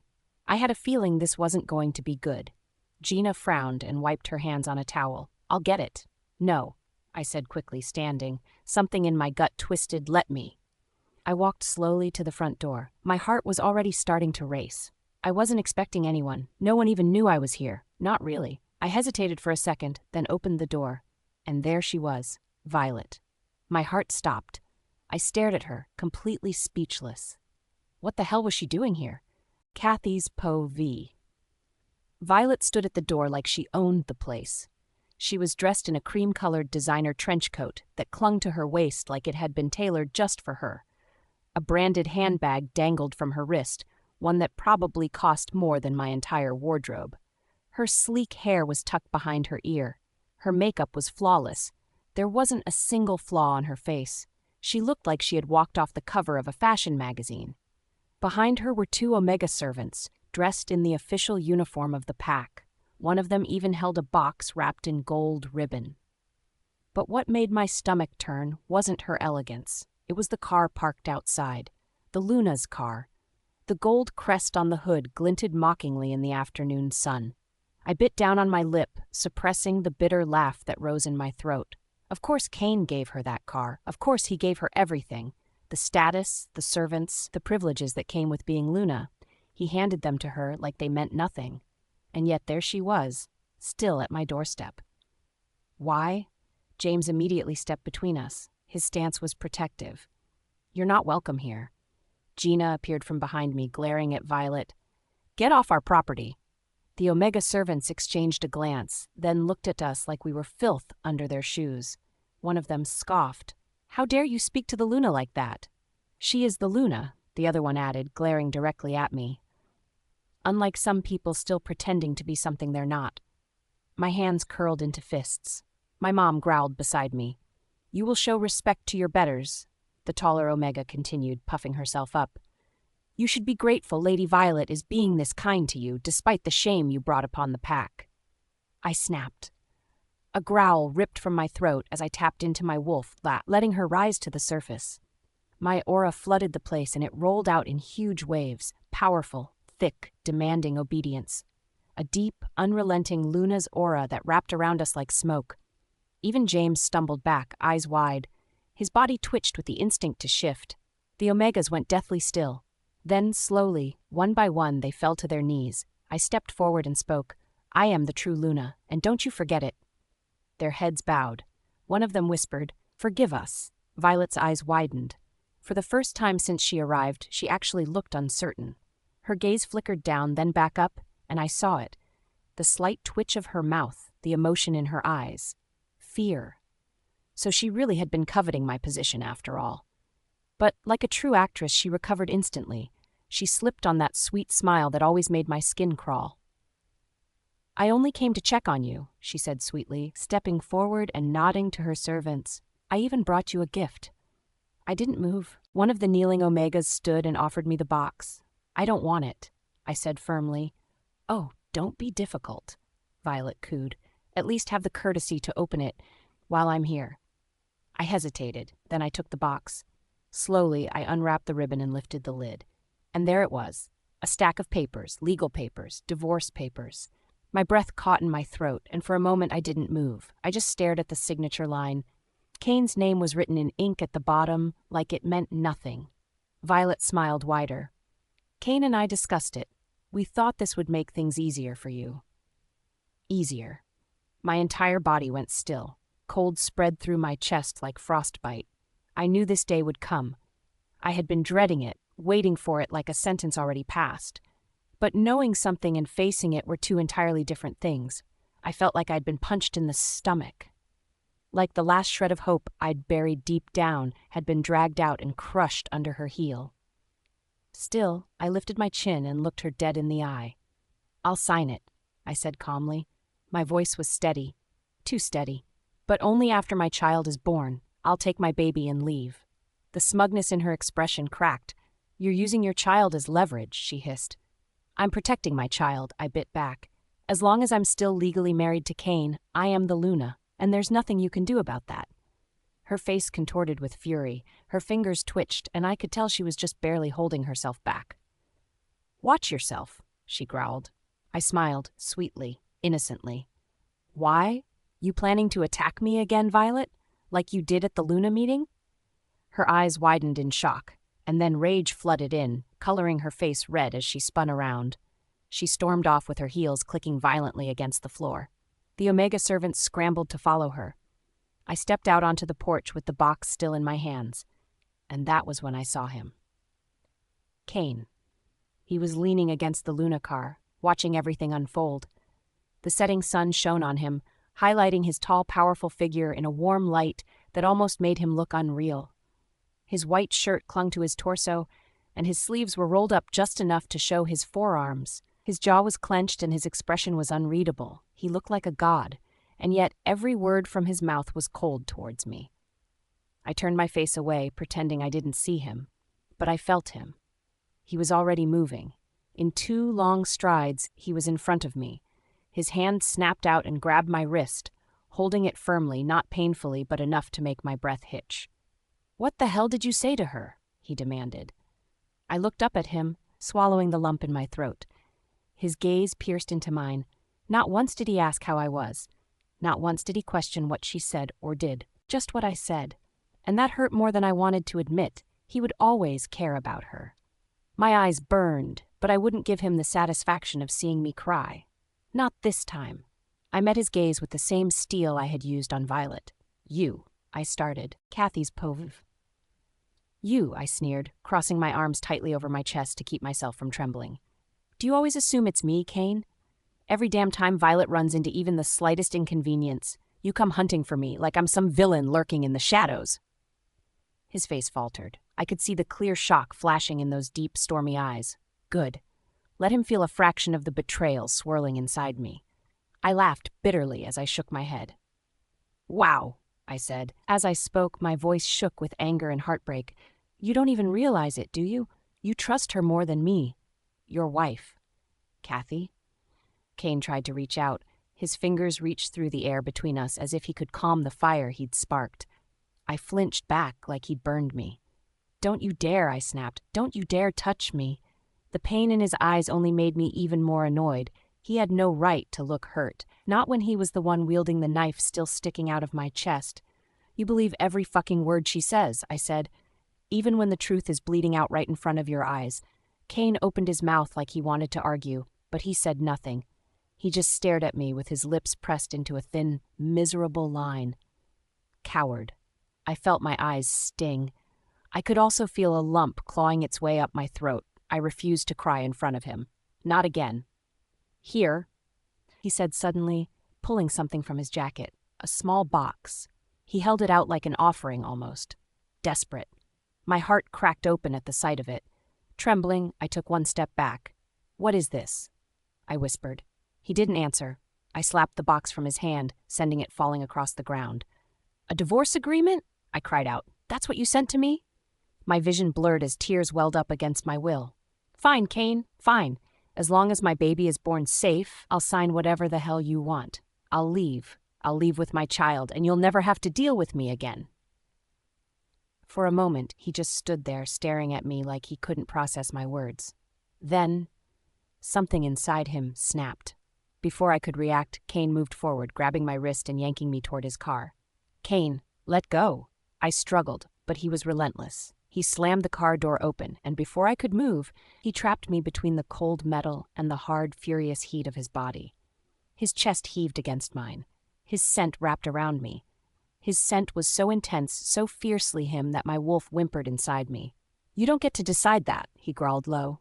Despite how mad he was, his voice sent a shiver down my spine. His voice was raspy, seductive, and my wolf couldn't help but react to it. "Our relationship, this, is only for me to define." I gasped, hating how my knees weakened, hating how my heart raced in my chest at his proximity, how my skin burned where his body pressed against mine. "Get off," I whispered. My voice was weak, even to myself. "You don't want me to," Kane said. He leaned in and whispered into my ear. His breath was hot and sent a shudder through my body. "You never have." I clenched my fists against his chest, but it was a pathetic defense. His scent, his presence was overwhelming. I could feel my core getting all heated up. My nipples were hardening, and he hadn't even touched me yet. A child needed their father's scent for comfort, and apparently so did I. I loved him. God, I loved him so much it hurt. My body betrayed me, leaning into his heat even as my mind screamed to pull away. My wolf clawed at my insides, desperate for him, needing him. His burning gaze pinned me in place. I could see the desire in his eyes. He was holding back. I could see it in the tightness of his jaw, the way his hands trembled slightly where they pinned me. I swallowed hard, summoning every ounce of strength I had left. "You'll always be my child's father," I said, my voice shaking. "But I will never be your Luna again, Kane. Even if Violet never existed, I'd still divorce you." Something flashed through his eyes then, something wild and wounded and furious all at once. Before I could turn away, Kane grabbed my face between his hands and kissed me. I gasped against his mouth. My hands pushed at his chest, but it was useless. The moment his lips claimed mine, my world exploded. His kiss was brutal, desperate, filled with anger and longing and 1,000 unspoken words. I whimpered as his mouth moved over mine, forcing me to open for him, to let him in. His tongue swept inside, tangling with mine in a fierce, possessive way. I melted into him, loving the way his tongue rolled against mine. My whole body was on fire, in the best way possible. Kane groaned low in his throat, and it vibrated against my body. His hands slid down my waist, gripping my hips with enough force to leave bruises, pulling me hard against his body. I could feel him, all of him, hot and aching through the fabric separating us. My body arched against him involuntarily. It was a helpless plea for more. Heat pooled low in my belly. My wolf was howling in bliss. He kissed me like he was trying to stake a claim, to burn himself into my very soul. And the worst part? I kissed him back, just as passionately. I needed him just as much as he needed me, maybe even more. I hated how my body responded so honestly, how every cell in me craved him, needed him. His mouth moved down my jaw, nipping, biting, soothing with wet, open-mouthed kisses that made my toes curl. "Kathy," he rasped into my skin, "you'll never leave me. You can't." He chuckled lowly against my neck. The sound was dark and mocking. "You belong to me, even when you pretend otherwise." His words were like a bucket of ice water dumped over my head. Reality crashed back in. He was mocking me. He thought I could never do without him. He wasn't doing this because he missed me or wanted me. He was doing this to prove a point. I shoved at his chest with all my strength. "Get away from me," I cried. For a moment, he didn't move, then he let me go. Without looking back, I ran, practically bolted, for the house. I threw open the door and slammed it shut behind me, leaning my weight against it like I could somehow keep him and all the hurt out. My knees buckled, and I slid down the door until I was crumpled on the floor. The sobs broke free before I could stop them. They ripped from my chest in ugly, shaking gasps. I hugged my belly, cradling the only piece of Kane I'd ever get to keep, and cried for everything I'd lost.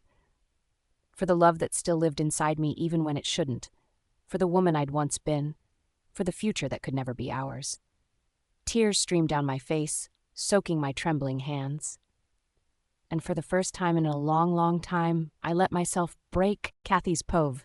The muffled sobs I had been desperately holding back escaped in broken, pitiful gasps. I hated how weak I sounded. I hated even more how shattered I felt inside. Hearing the commotion, my mother hurried from the kitchen. Her eyes were wide with worry. "Kathy, sweetheart," she called out, rushing toward me. Her arms wrapped around me immediately. Her arms were warm and safe, like a haven I hadn't realized I needed so badly. One look at my swollen, tear-filled eyes, and she pulled me closer, as if she could shield me from the whole world. "What happened, my baby?" "Tell me," she said. As soon as she said that, the dam burst. I clung to her like I was drowning, and she was the only thing keeping me afloat. My voice trembled and cracked as the words tumbled out of me, all the things I had bottled up for so long. "It's Kane," I whispered brokenly. "It's always Kane. He believes everything Violet says. Every time there's a problem, every single time she cries, he looks at me like I'm the villain." My voice grew hoarse from the rawness in my throat. My mother held me tighter. Her hand stroked my hair like she used to when I was just a little girl afraid of thunderstorms. "Shh, baby, it's okay, let it out," she whispered. I hiccuped on a sob. "He makes me feel worthless, Mom, and I'm tired of it. He treats me like I'm disposable, like I'm some obligation. And Violet—" I choked, my nails digging into the fabric of her blouse. "Violet knows it. She twists everything. She makes herself look like the victim, and he just believes her." Mom pulled back slightly, cupping my cheeks in her palms. Her soft eyes, filled with sadness and anger for me, searched my face. "A man who doesn't cherish you, Kathy," she said firmly, "is a man you must let go, even if it hurts like hell." I forced a bitter, broken smile. I felt so hollow inside that it hurt to breathe. I thought he loved me," I whispered. "You deserve more than to be someone's second choice," she said fiercely, stroking my hair again. "You're Beta Jason's daughter. You're strong, Kathy, so much stronger than you think. Don't you ever let anyone humiliate you. Not an alpha, and certainly not a so-called Phoenix Luna." The conviction in her voice shook me, but deep inside I still doubted myself. Strong? Was I really strong? If I was so strong, then why did I feel like this? All I felt was broken. "I don't know if I am," I confessed in a whisper, my forehead pressed against her shoulder. "I'm tired, Mom. I feel like I'm being crushed a little more every second. I'm not like you or Dad. You guys are. You're warriors. You're fierce. I'm just—" my voice cracked again. "I'm just someone who loved too much." Mom pulled back once more and smiled sadly. "Oh, honey," she murmured, brushing strands of hair out of my face. "That's what strength really is. It's not about never falling down. It's about standing back up, again and again, even when your heart feels like it's breaking into a million pieces." Her words went into my soul. They were soothing and painful at the same time. She cupped my face again, her thumbs gently wiping away my tears. "You are far stronger than you realize, Kathy," she said with a fierceness that made my throat tighten. "And if Kane can't see that, if he's blind to your worth, then he is the one losing something priceless, not you." More tears pooled in my eyes, but this time they weren't entirely from sadness. They were from the warmth and love pouring into me from the woman who had always believed in me, even when I didn't. I wiped at my face, breathing in shakily. "I never cared about being Luna," I whispered. "I only wanted to be the one Kane looked at and loved. Not just a title, not just a placeholder until he found someone better." The confession burned coming out. "I guess I was just the convenient choice," I finished brokenly. Mom kissed my forehead tenderly. "No, my darling, you are never a convenience. You're a gift, and one day someone will treasure you the way you deserve." She wrapped her arm around me and led me gently down the hall. "Now come on. You need to rest." Still sniffling, I let her guide me to my room. As we reached my door, I stopped, blinking in confusion. Sitting neatly on my bed was a beautifully wrapped gift box. The ribbon shimmered under the light. "What's that?" I asked, startled. My mother smiled warmly. I could see a mischievous glint sparking in her eyes. "Why don't you open it and find out?" I walked over and picked up the box. It was lighter than I expected. Carefully, I undid the ribbon. My fingers were still trembling slightly from earlier. When I lifted the lid, my breath caught in my throat. Inside was the most exquisite gown I had ever seen. The fabric was a lovely deep shade of midnight blue, and it flowed like water between my fingers. Delicate silver embroidery traced along the hem and neckline, shimmering like starlight. It was beautiful, heartbreakingly beautiful. I turned to my mother, stunned. Mom, why? My voice cracked due to all the crying I had been doing. Why did you suddenly buy me a dress? Kathy's po. The banquet is in a few days, Kathy. You'll need a beautiful dress, my mom replied. I froze. A hollow ache opened up inside me as I looked at her smile. I can't go, Mom, I stammered. Violet's the one representing the pack now, not me. The moment the words left my lips, the room felt heavier. My mother's smile faltered a bit, and I saw the hint of pain in her eyes before she masked it with forced brightness. Before either of us could say another word, a presence filled the doorway. James. He leaned casually against the frame with his arms crossed. Since when, he said, does being the beta's daughter mean you're not allowed to attend a banquet? I blinked at him, startled. He pushed off the doorframe, walking toward me. Even if you're not Luna anymore, Kathy, you still have the right to be there. You are, and always will be, important to this pack. There was something fierce in his tone. He was right. But what if I got in trouble with Kane? I didn't want any more drama. But I don't want to cause any more trouble, I murmured, twisting my fingers together. Good, he said, closing the space between us. You won't, because you're going with me. My breath caught. What? James laughed softly and shrugged like it was the most obvious thing in the world. I'm inviting you as my date, he said, ruffling my hair the way he always did, the way that always made me feel safe. And there's someone I want you to meet. A friend. I think you'll like him. I laughed. Impulsively, I threw my arms around both him and my mother, pulling them close. They both let out surprised noises but quickly hugged me back tightly. Their warmth surrounded me. In that moment, I forgot the pain I'd been feeling earlier. All I felt was love. Pure, unconditional love. I still had them. I still mattered. My mom held out the dress with a grin. Try it on, she insisted. I took it from her excitedly and changed quickly. When I came back into the room, I showed the dress. James and Mom were sitting on the bed, deep in conversation, but the moment they saw me, they fell silent. My mother's eyes lit up, and she looked at me in awe. James just stared for a long beat, his mouth slightly open. You look. James trailed off, shaking his head like he was trying to clear it. You look amazing, Kathy, Mom finished for him, wiping at the corners of her eyes. Heat flooded my cheeks. You're just saying that, I mumbled, smoothing the dress awkwardly. James stood up and walked over. He tilted my chin up with his fingers so I was forced to meet his eyes. I'm not, he said seriously. You look like you're about to break 100 hearts. I laughed. Looking at myself in the mirror, I hardly recognized the girl staring back at me. I gasped. The dress hugged my figure perfectly. The color made my eyes shine brighter than I'd ever seen them. For the first time in a long while, I didn't see the broken girl who lost everything. I saw someone beautiful, someone worthy. I want you to always look at yourself like this, James said softly beside me. Full of life, confident, happy.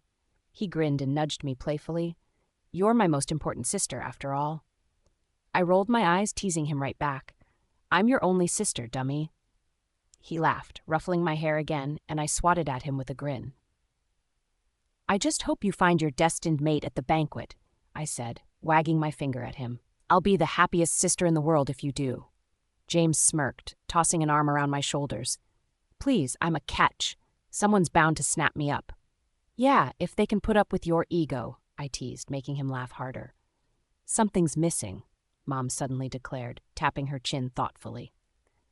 Before I could ask, she disappeared into the hall closet and came back triumphantly with James's giant speaker system. A few clicks later, upbeat music blasted through the house. Come on, Mom said, grabbing my hands and twirling me around. I laughed, holding up the dress as I danced. James joined in, lifting me off the ground in a spin that had me shrieking and giggling. We danced like maniacs, hands flailing, feet tripping, no rhythm whatsoever. But it didn't matter.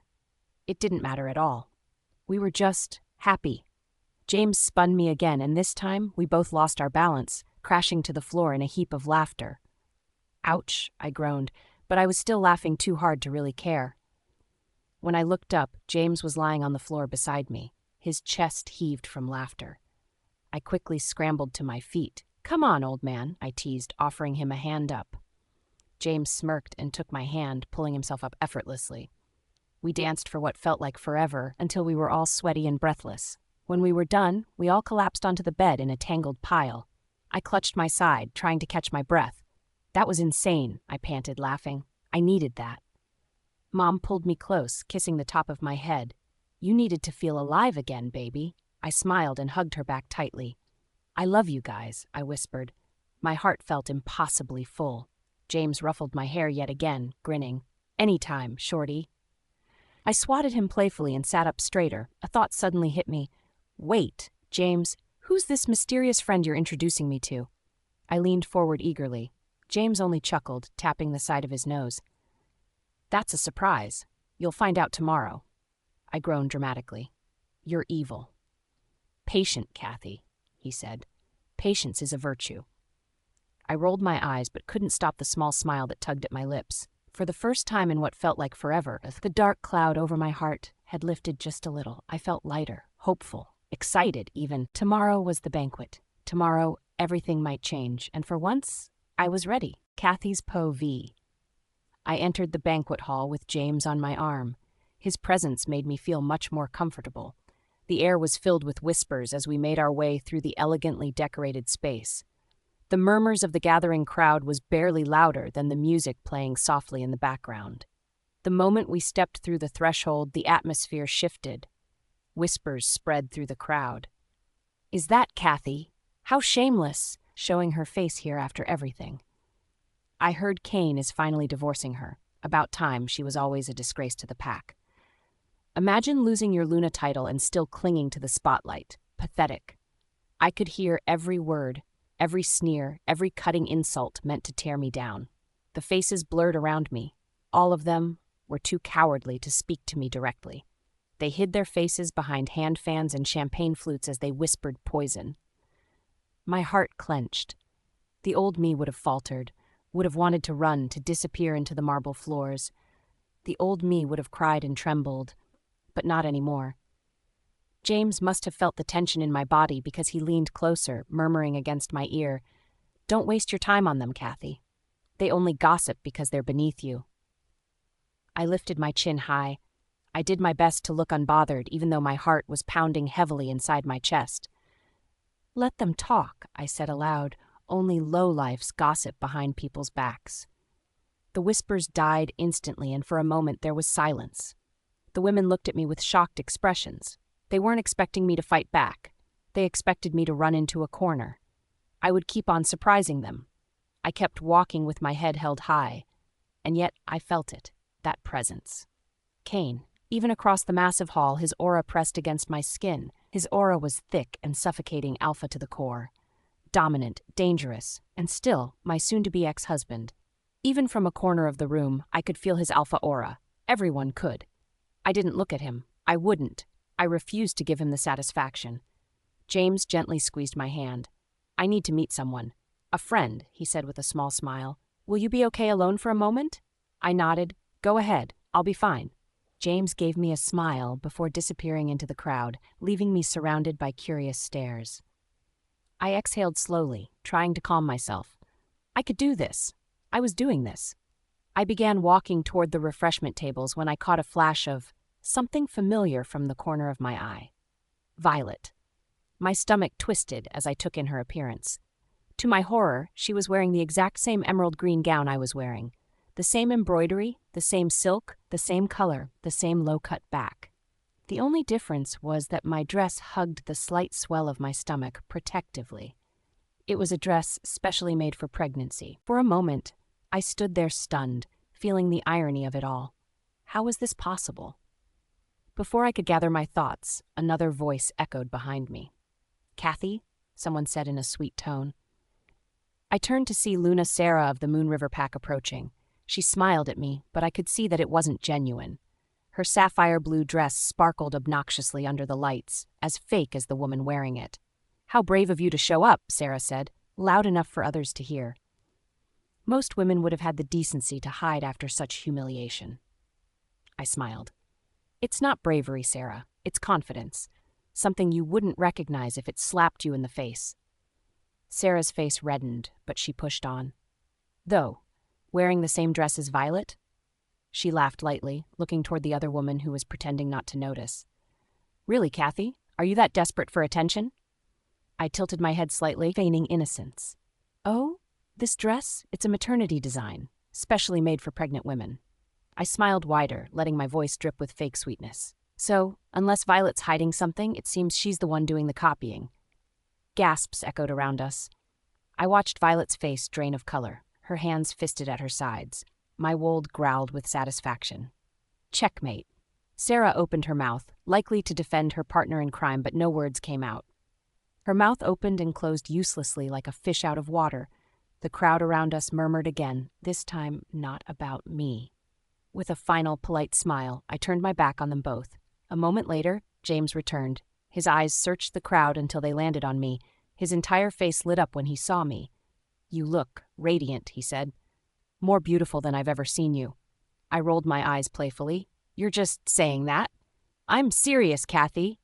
You're beautiful when you're not dimming yourself for others. You didn't let the gossip get to you. I'm proud of you, Kathy. For the first time in so long, I felt free, as if the heavy chains I had worn were finally melting away. James smiled wider and motioned to someone standing beside him, partially hidden by the crowd. I want to introduce you to someone, he said. I turned and my breath caught. The man before me was stunning. He towered over me with a commanding presence that rivaled Kane's, but without the heavy, suffocating dominance. His hair was dark, almost black, styled carelessly yet perfectly. His jawline was sharp enough to cut glass, and his eyes, a piercing shade of silver, locked onto mine with an intensity that made my stomach flip. He wore a black suit that fit him like a second skin. His broad shoulders and muscular build were evident even through the suit. Confidence radiated from him in an effortless manner. The corners of his mouth curled up into a devastatingly charming smile. Goddess, he was gorgeous. Perfect, even. Hi, I'm Derek, Alpha of the Silver Shadow Pack, he said. His voice was so deep and husky that it sent shivers down my spine. Long time no see. Long time no see? Did we know each other? I blinked, stunned, my mind scrambled, searching for any memory of him, and found none. How could I have ever forgotten a man like this?